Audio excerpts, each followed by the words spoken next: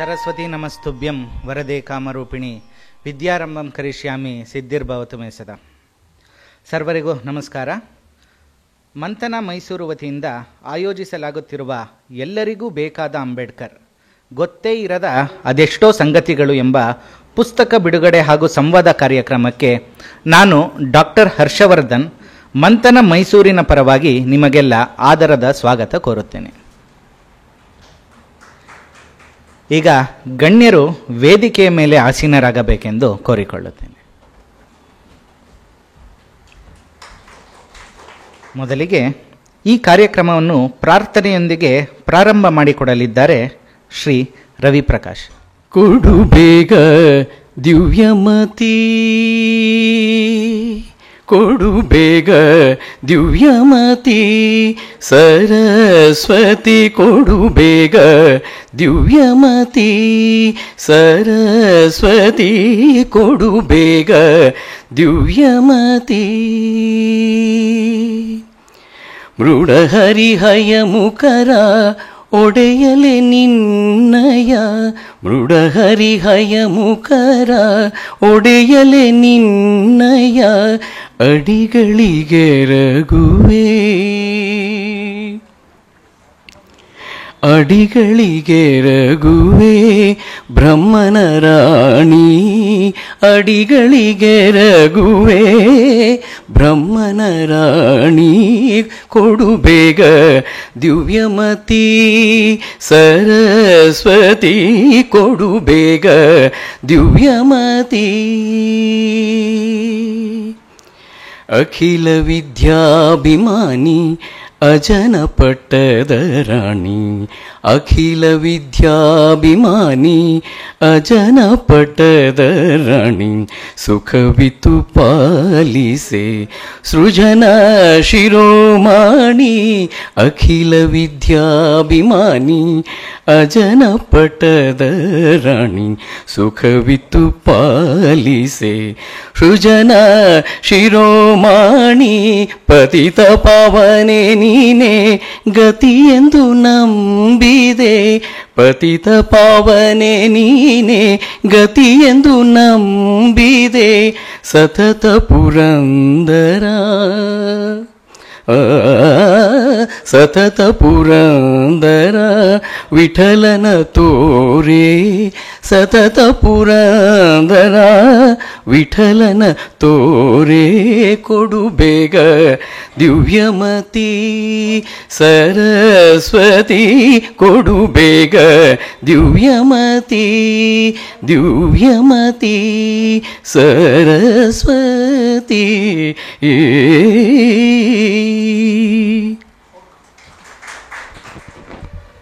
ನಿಮ್ಮ ಸುಶ್ರಾವ್ಯ ಪ್ರಾರ್ಥನೆಗೆ ಧನ್ಯವಾದಗಳು ರವಿ ಪ್ರಕಾಶ್ ಜಿ.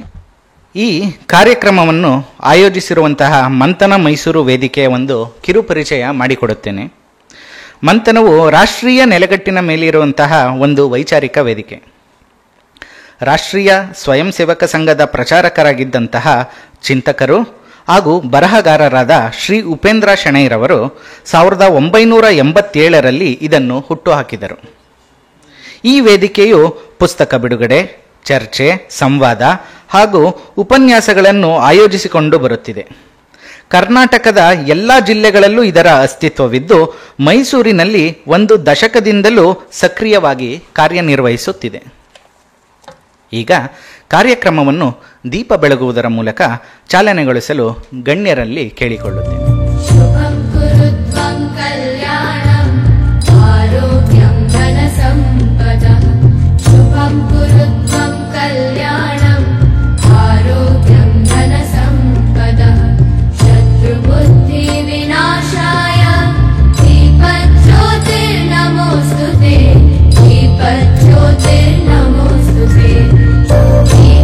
ज्योतिर् परब्रह्म, दीपज्योतिर्जनार्दन.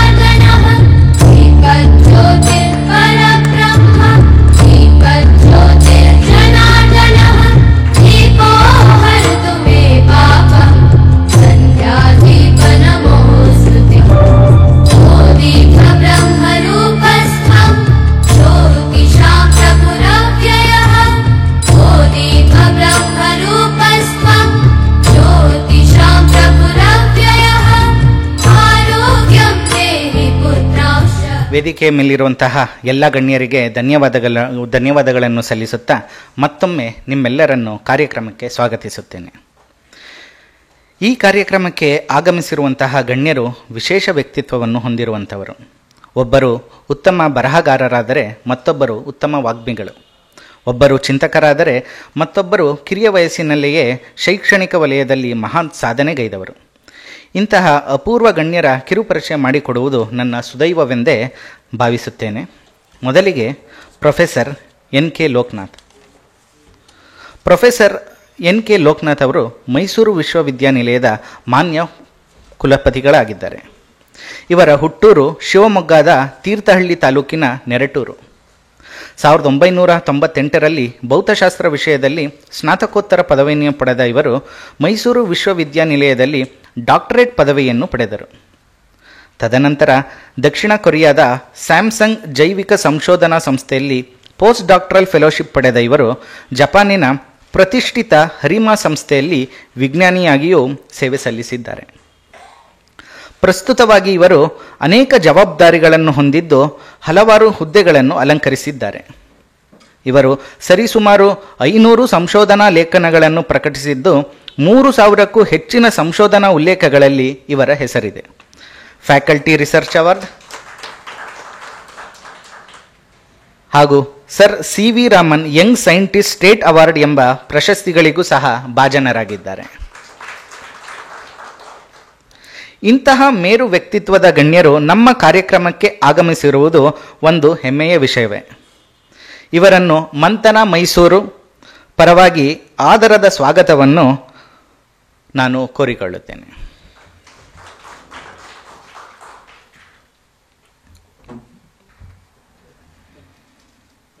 ನಮ್ಮ ಮತ್ತೋರ್ವ ಗಣ್ಯರಾದ doctor G B Harish. Doctor G B Harish ಹುಟ್ಟಿದ್ದು 1975 ಹಾಸನದಲ್ಲಿ.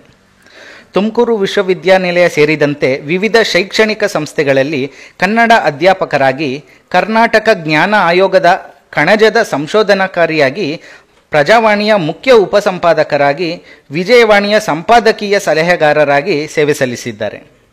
3 ವರ್ಷ ವಿಯೆಟ್ನಾಂನ ಸ್ವಾಮಿ ವಿವೇಕಾನಂದ ಸಾಂಸ್ಕೃತಿಕ ಕೇಂದ್ರದ ನಿರ್ದೇಶಕರ ಜವಾಬ್ದಾರಿ, ಭಾರತೀಯ ರಾಜದೂತವಾಸದಲ್ಲಿ ಸೇವಾನುಭವ, ವಂದೇ ಮಾತರಂ ಪಾಠಶಾಲೆ ಎಂಬ ವೇದಿಕೆ ಸೃಷ್ಟಿಸಿ ಅದರ ಮೂಲಕ ತತ್ವಶಾಸ್ತ್ರ, ಇತಿಹಾಸ, ಸಂಸ್ಕೃತ, ಕನ್ನಡ ಕಾವ್ಯ ತರಗತಿಗಳನ್ನು ನಡೆಸುತ್ತಿದ್ದಾರೆ.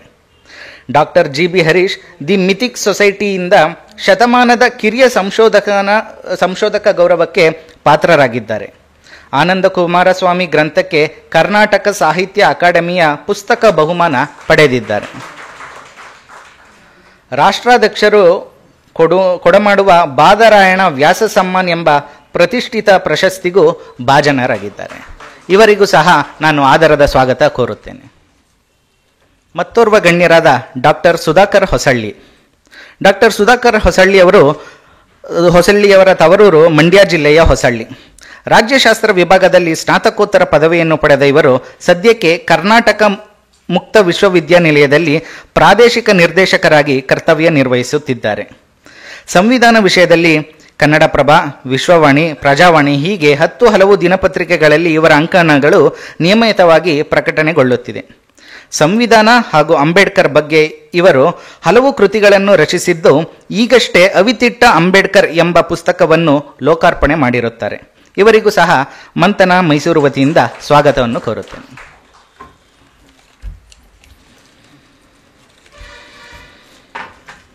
ಈಗ ಕಾರ್ಯಕ್ರಮದ ಕೇಂದ್ರ ಭಾಗವಾಗಿರುವಂತಹ ಪುಸ್ತಕ ಬಿಡುಗಡೆಯ ಘಟ್ಟಕ್ಕೆ ಹೋಗುತ್ತಿದ್ದೇವೆ. ಗಣ್ಯರಲ್ಲಿ ಪುಸ್ತಕವನ್ನು ಲೋಕಾರ್ಪಣೆ ಮಾಡಬೇಕೆಂದು ಕೋರಿಕೊಳ್ಳುತ್ತೇನೆ.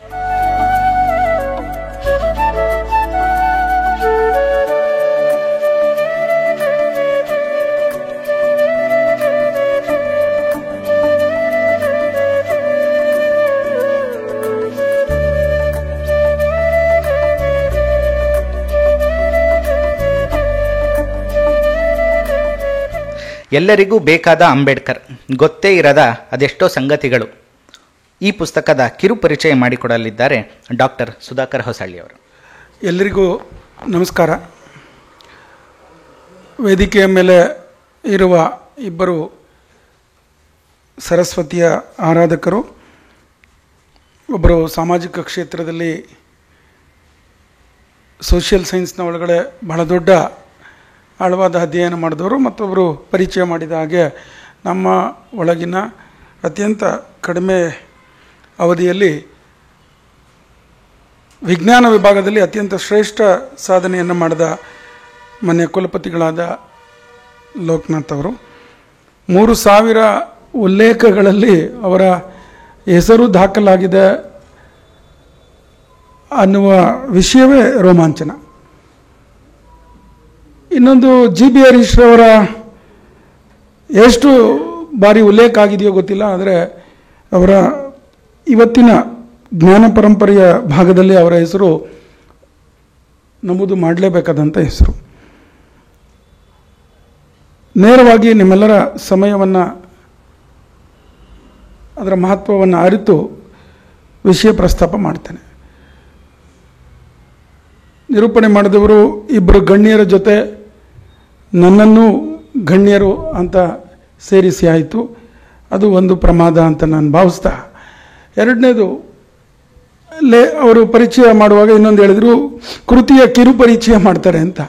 ಇಲ್ಲ, ಕೃತಿ ಕಿರುಪರಿಚಯ ಮಾಡೋದಿಲ್ಲ, ಕೃತಿ ಏನು ಹೇಳುತ್ತೆ ಅನ್ನುವ ಹಿರಿಯ ಪರಿಚಯ ಮಾಡಬೇಕು ಅಂತ ನನಗೆ GB ಹರೀಶ್ರು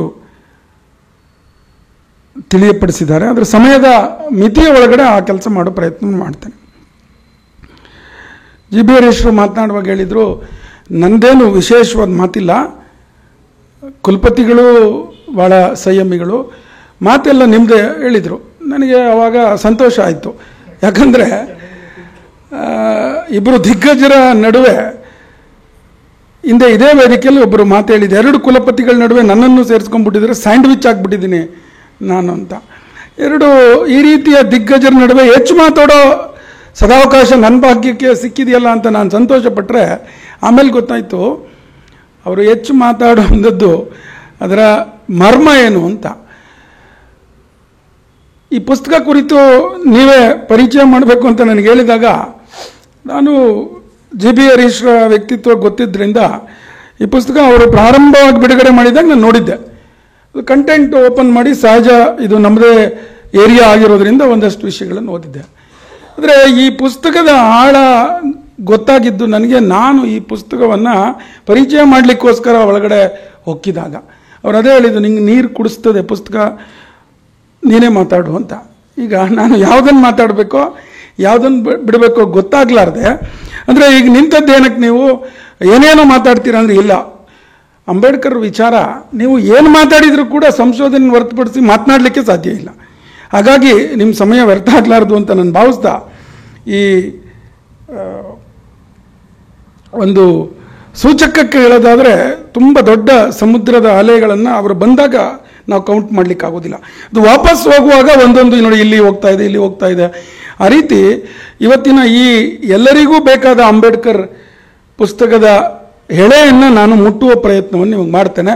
ಇಡೀ ಸಾಗರದಟ್ಟು ವಿಷಯವನ್ನು ಅದು ಮುಂದೆ ನಿಮಗೆ ಸೂಚಕವಾಗಿ ತೆರೆದುಕೊಡುತ್ತೆ. ಅದನ್ನು ನಾವು ಸಂಶೋಧನಾ ಮನಸ್ಸಿನಿಂದ ಸ್ವೀಕಾರ ಮಾಡ್ಬೋದು ಅಂತ ಹೇಳ್ತಾ, ಮತ್ತು ನಾನೇನು ಅಂದ್ಕೊಂಬಿಟ್ಟಿದ್ದೆ, ಮಂಥನದವ್ರು ಕಾರ್ಯಕ್ರಮ ಮಾಡಿದ್ಮೇಲೆ ಅಲ್ಲೊಂದು ಅವರು ಬಹಳ ಸಹಜವಾಗಿ ಒಂದಷ್ಟು ವರ್ಕ್ ಮಾಡಿರ್ತಾರೆ. ಈಗ ನಮ್ಮ ಪುಸ್ತಕ ಬಿಡುಗಡೆಗೆ ಆ ಪುಸ್ತಕನ ಆ ಬಟ್ಟೆಯಲ್ಲಿ ಇಟ್ಟದ್ದು ಕುಲಪತಿಗಳು ಖುಷಿ ಪಡ್ತಾ ಇದ್ರು. ಹಂಗೆ ಅವರೊಂದು ವರ್ಕೌಟ್ ಮಾಡಿರ್ತಾರೆ, ತುಂಬ ಸಂಖ್ಯೆ ಇರ್ತದೆ. ಅಂಬೇಡ್ಕರ್ ವಿಚಾರವನ್ನು ಹಂಗೆ ಗಜಿಬಿಜಿನಲ್ಲಿ ಮಾತಾಡಬೇಕಾಗ್ಬೋದೇನೋ ಅಂದ್ಕೊಂಡೆ. ಭಾಳ ಪ್ರಶಾಂತವಾಗಿ ಚೇರ್ಗಳು ಖಾಲಿ ಇದೆ, ವಿಶಾಲವಾದ ಸ್ವೀಕಾರ ಮಾಡುವ ಮನಸ್ಸುಗಳು ಮಾತ್ರ ಇರೋದರಿಂದ ಬಹಳ ತಣ್ಣಗೆ ಬಾಬಾ ಸಾಹೇಬರ ವಿಷಯವನ್ನು ಎಲ್ರಿಗೂ ಮುಟ್ಟಿಸ್ಬೋದು ಅಂತ ಸಂತೋಷವಾದ ಮನಸ್ಸಿಂದ ನಾನು ನಿಮ್ಮ ಮುಂದೆ ನಿಂತಿದ್ದೇನೆ. ಈ ಪುಸ್ತಕವನ್ನು ಪರಿಚಯ ಮಾಡಲಿಕ್ಕೆ ಇದರಲ್ಲಿ ಏನು ಒಟ್ಟು ಕಂಟೆಂಟ್ ಇದೆಯೋ ಅಥವಾ ಈ ಏನಿದು ಕೇಳ್ತೀವಿ ನಾವು ಪರಿವಿಡಿ ಇದೆಯೋ ಅಷ್ಟು ವಿಷಯಗಳನ್ನು ನಾನು ನನಗೆ ಕೊಟ್ಟ ಸಮಯದಲ್ಲಿ ಮುಟ್ಲಿಕ್ಕೆ ಸಾಧ್ಯ ಇಲ್ಲದೆ ಇರೋದ್ರಿಂದ ಇಲ್ಲಿರುವ ಕಂಟೆಂಟ್ಗಳಲ್ಲಿ ನಾನು ಕೆಲವು ವಿಷಯಗಳನ್ನ ಮಾತ್ರ ನಿಮ್ಮ ಮುಂದೆ ಇಡ್ತೇನೆ. ಸಂವಾದದಲ್ಲಿ ಇಬ್ಬರು ಚಿಂತಕರು ನಿಮ್ಮ ಜೊತೆ ವಿಷಯ ಹಂಚಿಕೊಳ್ಳಿದ್ದಾರೆ. ನನಗೆ ಈ ಪುಸ್ತಕ ಓದಿದ ಮೇಲೆ 2 ವಿಷಯ, 2 ನಿಷ್ಕರ್ಷೆ, ನನಗೆ 2 ಅಂತಿಮ ನಿರ್ಣಯಕ್ಕೆ ಒಂದೇನೆಂದರೆ, ಈ ಜಿ ಬಿ ಹರೀಶ್ ಇದರಲ್ಲಿ ಅವರು ಮನುಷ್ಯ ಅಲ್ಲ ಅಂತ ಅನ್ನಿಸ್ತು ನನಗೆ. Is not A human being, is A research oriented demon ಅಂತ. ಅದು ರಾಕ್ಷಸನಾರು ಅನ್ಬೋದು, ಸಾಂವಿಧಾನಿಕ ರಾಕ್ಷಸ ಅನ್ಬೋದು, ಸಾಂವಿಧಾನಿಕ ದೆವ್ವ ಕೂಡ ಅನ್ಬೋದು. ಯಾಕಂದರೆ ಅದು ದೆವ್ವ ಕತ್ತಲೆಗೆ ನಾವು ಹೋಲಿಸ್ಕೊಳ್ತೀವಿ. ಇಲ್ಲಿ ಒಂದೇ ಬದಲಾವಣೆ ಅಂದರೆ ಆ ದೆವ್ವದ ಅಚಲವಾದ ಕತ್ತಲೆಯನ್ನು ಮೀರುವ ಒಂದು ಬೆಳಕನ್ನು ಕೊಡಬಲ್ಲಂಥ ಒಬ್ಬ ಲೇಖಕ ಜಿ ಬಿ ಹರೀಶ್. ಕಾರಣ ಏನಂದರೆ ಇದು ಒಂದು ಪುಸ್ತಕ, ಇದೊಂದು ಸಣ್ಣ 133 ಪುಟಗಳ ಒಂದು ಪುಸ್ತಕ 10 ಸಂಶೋಧನೆಗೆ ಬೇಕಾದಂಥ ದಾಖಲೆಗಳನ್ನು ಕೊಟ್ಟಿದೆ. ಇದೊಂದು ಪುಸ್ತಕ ಓದಿದ ಮೇಲೆ ನಾನೊಂದು ಪಟ್ಟಿ ಮಾಡಿ ಇಟ್ಕೊಂಡೆ. 103 ಆಯಿತು. 103 ಕೃತಿಗಳನ್ನು ಓದಬೇಕಾದ ಅನಿವಾರ್ಯತೆಯನ್ನು ಇದೊಂದು ಪುಸ್ತಕ ತಂದುಕೊಟ್ಟಿದೆ. ಇದು ಈ ಪುಸ್ತಕಕ್ಕಿರುವ ತಾಕತ್ತು. 103 ಕೃತಿಗಳನ್ನು ನಾನು ಏನಾದ್ರು ಪಟ್ಟಿ ಮಾಡಿರೋ ಕೃತಿಗಳನ್ನು ಓದಿದ್ರೆ ಬಾಬಾ ಸಾಹೇಬ್ ಅಂಬೇಡ್ಕರ್ರ ಒಂದು ವಿಷಯ ಪ್ರವೇಶ ಮಾಡುವ ನನಗೆ ಬೇಕಾದ ಸಂಶೋಧನೆಗೆ ಅಥವಾ ನಿಮಗೆ ಬೇಕಾದ ಸಂಶೋಧನೆಗೆ ಏನೆಲ್ಲ ದೊರಕಬಹುದು ಅದರ 10% ವಿಷಯ ದೊರಕ್ತದೆ ಅಂತ. ಅಂದರೆ ಜಿ ಬಿ ಹರೀಶ್ ಅವರ ಎಲ್ಲರಿಗೂ ಬೇಕಾದ ಅಂಬೇಡ್ಕರ್ ಅನ್ನೋ ಒಂದು ಕೃತಿಯೇ ಇಡೀ ಬಾಬಾ ಸಾಹೇಬ್ರನ್ನ ಕಟ್ಕೊಡ್ಬೋದಾ ಅಂತಂದರೆ ಅದು ಅಸತ್ಯ ಆಗ್ತದೆ. ಬಾಬಾ ಸಾಹೇಬ್ರನ್ನ ಒಂದು ಪುಸ್ತಕ ಕಟ್ಕೊಡ್ಲಿಕ್ಕೆ ಸಾಧ್ಯ ಆಗೋದಿಲ್ಲ. ಹಾಗಾಗಿ ಇಲ್ಲಿಯೂ ಕೂಡ ಈ ಒಂದು ಪುಸ್ತಕದಲ್ಲಿ ಅಡಕವಾಗಿರುವ ಕೆಲವು ವಿಷಯಗಳನ್ನು ನಿಮ್ಮ ಮುಂದೆ ಇಡುವಾಗ ನನಗನ್ಸುತ್ತೆ ಈ ಪುಸ್ತಕ ನನಗೆ ಕೊಟ್ಟ ಮತ್ತೊಂದು ಸಾಕ್ಷಿ ಪ್ರಜ್ಞೆ ಏನಂದರೆ, ನಾನು ಅಂಬೇಡ್ಕರ್ ಜಾತಿಯವನು ಅಂತ ಹೇಳ್ಕೊಳ್ಳಿಕ್ಕೆ ಹೆಮ್ಮೆ ಪಡುವಂಥ ಒಂದು ಸಂಗತಿಯನ್ನು ನನಗೆ ಈ ಪುಸ್ತಕ ಕಟ್ಟಿಕೊಡ್ತು ಅಂತ ನಿಮ್ಮ ಜೊತೆ ನಿರ್ಭಯವಾಗಿ ಹೇಳ್ತೀನಿ. ಅಂದರೆ ಅಂಬೇಡ್ಕರ್ ಜಾತಿ ಯಾವುದು ಅಂತ, ಯಾವುದು ಅಂಬೇಡ್ಕರ್ ಜಾತಿ?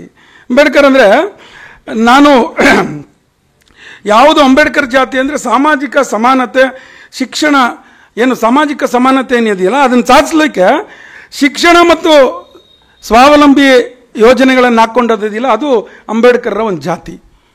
ಅಂಥ ಜಾತಿಯನ್ನು ನಾನು ಅಂತ ಹೇಳಲಿಕ್ಕೆ ನನಗೆ ಹೆಮ್ಮೆ ಅನಿಸುತ್ತೆ. ಮತ್ತು ಎಂಥದ್ದದು ಅಂಬೇಡ್ಕರ್ ಜಾತಿ? ವ್ಯಕ್ತಿ ಪಕ್ಷಕ್ಕಿಂತ ರಾಷ್ಟ್ರದ ಗುರಿ ಅಂತಿಮವಾದದ್ದು ಅಂತ ಹೇಳುವಂಥ ಆ ರಾಷ್ಟ್ರ ಜಾತಿ ಇದೆಯಲ್ಲ ಅದು ಅಂಬೇಡ್ಕರ್ ಜಾತಿ. ಮತ್ತು ಎಂಥ ಅಂಬೇಡ್ಕರ್ ಜಾತಿ ಯಾವುದು ಅಂತಂದರೆ ಜಾತಿ ನಿರ್ಮೂಲನೆಗೋಸ್ಕರ ಧರ್ಮಾಂತರ ಮಾಡೋದಿಲ್ಲ. ಒಂದು ವೇಳೆ ಧರ್ಮಾಂತರ ಮಾಡೋದು ಅನಿವಾರ್ಯ ಆದರೂ ಕೂಡ ನಾನು ರಾಷ್ಟ್ರಾಂತರ ಮಾಡೋದಿಲ್ಲ ಅಂತ ಹೇಳ್ತಾರಲ್ಲ ಅಂಥ ಒಂದು ಜಾತಿ ಅಂಬೇಡ್ಕರ್ ಜಾತಿ ಅಂತ ಹೇಳಲಿಕ್ಕೆ ನನಗೆ ಭಾಳ ಸಂತೋಷ ಆಗ್ತದೆ. ಹಿಂದೂ ಧರ್ಮದಲ್ಲಿನ ಸಾಮಾಜಿಕ ಅಸಮಾನತೆ ತೊಡೆಯಲು ಕ್ರಾಂತಿ ಮಾಡುವ ಜೊತೆಗೆ ಹಿಂದೂ ಶ್ರೇಷ್ಠತೆಯನ್ನು ದಾಖಲೆ ಸಹಿತ ಉಲ್ಲೇಖ ಮಾಡಿದಂಥ ಒಂದು ಜಾತಿ ಇದೆಯಲ್ಲ ಅದು ಅಂಬೇಡ್ಕರ್ ಜಾತಿ ಅಂತ ಹೇಳಲಿಕ್ಕೆ ನನಗೆ ಭಾಳ ಹೆಮ್ಮೆ ಅನಿಸ್ತದೆ. ಅಂದರೆ ಈ ಕಾರ್ಯಕ್ರಮಕ್ಕೆ ನಾನು ಬರುವಾಗ ನನ್ನ ಮಗಳು ಒಳಗಿನಿಂದ ಒಂದು ಅಕ್ಷತೆ ತಂದು, ಅಪ್ಪ ಇದು ಇಟ್ಕೋ ನೀನು, ಏನಮ್ಮ ಹೇಳು ಕೇಳಿದೆ.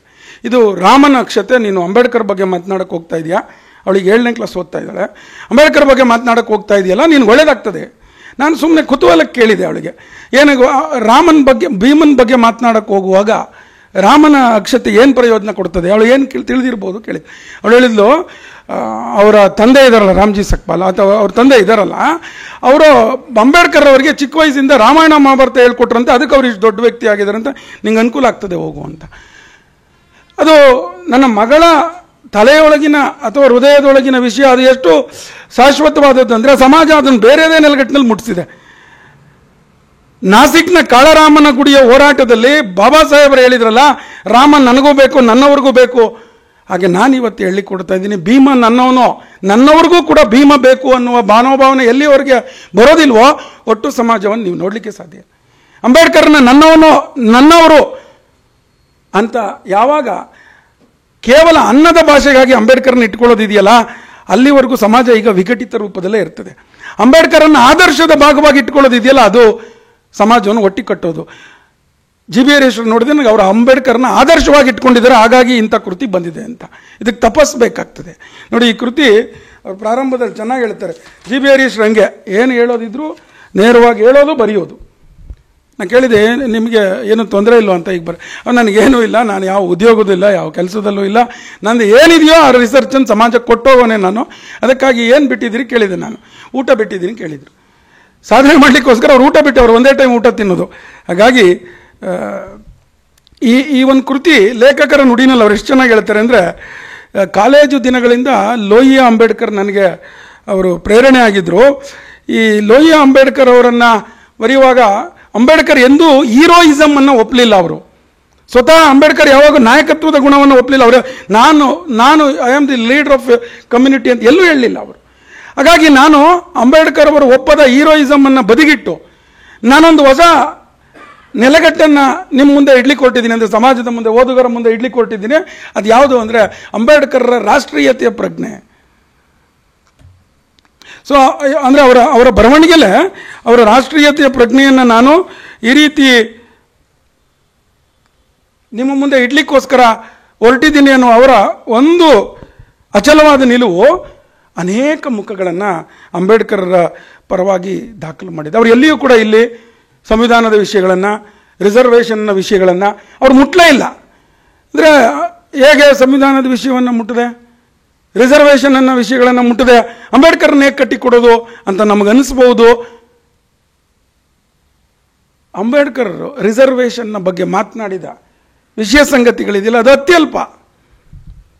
2 ವರ್ಷ 11 ತಿಂಗಳು 18 ದಿನಗಳಲ್ಲಿ ಒಟ್ಟು ನಡೆದ ಡಿಬೇಟ್ ಇದೆಯಲ್ಲ, ಒಟ್ಟು ಫೈನಲ್ ಆಗಿ ನಡೆದ 7635 ಏನು ಸೂಚಿತ ತಿದ್ದುಪಡಿಗಳಿದೆಯಲ್ಲ, ಅದರಲ್ಲಿ 2473 ವಿಷಯಗಳಿಗೆ ಬಾಬಾ ಸಾಹೇಬ್ ಅಂಬೇಡ್ಕರ್ ನಿಂತು ಉತ್ತರ ಕೊಟ್ಟದ್ದು. ಅವರು ರಿಸರ್ವೇಷನ್ಗೆ ಸಂಬಂಧಪಟ್ಟಂಗೆ 2 ಅಧಿವೇಶನದಲ್ಲಿ ಮಾತಾಡಿ. ಉಳಿದ ಮಿಕ್ಕದ್ದು ಯಾವುದು ಅಂತಂದರೆ, ಮಿಕ್ಕದ್ದು ಮತ್ತು ಅಂತಿಮದ್ದು ಯಾವುದು ಅಂದರೆ ಅಸಂಖ್ಯಾತವಾದ ಏನು ಒಟ್ಟು ಭಾರತಕ್ಕೆ ಕಟ್ಟಿಕೊಡ್ಬೋದಂತ ಎಲ್ಲ ಸಂಗತಿಗಳ ಬಗ್ಗೆ ಬಾಬಾ ಸಾಹೇಬ್ ಅಂಬೇಡ್ಕರ್ ತೌಲನಿಕ ಅಧ್ಯಯನ. ಅವರು 2% ಮಾತ್ರ ರಿಸರ್ವೇಷನ್ ಬಗ್ಗೆ ಮಾತಾಡಿದರೆ 98% ಮಾತಾಡಿದೆ. ಅವು ಚರ್ಚೆನೇ ಆಗ್ತವೆ. ಇಲ್ಲಿ ಉಲ್ಲೇಖ ಮಾಡ್ತಾರೆ ಲೇಖಕರು, ಡಿಸೆಂಬರ್ 17, 1946 ಈ ಸಂವಿಧಾನ ರಚನಾ ಸಭೆಯಲ್ಲಿ ಮೊದಲು ಮಾತನಾಡೋಕೆ ಬಾಬಾ ಸಾಹೇಬ್ ಅಂಬೇಡ್ಕರ್ಗೆ ಸಿಕ್ಕಿದೆ. ಅದೊಂದು ಸಣ್ಣ 8 ಪುಟ. ಆ ಪುಟ ನಿಮಗೆ ಒಂದು ರಾಷ್ಟ್ರೀಯತೆಯ ಬಗ್ಗೆ ಮಾತನಾಡಬಹುದಾದ ಒಬ್ಬ ವ್ಯಕ್ತಿಗೆ ಭಗವದ್ಗೀತೆಯ ರೀತಿ ಸಿಗುತ್ತೆ. ನಾನು ಹೇಳೋದಲ್ಲ ಅದನ್ನು, ನಾನು ಹೆಮ್ಮೆಗೋಸ್ಕರ ನೀವು ಡಾಕ್ಯುಮೆಂಟ್ ಇದೆ, ಇಟ್ ವಾಸ್ ಅಫಿಷಿಯಲ್ ಡಾಕ್ಯುಮೆಂಟ್, ನೀವು ತೆಗೆದು ನೋಡ್ಬೋದು. ಹರೀಶ್ರು ಕೂಡ ಉಲ್ಲೇಖ ಮಾಡ್ತಾರೆ. ಅವರು ಭಾಷಣ ಪ್ರಾರಂಭ ಮಾಡೋದೇ ಅವರ ಸಂವಿಧಾನ ಭಾರತೀಯತೆಯ ಆಧಾರದ ಮೇಲೆ ಒಲ್ಗೊಳ್ಬೇಕು ಅಂತ. ಅವರ ಒಟ್ಟು ಆಶಯವೇ, ಒಟ್ಟು ಸಂವಿಧಾನವನ್ನು ಕಾನೂನಿನ ಕಣ್ಣಿಂದ ನೋಡಿದ್ರು ಕೂಡ ಅದು ಹೇಳೋದು ಏನಂದರೆ ಅದು ಭಾರತೀಯತೆಯ ತತ್ವದಿಂದ ಹೊರಗಿರಬಾರದು ಅಂತ ಹೇಳ್ತಾರೆ. ಅವರೆಷ್ಟು ಚಂದ ಬಾಬಾ ಸಾಹೇಬ್ ಇಲ್ಲಿ ಅವರು ರಾಷ್ಟ್ರೀಯತೆ ಬಗ್ಗೆ ಯೋಚನೆ ಮಾಡಿರೋದಕ್ಕೆ ನಾನು ಹೇಳ್ತಾ ಇದ್ದೀನಿ. ಹರೀಶ್ರು ವಿಷಯ ಹಾಕಿ ಕಡೆ ಹೋಗಬಾರ್ದು ಅಂತೇಳಿ 1-2 ಪಟ್ಟಿ ಮಾಡ್ಕೊಂಡಿದ್ದೀನಿ. ಅಂಬೇಡ್ಕರ್ ರಾಷ್ಟ್ರೀಯತೆಯ ಬಗ್ಗೆ ಈ ಪುಸ್ತಕದಲ್ಲೂ ದಾಖಲಾಗಿರುವಂತೆ ರಾಷ್ಟ್ರೀಯತೆಯ ಬದಲಿ ಮುಖ. ಅವ್ರೇನು ಹೇಳ್ತಾರೆ, ರಾಷ್ಟ್ರದ ಗಂತವ್ಯವನ್ನು ಗುರುತು ಮಾಡುವಾಗ ಪಕ್ಷಗಳ, ವ್ಯಕ್ತಿಗಳ ಗಂತವ್ಯವನ್ನು ಪರಿಗಣನೆಗೆ ತೆಗೆದುಕೊಳ್ಳಬಾರದು. ಎಲ್ಲದಕ್ಕೂ ಕೂಡ ರಾಷ್ಟ್ರವನ್ನು ಅಗ್ರಪಂಥಿಯಾಗಿ ತೆಗೆದುಕೊಳ್ಬೇಕಂದ್ರೆ ಎಲ್ಲಿ ಒಂದು ಭಾರತಕ್ಕೊಂದು ಹೊಸ ಸಂವಿಧಾನವನ್ನು ರಚನೆ ಮಾಡುವಂಥ ಒಂದು ಸಂವಿಧಾನ ರಚನಾ ಸಭೆಯಲ್ಲಿ ಇದು ಅವರ ಪ್ರಾರಂಭ. ಅದು ಅಂದರೆ ರಾಷ್ಟ್ರೀಯತೆಯ ಒಳಗೊಳ್ಳದ ಯಾವುದೇ ವಿಷಯವನ್ನು ಭಾರತ ಸಂವಿಧಾನದೊಳಗೆ ಅವ್ರು ಬಿಡಲಿಲ್ಲ ಅನ್ನೋದಕ್ಕೆ ಈ ಕೃತಿಯು ಎಂಡಾರ್ಸ್ ಮಾಡ್ತದೆ. ಸದಸ್ಯನೊಬ್ಬನ ಪ್ರಶ್ನೆಗೆ ಉತ್ತರಿಸಿದ ಅವ್ರು ಏನು ಹೇಳ್ತಾರೆ ಅಂದರೆ, ಈ ಸಂವಿಧಾನ ರಚನಾ ಸಭೆ ತನ್ನ ಕಾರ್ಯಾರಂಭ ಮಾಡುವ ಮೊದಲೇ ಬ್ರಿಟನ್ ಸಂಸತ್ತು ನಿರ್ದೇಶಿಸುವ ಎಲ್ಲ ದಾಖಲಾತಿಗಳನ್ನು ತಿರಸ್ಕರಿಸಿಯಾಗಿದೆ. ಬ್ರಿಟನ್ ಸಂಸತ್ತು ನಿರ್ದೇಶಿಸುವ ಯಾವುದೇ ವಿಷಯ ವಸ್ತುವನ್ನು ಭಾರತ ಸಂವಿಧಾನದ ಭಾಗವಾಗಿ ಬಿಡಲು ನನ್ನನ್ನು ಸೇರಿದಂತೆ ಇಲ್ಲಿರುವ ಯಾವ ಸದಸ್ಯರು ಒಪ್ಪುವುದಿಲ್ಲ. ಇದಕ್ಕಿಂತ ಒಬ್ಬ ರಾಷ್ಟ್ರೀಯ ಚಿಂತನೆಗೆ ಇದಕ್ಕಿಂತ ಉದಾಹರಣೆ ಬೇಕಾ? ಜಿ ಬಿ ಹರೀಶ್ರು ಇಲ್ಲಿ ಎಂಡಾರ್ಸ್ ಮಾಡ್ತಾರೆ. ಇವರು ಅವರು ಎಷ್ಟರ ಮಟ್ಟಿಗೆ ಹೇಳ್ತಾರೆ ಅಂತಂದರೆ, ಈ ಜಿ ಬಿ ಹರೀಶ್ರು ಇಲ್ಲಿ ಬರೀತಾರೆ, ಇಲ್ಲಿ ಗೀತೆ ಮತ್ತು ಶ್ರೀಕೃಷ್ಣನ ಕುರಿತು ಬರೆದ ಬಂಕಿಮಚಂದ್ರ ಚಟರ್ಜಿ ಆಗಲಿ, ಗೀತಾ ರಹಸ್ಯ ಬರೆದ ತಿಲಕರಾಗಲಿ, ಗೀತೆ ನನ್ನ ತಾಯಿ ಎಂದ ಗಾಂಧೀಜಿ ಆಗಲಿ, ಯೋಚಿಸದ ವಿಚಾರ ಮಾರ್ಗದಲ್ಲಿ ಅಂಬೇಡ್ಕರ್ ಭಾರತೀಯ ಸಂಸ್ಕೃತಿಯ ವ್ಯಾಖ್ಯಾನ ಮಾಡಿದ್ರು. ಭಗವಾನ್ ಬುದ್ಧ, ಸಂತ ಕಬೀರ್ ದಾಸ, ಮಹಾತ್ಮ ಪುಲೆಯವರನ್ನು ಗುರು ಅಂತ ಸ್ವೀಕಾರ ಮಾಡಿದ್ರಲ್ಲ, ಅಂಬೇಡ್ಕರ್ ಅವರ ಸಮಾನತೆಯ ಚಿಂತನೆ ಆಗಿರಲಿ, ಒಟ್ಟುಬಾಳಿಗೆಯ ಚಿಂತನೆ ಆಗಿರಲಿ, ಜಾತೀಯತೆಯನ್ನು ತೊಡೆದು ಹಾಕೋದಿರಲಿ, ಇವೆಲ್ಲವೂ ಕೂಡ ಭಾರತೀಯ ತತ್ವದ ವಿಚಾರ ಆಧಾರ ಅಂತ. ಪುಲೆ ಯಾವುದೋ ಫ್ರಾನ್ಸ್ನ ಚಿಂತಕರ ಅಭಿಪ್ರಾಯವನ್ನು ಇಟ್ಕೊಂಡು ಬರೆದದ್ದಲ್ಲ ಸಮಾನತೆಯ ಬಗ್ಗೆ. ಗೋಕುಲ ಯಾವುದೋ ಇಂಗ್ಲೆಂಡ್ನ ಚಿಂತಕರನ್ನ ಈ ಪುಸ್ತಕ ಏನು ಉಲ್ಲೇಖ ಮಾಡ್ತಾ ಇದೆ ಅಂದರೆ, ಬಾಬಾ ಸಾಹೇಬ್ ಅಂಬೇಡ್ಕರ್ ಜಾತಿ ನಿರ್ಮೂಲನೆಗೆ, ಸಮಾನತೆಯ ಆದರ್ಶವನ್ನು ಸಾಧಿಸಲಿಕ್ಕೆ ಪಣತಟ್ಟಂತ ಒಬ್ಬ ಬ್ರಹ್ಮ ತಪಸ್ವಿ. ಅವರು ಯಾರ ಆದರ್ಶ ಇಟ್ಕೊಂಡಿದ್ರು ಅಂದರೆ ಭಾರತೀಯ ದಾರ್ಶನಿಕರ ಆದರ್ಶವನ್ನು ಇಟ್ಕೊಂಡಿದ್ರು. ಇದು ಏನು ತೋರಿಸ್ತದೆ ಅಂದರೆ ಅಂಬೇಡ್ಕರ್ರ ಎಲ್ಲ ಚಿಂತನೆಗಳು ಕೂಡ ಭಾರತೀಯ ತತ್ವವ ಒಳಗೆ ಇದ್ದದ್ದು ಅಂತ. ಈ ಪುಸ್ತಕದಲ್ಲಿ ಅವ್ರು ಡೀಟೇಲ್ ಆಗಿ ಹೇಳ್ತಾರೆ ನೋಡಿ. ಅಂಬೇಡ್ಕರ್ರು ಜಾತಿಯ ಅಸಮಾನತೆಯ ಬೀಜಗಳನ್ನು ಹಿಂದೂ ಪುರಾಣ ಮತ್ತು ಧರ್ಮಶಾಸ್ತ್ರಗಳಲ್ಲಿ ಗುರುತಿಸಿ ಬುದ್ಧನ ಸರ್ವ ಸಮಾನತೆಯ ದಾರಿಯೇ ದಲಿತರ ಬಿಡುಗಡೆ ಆದಿ ಎಂದು ನಂಬಿದರು. ಆದರೆ ಈ ಎಲ್ಲ ಭಾರತದ ಹಿರಿಮೆ ಗರಿಮೆಗಳ ಪ್ರಬಲ ಪ್ರತಿಪಾದಕರಾಗಿದ್ದರು ಎಂದರಲ್ಲಿ ಸಂಶಯವಿಲ್ಲ. ಅಂಬೇಡ್ಕರ್ ಮಾಡಿದ ಟೀಕೆ, ದೋಷ ಪತ್ತೆ ಹಚ್ಚಿದ ಎಲ್ಲ ಅಂಶಗಳಿಗೆ ಅವರು ಬದಲಿ ಮಾರ್ಗ ತೋರಿಸೋದು ಯಾವುದನ್ನ ಅಂದರೆ ಭಾರತೀಯ ತತ್ವಗಳಲ್ಲೇ ಇರುವಂಥ ಆದರ್ಶವನ್ನು. ಅವರು ಬುದ್ಧನನ್ನು ಆರಾಧಿಸಿ ಸಮಾನತೆಯ ತತ್ವವನ್ನು ಸಮಾಜಕ್ಕೆ ಕೊಟ್ಟದ್ದು. ಬುದ್ಧ ಯುನೆಸ್ಕೋದಲ್ಲೋ ಅಥವಾ ಸ್ಯಾನ್ ಫ್ರಾನ್ಸಿಸ್ಕೋದಲ್ಲಿ ಕೂತ ಚಿಂತನೆಯನ್ನು ಕೊಟ್ಟಿದ್ದಲ್ಲ. ಬುದ್ಧನ ಚಿಂತನೆ ಈ ನೆಲದ ಸಂಸ್ಕೃತಿ, ಈ ನೆಲದ ಪರಂಪರೆಯ ಆಧಾರಿತವಾದಂಥದ್ದೇ ಬುದ್ಧ ಕಟ್ಟಿಕೊಟ್ಟಂಥ ಸಮಾನತೆಯ ತತ್ವ ಬಾಳು. ಅದನ್ನು ಪುಸ್ತಕ ಬಹಳ ಚೆನ್ನಾಗಿ ಹೇಳುತ್ತೆ. ನಾನು ಸಮಯದ ಮಿತಿಯಿಂದ ಪ್ರತಿಯೊಂದು ಓದಲಿಕ್ಕೆ ಹೋಗೋದಿಲ್ಲ. ಇಲ್ಲಿ ನೋಡಿ, ಇಲ್ಲೊಂದು ಉಲ್ಲೇಖ ಮಾಡ್ತಾರೆ ಅವರು ಎಷ್ಟು ಚೆನ್ನಾಗಿ ಅಂದರೆ, ಈ ಇಡೀ ಭಾರತೀಯ ಸಂಸ್ಕೃತಿಯಲ್ಲಿ ಕಾಲಪ್ರವಾಹದ ಸೇರಿಕೊಂಡಿರುವ ದೋಷಗಳನ್ನು ತುಂಡವಾಗಿ ಅಂಬೇಡ್ಕರ್ ವಿರೋಧಿಸಿದರು. ಇದು ಕಬೀರ, ಬಸವಣ್ಣ, ರಾಮಾನುಜಾಚಾರ್ಯ, ಕುದ್ಮುಲ್ ರಂಗರಾಯರ ದಾರಿಯೇ ಹೊರತು ಇಲ್ಲಿ ಎಲ್ಲವನ್ನೂ ಹೀಯಾಳಿಸುತ್ತಿದ್ದ ಅಂದಿನ ಕ್ರೈಸ್ತ ಪಾದ್ರಿಗಳದಲ್ಲ. ಜಿ ಬಿ ಹರೀಶ್ ಹಾಗೆ, ಅಂಬೇಡ್ಕರರ ಮನಸ್ಥಿತಿ ಹಾಗೆ. ಅಂದರೆ ಒಂದು ವಿಷಯದ ಸುತ್ತ ಅಧ್ಯಯನ ಮಾಡೋದು ಜಿ ಬಿ ಹರೀಶ್ರ ಒಂದು ವಿಶೇಷತೆ. ಅವರು ಇಂಗ್ಲೀಷು, ಕನ್ನಡ, ಮರಾಠಿ, ಹಿಂದಿ ಎಲ್ಲ ದಾಖಲಾತಿಗಳನ್ನು ಪರಿಶೀಲಿಸ್ತಾರೆ. ಬಾಬಾ ಸಾಹೇಬರು ಯಾವುದೇ ಒಂದು ವಿಷಯವನ್ನು ಕೊಡೋದಿದ್ರೆ ಅವರು ಉಲ್ಲೇಖ ಮಾಡಿದ, ಈ ಪುಸ್ತಕದಲ್ಲಿ ಉಲ್ಲೇಖ ಆಗಿದೆ, 50,000 ಪುಸ್ತಕಗಳ ಒಂದು ದಾಖಲಾತಿಯನ್ನು ಬಾಬಾ ಸಾಹೇಬರು ಹೊಂದಿದ್ರು ಅಂತೇಳಿ ಹರೀಶ್ರು ಬರೀತಾರೆ. 50,000 ಪುಸ್ತಕಗಳನ್ನು ಒಂದೆಡೆ ಸರಿ ಜೋಡಿಸಲಿಕ್ಕೆ ನಮಗೆ ಸಾಕಷ್ಟು ದಿನಗಳು ಬೇಕು. ಬಾಬಾ ಸಾಹೇಬ್ ಅಂಬೇಡ್ಕರ್ ಓದಿದ ಸಾವಿರಾರು ಪುಸ್ತಕಗಳ ಆ ಒಟ್ಟು ಚಿಂತನೆಯನ್ನು ಅರ್ಥ ಮಾಡ್ಕೊಳ್ಳಿಕ್ಕೆ ನನ್ನ ಪ್ರಕಾರ ಈ ಜೀವನ ಪರ್ಯಂತ ಆಗೋದೇ ಇಲ್ಲ ಅಂತಲ್ಲ, ಅದಕ್ಕಾಗಿಯೇ ಕೂಡ ಮಾರ್ಗದಾರಿಯನ್ನು ಹುಡ್ಕೊಂಡವ್ರಿಗೆ ಮಾತ್ರ ಸಾಧ್ಯ ಆಗ್ತದೆ. ಹಾಗೆ ಜಿ ಬಿ ಹರೀಶ್ ಹೇಳೋದಿಲ್ಲಿ, ಏನು ಕುದ್ಮುಲ್ ರಂಗರಾಯರು ಹೇಳಿದ ಹೇಳಿಕೆ ನಿಮ್ಗೆ ಗೊತ್ತಿದೆ. ಒಬ್ಬ ವ್ಯಕ್ತಿ ಅಧಿಕಾರಿಯಾಗಿ ಹೋಗುವಾಗ ಆತನ ಕಾರಿನ ಧೂಳು ನನಗೆ ಎಲ್ಲಿಂದದು? ಭಾರತೀಯ ತತ್ವದರ್ಶನ ಅಂತ. ಅಂದರೆ ಬಾಬಾ ಸಾಹೇಬ್ ಅಂಬೇಡ್ಕರ್ ಸಮಾನತೆಯನ್ನು ಸಾಧಿಸಲಿಕ್ಕೆ ಕಂಡುಕೊಂಡ ಮಾರ್ಗ ಯಾವುದು ಅಂದರೆ ಭಾರತೀಯ ತತ್ವ. ಇದನ್ನು ಜಿ ಬಿ ಹರೀಶ್ರು ಅವರ ಮೊದಲನೇ ಸಂಪುಟದಲ್ಲಿ ಅಥವಾ ಮೊದಲನೇ ಪುಟದಲ್ಲಿ ಹೇಳುತ್ತಾರೆ. ಆತ್ಮೀಯರೇ, ಇದು ಬರೀ ಓದಲ್ಲ ಅಣ್ಣ ಅನ್ನುವ ಒಂದು ಎರಡನೇ ಅವರ ಇದರಲ್ಲಿ ಅವರ ಓದಿನ ದಾಹ ನಿಜಕ್ಕೂ ಒಂದು ಮಾದರಿ. ಓದಿನ ದಾಹವೇ ಮಾದರಿ ಆಗುವಂಥದ್ದು ಅದು ಬಹಳ ಸ್ವೀಕೃತ. ಯಾಕಂದರೆ ಮಾದರಿ ನಮಗೆ ಮಾಡೆಲ್ಸ್ ಬೇರೆ ಬೇರೆ ಇದೆ. ಈಗಿನ ಯುವ ಸಮಾಜದಲ್ಲಿ ಯುವಕರ ಮಾಡೆಲ್ಸ್ ಬೇರೆ ಬೇರೆ ಆಗುವಾಗ ಓದಿಗೆ ಒಂದು ಮಾದರಿ ಆಗುವಂಥದ್ದು ಬಾಬಾ ಸಾಹೇಬರ. ಅದು ಅವ್ರಿಗೊಂದು ವಾಗ್ನೇಯ ತಪಸ್ಸು ಅಂತ ಬರೀತಾರೆ ಜಿ ಬಿ ಹರೀಶ್ರು. ಆ ಪದಗಳು ನೋಡಿ.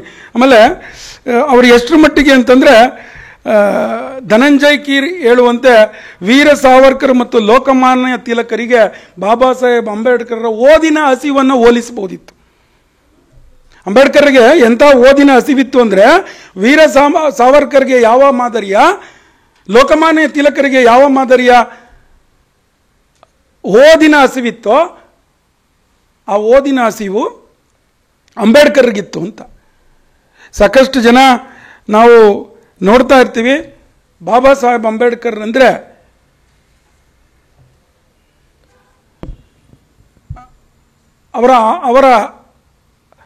ಅವರ ಸಮಾಜಕ್ಕೆ ಕಟ್ಟುಕೊಟ್ಟ ಎಲ್ಲ ಚಿಂತನೆಗಳನ್ನು ಹಿಮ್ಮುಖವಾಗಿ ಕಟ್ಟಿಕೊಡುವ ವಾರಸುದಾರ ರೀತಿ. ಏನಿವತ್ತು ಬಾಬಾ ಸಾಹೇಬರ ಆಲೋಚನೆಗಳಿದೆಯೋ, ಉದಾಹರಣೆಗೆ 25 ಸಂಪುಟ ಕನ್ನಡದಲ್ಲಿ ಅವರ speeches and writings of Baba Saheb Ambedkar ಇದೆಯಲ್ಲ, ಅದರ ಕನ್ನಡ ಅನುವಾದ ರೂಪ ನಮ್ಮಲ್ಲಿದೆ. ಹರೀಶ್ರು ಇಲ್ಲಿ ಯಾವುದೋ ಒಂದು ಲೇಖನದಲ್ಲಿ ನಾನು ನೋಡಿದೆ, ಆ ಕನ್ನಡದ ಸರ್ಕಾರ ಮಾಡುವ ಮೊದಲು ಬಾಬಾ ಸಾಹೇಬ್ ಅಂಬೇಡ್ಕರ್ನ ಪರಿಚಯ ಮಾಡಿಕೊಡ್ಲಿಕ್ಕೆ ಒಂದಿಬ್ಬರು ಲೇಖಕರು ಅವರು ಪ್ರಯತ್ನ ಮಾಡ್ತಾರೆ, ಅವ್ರ ಸ್ವಂತ ಖರ್ಚಿನಲ್ಲಿ ಅದನ್ನು ಬರೀತಾರೆ ಅಂತ ಇಲ್ಲಿ ಉಲ್ಲೇಖ ಮಾಡ್ತಾರೆ. ಆ 25 ಸಂಪುಟ ನೀವು ನೋಡಿದರೆ ಉಗ್ರವಾಗಿ ಭಾಷೆಯಲ್ಲಿ ಅವರು ಅಂದರೆ ಅಂಬೇಡ್ಕರರ ವರ್ಷನನ್ನೇ ಸ್ವಲ್ಪ ಪಾಲಿಷ್ಡ್ ಮಾಡುವಂಥ ಕೆಲಸ ಸರ್ಕಾರಿ ಬರವಣಿಗೆಗಳಲ್ಲಿ, ನಾನು ಹೇಳ್ತಾ ಇರೋದು ನಿಮಗೆ, it was not A private literature, ಸರ್ಕಾರಿ ಅಧಿಕೃತ ದಾಖಲೆ ಬರವಣಿಗೆಗಳಲ್ಲಿ ಅದನ್ನು ಪಾಲಿಷ್ ಮಾಡುವ ಮಾಡಿಫೈಡ್ ಮಾಡುವ ಲೇಖನಗಳನ್ನು ನೋಡ್ತೀರಿ. ಅದೇ ಎಲ್ಲಿ ಬಾಬಾ ಸಾಹೇಬ್ ಅಂಬೇಡ್ಕರ್ ಇತರ ಮತಗಳನ್ನು ಗಂಭೀರವಾಗಿ ರಿವ್ಯೂ ಮಾಡಿದರೋ ಅವುಗಳನ್ನು ಪದಗಳ ಚಾಕುಚಕ್ಯತೆಯಲ್ಲಿ ಅದನ್ನು ಬ್ಲೆಂಡ್ ಮಾಡುವ ನೀವು ದೃಷ್ಟಿಯನ್ನು ನೋಡ್ತೀವಿ. ಅಂದರೆ ಒಟ್ಟು ಅಂಬೇಡ್ಕರ್ ಏನು ಹೇಳಿದ್ರು ಅದನ್ನು ಉಲ್ಟಾ ಕಟ್ಕೊಡೋದು. ಇದಕ್ಕೊಂದು ಸಣ್ಣ ಬೆಸ್ಟ್ ಎಕ್ಸಾಂಪಲ್ ಅಂದರೆ ಹರೀಶ್ರೇ, ಭಾರತ ಸಂವಿಧಾನ ರಚನೆಯಾದ ಸಂದರ್ಭಕ್ಕೆ ನಮಗೆಲ್ಲ ಗೊತ್ತಿದೆ, ಕಾಮ ಫುಲ್ ಸ್ಟಾಪ್. ಒಂದು ಸಂವಿಧಾನದ ಒಳಗಡೆ ಒಂದು ಅಕ್ಷರದ ಕೊನೆಯಲ್ಲಿ ಇಡುವ ಕಾಮ ಅಥವಾ ಅಲ್ಪ ವಿರಾಮ ಅಥವಾ ಪೂರ್ಣ ವಿರಾಮದ ಬಗ್ಗೆ ಬಾಬಾ ಸಾಹೇಬ್ ಅಂಬೇಡ್ಕರ್ ಚರ್ಚೆ ಮಾಡಿದ್ದಾರೆ. ಈ ವಾಕ್ಯದ ಕೊನೆಯಲ್ಲಿ ಪೂರ್ಣ ವಿರಾಮ ಇಟ್ಟುಬಿಟ್ರೆ ಭವಿಷ್ಯ ಭಾರತಕ್ಕೆ ಅದೆಷ್ಟು ಅಪಾಯ ಅಂತೇಳಿ ಬ್ಯೂಟಿಫುಲ್ ಡಿಬೇಟ್ ಮಾಡ್ತಾರೆ. ಅಂತ ಬಾಬಾ ಸಾಹೇಬ್ ಅಂಬೇಡ್ಕರ್ ಒಟ್ಟು 22 ಚಿತ್ರಗಳನ್ನು ಸಂವಿಧಾನದ ಸಂದರ್ಭದಲ್ಲಿ ದಾಖಲು ಮಾಡಿದರು. ನಿಮಗೆ ಎಲ್ಲಿಯೂ ಕೂಡ ಈಗ ಆ 22 ಚಿತ್ರಗಳ ಸಹಿತವಾಗಿರೋ ಸಂವಿಧಾನ ಇಲ್ಲ. ಏನಿದು? ಇದು ಮಾಫಿಯಾ. ಬಾಬಾ ಸಾಹೇಬ್ ಅಂಬೇಡ್ಕರ್ ಒಂದು ಚಿತ್ರ ಫುಲ್ ಸ್ಟಾಪು ಕಾಮ ಹಾಕ್ಬೇಕಾದ್ರೆ ಯೋಚನೆ ಮಾಡಾಕ್ತಾರೆ ಅಂದರೆ ಒಂದು ಚಿತ್ರವನ್ನು ಆ ಸಂವಿಧಾನದ ಜೀವಾಳ ಅಂತ ಹೇಳಿ ಜೋಡಿಸಿದಂಥ ಕೃತಿ ನಮಗಿಲ್ಲ. ಅಂದರೆ ಬಾಬಾ ಸಾಹೇಬರ ಸಂವಿಧಾನ ಪುಸ್ತಕವನ್ನು ನಾವು ಓದಿದ್ರೆ, ಮೈಸೂರಿನ ಸಾಹಿತಿ ಒಬ್ಬರು ಆಗಾಗ ರಾಮನ ಬಗ್ಗೆ ವಿವಾದ ಮಾಡ್ತಾ ಇರ್ತಾರೆ. ರಾಮ ಒಂದೊಂದ್ಸಲಿ ಹೇಳ್ತಾರೆ ಅವ್ರು ರಾಮ ಅನ್ನೋನೇ ಇರಲಿಲ್ಲ ಅಂತ, ಇನ್ನೊಂದ್ಸಲಿ ರಾಮ ಕುಡಿತಾ ಇದ್ದ ಅಂತ ಹೇಳ್ತಾರೆ. ಯಾರು ಬಾಬಾ ಸಾಹೇಬ್ ಅಂಬೇಡ್ಕರನ್ನು ಸರಿಯಾಗಿ ಅಧ್ಯಯನ ಮಾಡಲಿಕ್ಕೆ ಸಾಧ್ಯ ಇಲ್ವೋ ಆ ರೀತಿ ಅವರು ಮಾತ್ರ ಆ ಥರ ಲೂಸ್ ಟಾಕ್ಸ್ ಮಾತಾಡ್ಲಿಕ್ಕೆ ಸಾಧ್ಯ. ಭಾರತೀಯ ತತ್ವದರ್ಶನ ಅಂತ ಬರೆಯುವ ಅಂಬೇಡ್ಕರ್ರ ಸಂಪುಟ ದರ್ಶನಗಳಲ್ಲಿ ನೋಡಿ, ಇಲ್ಲಿ ನಾನು ನಿಮ್ಗೆ ತೋರಿಸ್ತೇನೆ.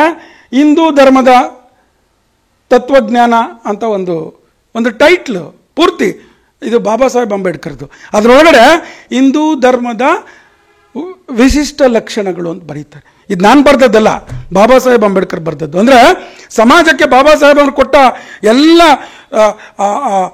ಏನು ಅಮೃತವನ್ನು ನೀವು ವಿಷವಾಗಿ ತೋರಿಸುವ ಕೆಲಸವನ್ನು ಮಾಡುವ ಮೂಲಕ ಸಮಾಜವನ್ನು ಹೊಡಿತಾ ಇದ್ದೀರಿ.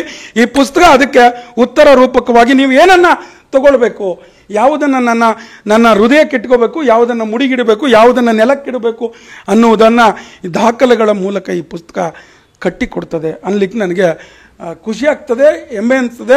ಲೇಖಕರಿಗೊಂದ್ಸಲ ಅಭಿನಂದನೆ ಹೇಳ್ಬೇಕನ್ಸುತ್ತೆ. ಆಮೇಲೆ ಇಲ್ಲಿ ನೋಡಿ, ಬಾಬಾ ಸಾಹೇಬ್ ಅಂಬೇಡ್ಕರ್ ಅವರು ಅಮೆರಿಕದಲ್ಲಿ ಓದುವಾಗ, ಅಂದರೆ ಅಮೆರಿಕಕ್ಕೆ ಹೋಗುವ ದುಸ್ಸಾಹಸ ಅದೆಲ್ಲ ನನ್ನ ಸಮಯ ಇಲ್ಲದಿರೋದ್ರಿಂದ ನಾನು ಹೇಳೋದಿಲ್ಲ. ಅಂಥ ಕಾಲಘಟ್ಟದಲ್ಲಿ 2000 ಪುಸ್ತಕಗಳನ್ನು ಖರೀದಿ ಮಾಡಿದ್ರು ಅಂತ ಈ ಪುಸ್ತಕದಲ್ಲಿ ದಾಖಲೆ ಇದೆ. ಜಿಬಿಯರಿಯಷ್ಟು ದಾಖಲೆ ಇಲ್ಲದೆ ಬರೆಯೋದಿಲ್ಲ. 2000 ಪುಸ್ತಕಗಳನ್ನು ಅಮೆರಿಕದಲ್ಲಿ ಅಂದಿನ ಕಾಲದಲ್ಲಿ ಅವರ ಆರ್ಥಿಕ ದುಸ್ಥಿತಿಯಲ್ಲಿ ಸಂಪಾದನೆ ಮಾಡೋದಂದರೆ ಅದೊಂದು ತಪಸ್ಸು. ಯಾಕೆ ನಿಮಗೆ 2000 ಪುಸ್ತಕಗಳ ದಾಖಲೆ ಹೇಳಿದೆ ಅಂದರೆ, ಬಾಬಾ ಸಾಹೇಬ್ ಅಂಬೇಡ್ಕರ್ ಯಾವುದೇ ವಿಷಯವನ್ನು ತೌಲನಿಕವಾಗಿ ನೋಡಲಾರದೆ, ಸಂಶೋಧನಿಕವಾಗಿ ಅದನ್ನು ವಿಭಜಿಸಲಾರದೆ ಅದನ್ನು ಉಲ್ಲೇಖ ಮಾಡ್ತಿರಲಿಲ್ಲ ಅನ್ನೋದು. ಅಂದರೆ ಬಾಬಾ ಸಾಹೇಬ್ ಅಂಬೇಡ್ಕರ್ ಅದರಲ್ಲಿ ಏನು ಈ ಸಂವಿಧಾನದ ಮೂಲ ಆಶಯ ಏನು basic structure of Indian constitution ಅಂತ ನಾವು ಕರಿತೀವೋ, ಸಂವಿಧಾನದ 3ನೇ ಭಾಗವನ್ನು basic structure of Indian constitution ಅಂತ ಈ ದೇಶದ ಸರ್ವೋಚ್ಚ ನ್ಯಾಯಾಲಯ ವ್ಯಾಖ್ಯಾನ ಮಾಡಿದೆ. ಆ ಬೇಸಿಕ್ ಸ್ಟ್ರಕ್ಚರ್ನಲ್ಲಿ ಒಂದು ಚಿತ್ರ ಇತ್ತು. ಅದು ಯಾವ ಚಿತ್ರ ಅಂದರೆ, ಲಂಕೆಯನ್ನು ಜಯಿಸಿದಂಥ ಶ್ರೀರಾಮ ಸೀತಾ ಮಾತೆ ಲಕ್ಷ್ಮಣನ ಸಹಿತ ವಿಜಯೀ ಚಿತ್ರವನ್ನು ಬಾಬಾ ಸಾಹೇಬ್ ಅಂಬೇಡ್ಕರ್ ಎಲ್ಲಿ ಹಾಕಿದ್ರು? ಭಾರತ ಸಂವಿಧಾನದ ಮೂಲ ಜೀವಾತ್ಮ ಅಥವಾ ಅದರ ಹೃದಯ ಭಾಗ ಅಂತ ಕರೆಯುವಂಥ 3ನೇ ಭಾಗದಲ್ಲಿ ಅದನ್ನು ದಾಖಲೆ ಮಾಡಿದ್ರು. ಈಗ ಆ ದಾಖಲು ನಿಮಗೆ ಸಿಗೋದಿಲ್ಲ. It is a violation of basic structure, is it not? ಸಂವಿಧಾನದ ಮೂಲ ರಚನೆಯನ್ನು ನೀವು ತಿರುಚು ಹಾಕಿದ್ರೆ ಅಂಬೇಡ್ಕರ್ರ ಚಿಂತನೆಗಳು ಸಮಾಜಕ್ಕೆ ಏಕಮುಖವಾಗಿ ಮತ್ತು ಮೂಲ ರೂಪದಲ್ಲಿ ದೊರೆತರೆ ಸಮಾಜವನ್ನು ವಿಘಟಿಸಲಿಕ್ಕೆ ಸಾಧ್ಯ ಇಲ್ಲ ಅನ್ನುವ ಕುತಂತ್ರಿಗಳು ಈ ರೀತಿಯ ಅಂಬೇಡ್ಕರ್ ವಿಚಾರಗಳನ್ನು ನೆಗೆಟಿವ್ ಮೋಡ್ನಲ್ಲಿ ನೀವು ಕಟ್ಟಿಕೊಡುವಂಥ ಕೆಲಸವನ್ನು ಮಾಡ್ತಾರೆ. ಇಲ್ಲಿ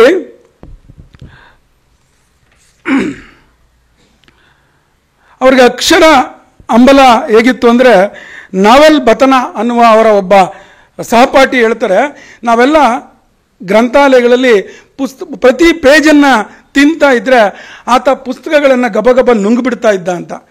ಆತ ಅಂದರೆ ಬಾಬಾ ಸಾಹೇಬ್ ಅಂಬೇಡ್ಕರ್. ಅಂದರೆ ಪುಸ್ತಕಗಳನ್ನು ನಂಬೋದು ಅದೊಂದು ರೂಪಕ, ಪುಸ್ತಕಗಳನ್ನು ನುಂಗ್ತಾ ಇದ್ರು ಅಂದ್ರೆ ಏನರ್ಥ ಅಂದರೆ ಅಕ್ಷರದ ಅಂಬಲ ಅಥವಾ ಜ್ಞಾನದ ಪಡೆಯುವಿಕೆಯ ಆ ಕಾತುರ, ಆ ಆತುರ ಅನ್ನೋದಕ್ಕಿಂತ ಅದನ್ನು ಕಾತುರ ಅನ್ನಬೇಕು. ಹಾಗಾಗಿ ಅಂಬೇಡ್ಕರ್ ಅವರಿಗೆ ಅಂಥದ್ದಿತ್ತು ಅಂತ ಈ ಪುಸ್ತಕ ಅದು ಉಲ್ಲೇಖ ಆಗಿದೆ. ಇನ್ನೊಂದು ಈ ಲೇಖನ ಅಂಬೇಡ್ಕರ್ ಓದಿನ ಪರಿ ಇಂದಿಗೂ ಒಂದು ಮಾದರಿ ಅಂತ ಬರೆಯುವ ಒಂದು ಪುಸ್ತಕ. ಈ GP ಹರೀಶ್ ಈ ಪುಸ್ತಕದ ವಿಶೇಷವನ್ನು ನಾನು ಪ್ರಾರಂಭದಲ್ಲಿ ಹೇಳಿದೆ. ಅವರು ಒಂದೊಂದು ಪುಸ್ತಕದ ಆಧಾರವನ್ನು ಕೊಟ್ಟಿದ್ದಾರೆ. ಆ ಪುಸ್ತಕ ಒಂದೊಂದು ವ್ಯಾಖ್ಯಾನವನ್ನು ಅಂದರೆ ಬಾಬಾ ಸಾಹೇಬ್ ಅಂಬೇಡ್ಕರ್ರ ಪ್ರತಿ ವಿಭಾಗವನ್ನು ಎಲ್ಲ ಡಿವಿಷನ್ಸ್ಗೆ ಅಧಿಕೃತ ದಾಖಲೆಯನ್ನು ಕೊಡಬಲ್ಲ ಸಾಮರ್ಥ್ಯವನ್ನು ಈ ಪುಸ್ತಕದ ಆಧಾರಗಳು ನಮಗೆ ಕಟ್ಟಿಕೊಡುತ್ತದೆ ಅನ್ನೋದು ವಿಶೇಷ. ಈಗ ಉದಾಹರಣೆಗೆ ಅವ್ರು ನೋಡಿ ಹೇಳ್ತಾರೆ, ಇನ್ನೊಂದು ಪ್ರಸಂಗ ಇಲ್ಲಿ ಹೇಳಬೇಕು. ಅವರು ಇಡೀ ರಾತ್ರಿ ಬಾಬಾ ಸಾಹೇಬ್ ಅಂಬೇಡ್ಕರ್ ಓದ್ತಿದ್ದಾಗ ಆ ರಮಾಬಾಯಿ ಅವರು ಟೀ ಮಾಡ್ಕೊಬಂದು ಕೊಡ್ತಾರೆ. ಇಂಥದ್ದು ಸಾಧಾರಣ ಸಂಗತಿಗಳು. ಅದ್ರ ಇದು ಯಾಕೆ ಜೋಡಿಸಿದೆ ಅಂದರೆ, ಆ ಟೀ ಕೊಟ್ಟಾಗ ಅಂಬೇಡ್ಕರ್ ಅವ್ರನ್ನ ಕೇಳ್ತಾರೆ, ಯಾಕೆ ಇಷ್ಟು ಮಧ್ಯರಾತ್ರಿಯಲ್ಲಿ ನೀನು ಟೀ ಮಾಡ್ಕೊಂಬಂದಿದ್ದೀಯ ಅಂದರೆ ರಮಾಬಾಯಿ ಅವರು ಹೇಳ್ತಾರೆ, ಈಗ ಬೆಳಗಿನ 6 ಗಂಟೆ. ಇದನ್ನು ಹರೀಶ್ರು ಯಾಕೆ ಉಲ್ಲೇಖ ಮಾಡ್ತಾರೆ ಅಂದರೆ, ನಾನು ಯಾವ ವ್ಯಕ್ತಿಯ ಬಗ್ಗೆ ನಾವು ಹೇಳ್ತಾ ಇದ್ದೀವೋ, ಯಾವ ವ್ಯಕ್ತಿಯ ಸಂಶೋಧನೆಯ ಆಧಾರವನ್ನು ಸಮಾಜ ಕಟ್ಟಿಕೊಳ್ಬೇಕು ಅಂತ ಹೇಳ್ತಾ ಇದ್ದೀವೋ, ಆ ವ್ಯಕ್ತಿಯ ಸಂಶೋಧನಾ ಮಾದರಿ ಹೇಗಿತ್ತು ಅಂತ. ಅಂಬೇಡ್ಕರ್ ಅನ್ನೋದು ಇನ್ನೊಬ್ಬರಿಗೆ ಮಾದರಿ, ಅದು ಬೇರೆ. ಅಂಬೇಡ್ಕರ್ ಅವರ ಒಂದು ಸಂಶೋಧನೆ ರಿಸರ್ಚ್ ಮೆಥಡಾಲಜಿ ಹೇಗಿತ್ತು ಅನ್ನೋದಕ್ಕೆ ಅಂದರೆ ಅವರಿಗೆ ಬೆಳಕಾಗಿದ್ದು ಗೊತ್ತಿಲ್ಲ ಅನ್ನೋದನ್ನು ಈ ಪುಸ್ತಕ ಕಟ್ಟಿಕೊಡುತ್ತೆ. ಹಿಂಸೆಯ ಬೇರು ಅರಿತವರೇ ಅಹಿಂಸೆಯ ತೋಟ ಮಾಡಲು ಬಲ್ಲರು ಅನ್ನುವ ಒಂದು ಲೇಖನದಲ್ಲಿ ಈ Pakistan R the partition of India ಅನ್ನುವ ಒಂದು ಕೃತಿಯನ್ನು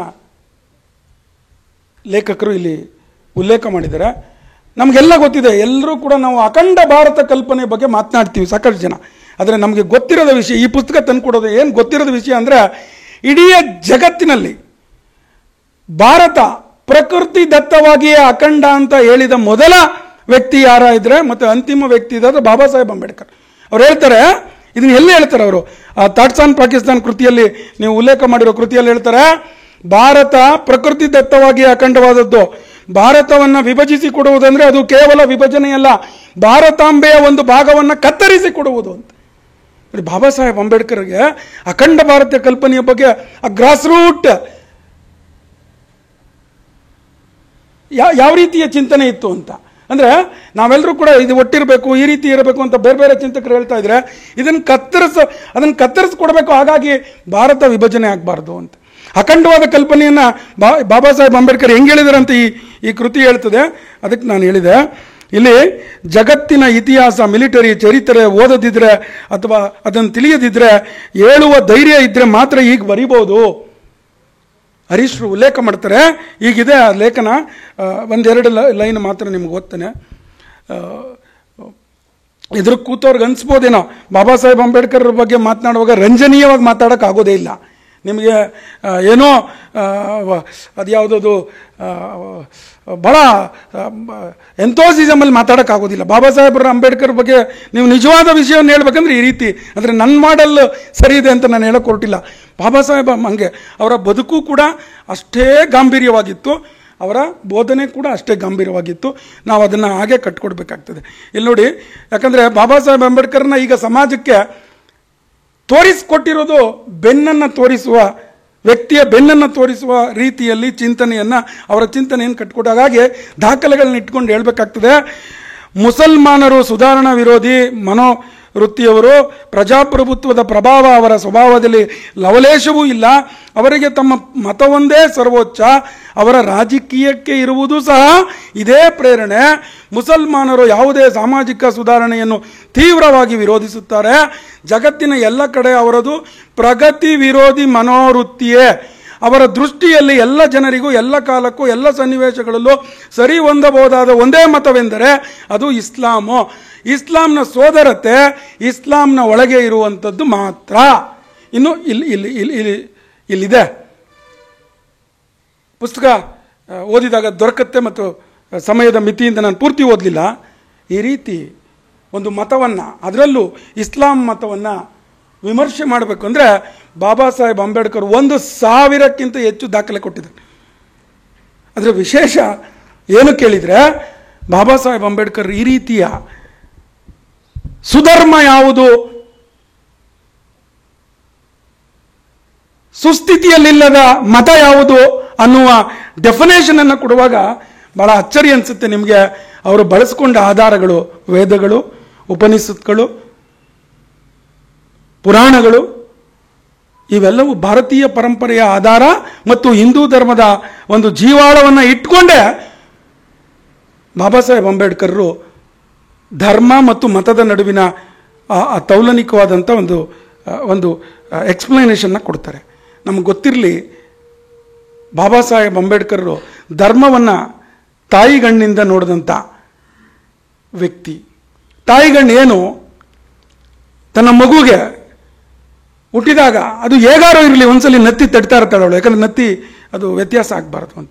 ಮೂಗು ನೀವ್ತಾ ಇರ್ತಾಳೆ ಅವಳು, ಮೂಗು ಸೊಟ್ಟ ಆಗಬಾರ್ದು, ನನ್ನ ಮಗುಗೆ ಮೂಗು ನೇರ ಬೆನ್ನನ್ನು ಆಗಾಗ ಅವಳು ನೇವ್ತಾಳೆ. ಅಂದರೆ ನನ್ನ ಮಗನ ಯಾವುದೇ ಅಂಗಗಳು ವೈಫಲ್ಯಕ್ಕೆ ಒಳಗಾಗಬಾರ್ದು, ಊನ ಆಗಬಾರ್ದು ಅನ್ನೋದು ತಾಯಿಯ ಲಕ್ಷಣ. ಬಾಬಾ ಸಾಹೇಬ್ ಅಂಬೇಡ್ಕರ್ ಹಿಂದೂ ಧರ್ಮವನ್ನು ತಾಯಿಯ ಗುಣದಿಂದ, ತಾಯಿಯ ಕಣ್ಣಿನಿಂದ ನೋಡ್ತಾರೆ. ಅಂದರೆ ಹಿಂದೂ ಧರ್ಮದಲ್ಲಿರುವ ಲೋಪ, ಹಿಂದೂ ಧರ್ಮದ ಆ ಸಾತ್ವಿಕತೆಯನ್ನ, ಆ ಸಶಕ್ತತೆಯನ್ನ, ಅದೊಂದು ಶ್ರೇಷ್ಠತೆಯನ್ನ ವಿಭಜಿಸಬಾರ್ದು, ಪ್ರತ್ಯೇಕಿಸಬಾರ್ದು, ಶಿಥಿಲಗೊಳಿಸಬಾರ್ದು ಅನ್ನುವ ಉದ್ದೇಶದಿಂದ ತಾಯಿಗಣ್ಣಿಂದ ನೋಡೋದು. ನಮಗೆ ಗೊತ್ತಿರಲಿ, ಒಟ್ಟಾರೆ ಬಾಬಾ ಸಾಹೇಬರ ಕಠಿಣವಾದ ಹಿಂದೂ ಧರ್ಮದ ವಿಮರ್ಶೆ ಅಂದರೆ ಎರಡೇ ಅಂಶ, ಒಂದು ಅಸಮಾನತೆ, ಇನ್ನೊಂದು ಜಾತೀಯತೆ. ಅದೆರಡೂ ಕೂಡ ಬದಲಿ ನೋಡಿದರೆ ಒಂದೇ ಪದ. ಅಂದರೆ ಒಂದೇ ಒಂದು ಲೋಪವನ್ನ ಬಾಬಾ ಸಾಹೇಬ್ ಅಂಬೇಡ್ಕರ್ ಅದಕ್ಕೂ ಕೂಡ ಅವರು ನೂರಾರು ಕಾರಣಗಳನ್ನು, ದಾಖಲೆಗಳನ್ನು ಕೊಡ್ತಾರೆ. ಅಂದರೆ ಬಾಬಾ ಸಾಹೇಬರು ವಿರೋಧಿಸಿದ, ಬಾಬಾ ಸಾಹೇಬರು ಕಠೋರವಾಗಿ ಟೀಕೆ ಮಾಡಿದ ಹಿಂದೂ ಧರ್ಮದ ದೋಷ ಅಂದರೆ ಅದು ಅಸಮಾನತೆ ಮತ್ತು ಅಸ್ಪೃಶ್ಯತೆ ಹಾಗೂ ಜಾತೀಯತೆ. This are all equivalent words, ಸಮಾನಾರ್ಥಕ ಪದ ಅಂತ ಕರಿತೀವಲ್ಲ ಆ ಥರ. ಹಂಗಿದ್ರೆ ಏನು, ದೋಷವಿಲ್ಲದೆ ಇರುವಂಥ ಒಂದು ಧರ್ಮವನ್ನು ಜಿ ಬಿ ಹರೀಶ್ರೋ, ಲೋಕನಾಥ್ರೋ ಅಥವಾ ಎದುರುಗಡೆ ಇರೋರು ಯಾರಾದರೂ ಸೂಚಿಸ್ಬೋದಾ? ಅಥವಾ ದೋಷವಿಲ್ಲದೆ ಇರೋ ಮತವನ್ನು ಸೂಚಿಸ್ಬೋದಾ? ಬಾಬಾ ಸಾಹೇಬ್ ಅಂಬೇಡ್ಕರ್ರು ಒಂದು ಧರ್ಮ ಮತ್ತು ಒಂದು ಮತದ ನಡುವೆ ಅತ್ಯಂತ ಕಠೋರವಾದ, ನಾನು ಈ ಪದ ಬಳಸ್ತಾ ಇದ್ದೀನಿ, ಮತ್ತು ಕಠಿಣವಾದ ವಿಶ್ಲೇಷಣೆ ಮಾಡಿರೋದು ಅದು ಹಿಂದೂ ಧರ್ಮ ಮತ್ತು ಮುಸ್ಲಿಂ ಮತ. ಬಾಬಾ ಸಾಹೇಬರ ಆಯ್ಕೆ ಯಾವುದು ಅಂದರೆ ಹಿಂದೂ ಸಮಾಜದಲ್ಲಿನ ಅಸ್ಪೃಶ್ಯತೆ ಮತ್ತು ಅಸಮಾನತೆ ಹೋಗಬೇಕು ಅಂತ. ಆದರೆ ಅದನ್ನ ಏನು ಕರೀತಾರೆ ಅವರು, ಆ ಅಸ್ಪೃಶ್ಯತೆ ಮತ್ತು ಅಸಮಾನತೆ ಅನ್ನೋದು ಅಪರಾಧ ಅಂತಾರೆ. ಆದರೆ ಇಸ್ಲಾಂನಲ್ಲಿ ಇರುವಂತ ಕಾಫೀರ ಕಲ್ಪನೆ ಅದು ಮನುಕುಲದ ವಿನಾಶ ಅಂತ ಹೇಳ್ತಾರೆ. ಅವರೊಂದು ಕಡೆ ಇದೇ ಥಾಟ್ಸ್ ಆನ್ ಪಾಕಿಸ್ತಾನದಲ್ಲಿ ಜಿ ಬಿ ಹರೀಶ್ ಉಲ್ಲೇಖ ಮಾಡಿರೋ ಪುಸ್ತಕದಲ್ಲಿ ಅವರು ಬರೀತಾರೆ, ಹಿಂದೂ ಮತ್ತು ಮುಸ್ಲಿಮರಿಬ್ಬರಲ್ಲೂ ಕೂಡ ಸಾಮಾಜಿಕ ಕೆಡುಕುಗಳಿವೆ. ಆದರೆ ಅದೃಷ್ಟವಶಾತ್ ಇದೇ ಪದ ಬರೀತಾರೆ, ಕೆಲವು ಹಿಂದೂಗಳಿಗೆ ಸಾಮಾಜಿಕ ಕೆಡುಕುಗಳ ಬಗ್ಗೆ ಅರಿವಿದೆ. ಎಲ್ಲ ಕಾಲಘಟ್ಟದಲ್ಲಿಯೂ ಅವರು ಸಾಮಾಜಿಕ ಕೆಡುಕುಗಳ ವಿರುದ್ಧ ಹೋರಾಟ ಮಾಡುವ ಮನೋಧರ್ಮವನ್ನು ಬಳಸಿಕೊಂಡಿದ್ದಾರೆ. ಆದರೆ ಮುಸ್ಲಿಮರಲ್ಲಿ ಸಾಮಾಜಿಕ ಕೆಡುಕುಗಳು ವ್ಯಥೆ ಪಡುವಂತ ಮಾದರಿಯಲ್ಲಿ ಇದೆ. ಏನ್ ಕಾಫೀರ ಕಲ್ಪನೆ ಅಂದ್ರೆ, ಥಾಟ್ಸ್ ಆನ್ ಪಾಕಿಸ್ತಾನ್ ಅನ್ನ ಅಥವಾ ಈ ಪಾರ್ಟಿಷನ್ ಆಫ್ ಇಂಡಿಯಾ ಪುಸ್ತಕವನ್ನು ಹೇಳುವಾಗ ಅವರು ಕೊಟ್ಟ ಕಾಫೀರ ಕಲ್ಪನೆಯ ಸಿದ್ಧಾಂತ ಇದೆಯಲ್ಲ, ಅದು ಭಾರತಕ್ಕೆ ಮಾತ್ರ ಅಲ್ಲ, ಇವತ್ತು ಜಗತ್ತಿನ ಎಲ್ಲ ಮಾದರಿಯ ಸಮಸ್ಯೆಗಳ ಭೂತ ಆಗಿರುವಂತ ಆ ಭಯೋತ್ಪಾದನೆಗೆ ಅಥವಾ ಅನ್ಯ ಮತ ವಿಸ್ತರಣೆಯ ಒಂದು ರಾಕ್ಷಸಿ ಪ್ರವೃತ್ತಿಗೆ ಅಂಬೇಡ್ಕರ್ ಕೊಟ್ಟ ಮದ್ದು ಕಾಫೀರ ಕಲ್ಪನೆಯನ್ನು ತಿರಸ್ಕಾರ ಮಾಡಬೇಕು ಅಂತ. ಅಂದ್ರೆ ಇನ್ನೊಬ್ಬ ಇಸ್ಲಾಂ ಹೊರತಾದ ವ್ಯಕ್ತಿ ಬದುಕಲಿಕ್ಕೆ ಅರ್ಹ ಅಲ್ಲ ಅಂತ ಹೇಳೋದು ಕಾಫೀರ ಪದ್ಧತಿ. ಅದನ್ನು ಬಾಬಾ ಸಾಹೇಬ್ ಅಂಬೇಡ್ಕರ್ ಕಠೋರವಾಗಿ ನಿಲ್ಲಿಸಿದ್ರು. ಹಂಗಿದ್ರೆ ಯಾರೋ ಎದುರಿಗಿದ್ದವರು ಈಗ ಸಂವಾದದಲ್ಲಿ ಕೇಳ್ಬೋದು, ಜಾತಿ ಪದ್ಧತಿಯನ್ನು ವಿರೋಧಿಸಲಿಲ್ವಾ, ಅಸ್ಪೃಶ್ಯತೆಯನ್ನು ವಿರೋಧಿಸಲಿಲ್ವಾ, ನೀವು ದೇವಸ್ಥಾನದಿಂದ ಹೊರಗಿಡ್ಲಿಲ್ವಾ? ಒಬ್ಬ ವ್ಯಕ್ತಿಯನ್ನ ದೇವಸ್ಥಾನದಿಂದ ಹೊರಗಿಡುವುದು ಅಪರಾಧವೇ ಸರಿ. ಇಲ್ಲಿರೋರು ಯಾರು ನಾವು ಒಪ್ಪೋದಿಲ್ಲ, ಅಂಬೇಡ್ಕರ್ ಒಪ್ಪಲಿಲ್ಲ, ಯಾರೂ ಒಪ್ಪಲಿಲ್ಲ, ಸಂವಿಧಾನವೂ ಒಪ್ಪಲಿಲ್ಲ. ಒಬ್ಬ ವ್ಯಕ್ತಿಯನ್ನ ದೇವಸ್ಥಾನದಲ್ಲಿ ಹೊರಗಿಡೋದು ಅಪರಾಧ ಅಂದ್ರೆ ಜಗತ್ತಿನಿಂದ ಹೊರಗಿಡೋದು. ನೀನು ಬದುಕಲೇಬಾರ, ಮುಸಲ್ಮಾನ ಆಗಲ್ಲದ ಹೊರತು ನೀನು ಬದುಕದೆ ಹಕ್ಕಿಲ್ಲ ಅನ್ನುವ ಚಿಂತನೆ, ಅದನ್ನು ಡಿಫೈನ್ ಮಾಡೋದು ಹೇಗೆ? ಇದನ್ನೇ ಬಾಬಾ ಸಾಹೇಬ್ ಅಂಬೇಡ್ಕರ್ ಹೇಳಿರೋದು. ಹಾಗಾಗಿ ಲೇಖಕರು ಉಲ್ಲೇಖ ಮಾಡ್ತಾ ಎಷ್ಟು ಗಟ್ಟಿಯಾಗಿ ಹೇಳ್ತಾರೆ ಅಂತಂದ್ರೆ, ಹಿಂದೂಗಳನ್ನು ತನ್ನ ಬಂಧುಗಳು ಬಳಗದಂತೆ ಕಾಣಲು ಇಸ್ಲಾಂನಲ್ಲಿ ಅವಕಾಶವೇ ಇಲ್ಲ. ಆಕ್ರಮಣಕಾರಿ ಮನೋವೃತ್ತಿ ಮುಸಲ್ಮಾನರಿಗೆ ಪ್ರಕೃತಿ ದತ್ತವಾಗಿಯೇ ಬಂದಿದೆ. ಜಿ.ಬಿ. ಹರೀಶ್ರ ವಾಕ್ಯ ಅಲ್ಲ ಇದು, ಅಂಬೇಡ್ಕರ್ ವಾಕ್ಯ. ಒಪ್ಪುಗಳೋ ಮನಸ್ಥಿತಿ ಇಲ್ಲ. ಯಾರೋ ಒಬ್ಬರು ಜಿ.ಬಿ. ಹರೀಶ್ ಜೊತೆ ಮಾತಾಡುವಾಗ ಹೇಳಿದರು, ಯಾರೋ ಒಬ್ಬರು ಸೋಕಾಲ್ಡ್ ಈ ಸಾಮಾಜಿಕ ಪರಿವರ್ತನೆಯ ಮಾದರಿಯಲ್ಲಿ ಓಡಾಡ್ತಾ ಇರುವಂಥ ಒಬ್ಬರು ಲೇಖಕರು ಜಿ.ಬಿ. ಹರೀಶ್ರಿಗೆ ಹೇಳಿದ್ರಂತೆ, ನೀವು ಏನು ಪುಸ್ತಕ ಬರೆದಿದ್ದೀರಿ, ಇದರಲ್ಲಿ ಏನು ದಾಖಲಾತಿ ಕೊಟ್ಟಿದ್ದೀರಿ, ಇದನ್ನು ಎದುರಿಸಲಾರದ ದಾಖಲಾತಿ, ಆದರೆ ಒಪ್ಕೊಳ್ತೀರಾ ಅಂತ ಕೇಳಿದ್ರೆ ನಾವಿನ್ನೂ ಒಪ್ಕೊಳ್ಳೋಕ್ಕೆ ಸಿದ್ಧ ಇಲ್ಲ. ಇದು ವೈರುಧ್ಯ. ಬಾಬಾ ಸಾಹೇಬ್ ಅಂಬೇಡ್ಕರ್ ನನಗೆ ಅನ್ನಕ್ಕೋಸ್ಕರ ಬೇಕು ಅಷ್ಟೇ, ಆದರ್ಶಕ್ಕಾಗಿ ಬೇಡ. ಇಲ್ಲಿ ಮುಂದೆ ಒಂದು ಬರೀತಾರೆ ಜಿ.ಬಿ. ಹರೀಶ್ರು, ಕಮ್ಯುನಿಸ್ಟರ ಮತ್ತು ಅಂಬೇಡ್ಕರ್ ಸಂಬಂಧ ಎಷ್ಟು ಚಂದ ಅಂದರೆ, ಯಾರನ್ನ ದೂರ ಇಡಬೇಕು ಅಂತ ಬಾಬಾ ಸಾಹೇಬ್ರು ಹೇಳಿದ್ರು, ಅವರ ಎಲ್ಲ ಹೋರಾಟಗಳಲ್ಲಿ ಬಾಬಾ ಸಾಹೇಬ್ರ ಫೋಟೋ ಇರುತ್ತೆ. ಇದು ವಿರೋಧಾಭಾಸ. ಮಕ್ಕಳು ಅದನ್ನು ನೋಡ್ತವೆ. ಬಾಬಾ ಸಾಹೇಬ್ರೆ ಹಾಕಿದ ರಾಮನ್ ಫೋಟೋನ ಸಂವಿಧಾನದ ಪುಟಗಳಿಂದ ನಾವು ಎತ್ತುಬಿಟ್ಟಿದ್ದೀವಿ, ಅಥವಾ ನನ್ನ ಹಳ್ಳಿ ಭಾಷೆಯಲ್ಲಿ ಹೇಳಿದ್ರೆ ಕದ್ದು ಬಿಟ್ಟಿದ್ದೀವಿ. ಯಾಕೆ ಸಮಾಜಕ್ಕೆ ತೋರಿಸ್ತಾ ಇಲ್ಲ? ಪದ ರಿಪೀಟ್ ಆಯಿತು ಅನಿಸಿದ್ರು ಕೂಡ ಇಟ್ ಈಸ್ ಟು ಕನ್ಸರ್ನ್. ಈಗ ಇವರೇನೋ ಜಿ.ಬಿ. ಹರೀಶ್ರು 3-4 ಪೇಜಲ್ಲಿ ಅದು ಹೆಂಗೆ ನೀವು ಕನ್ಸೈಸ್ ಮಾಡಿದ್ರು ನಂಗೆ ಗೊತ್ತಾಗಲಿಲ್ಲ ಸರ್. ಇದು ಹೆಂಗೆ ಕನ್ಸೈಡ್ ಮಾಡೋದು? ಇದನ್ನು ಕನ್ಸೈಸ್ ಮಾಡಬೇಕಂದ್ರೆ ಪುಟ 587, 588, 589, 590, 591 ಬಾಬಾ ಸಾಹೇಬರ ಈ ಪಾರ್ಟಿಷನ್ ಆಫ್ ಇಂಡಿಯಾದಲ್ಲಿ ಏನು ಹೇಳಿದ್ರು ಅಂತ ನಾವೇನಾದರೂ ನೋಡದೆ ಹೋಗ್ಬಿಟ್ರೆ ಸರ್, ಅದು ನಾವು ಬಾಬಾ ಸಾಹೇಬ್ ಅಂಬೇಡ್ಕರ್ಗೆ ಮಾಡುವಂಥ ಅಪಮಾನ. ಸಮಯ ಇಲ್ಲ ಅಂತ ನನಗೆ ಗೊತ್ತಾದ್ರೂ ಒಂದೆರಡು ವಾಕ್ಯಗಳನ್ನು ಮಾತ್ರ ನಿಮಗೆ ಬಾಬಾ ಸಾಹೇಬ್ರು ಏನು ಹೇಳಿದ್ರು ನೋಡ್ಬಿಟ್ಟು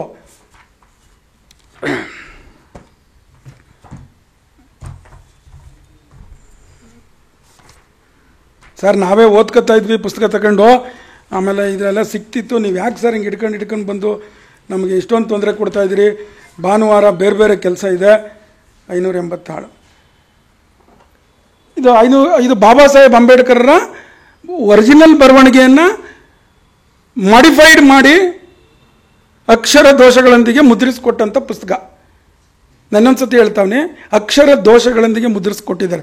ಅಕ್ಷರ ದೋಷ ಅಂಬೇಡ್ಕರಲ್ಲಿ ಇರಲಿಲ್ಲ. ಅವ್ರ ದೃಷ್ಟಿಲೂ ದೋಷ ಇರಲಿಲ್ಲ, ಅಧ್ಯಯನದಲ್ಲೂ ದೋಷ ಇರಲಿಲ್ಲ, ಸಂಶೋಧನೆಯಲ್ಲೂ ದೋಷ ಇರಲಿಲ್ಲ. ನೋಡಿ, 2 ಲೈನ್ ಓದ್ತೀನಿ.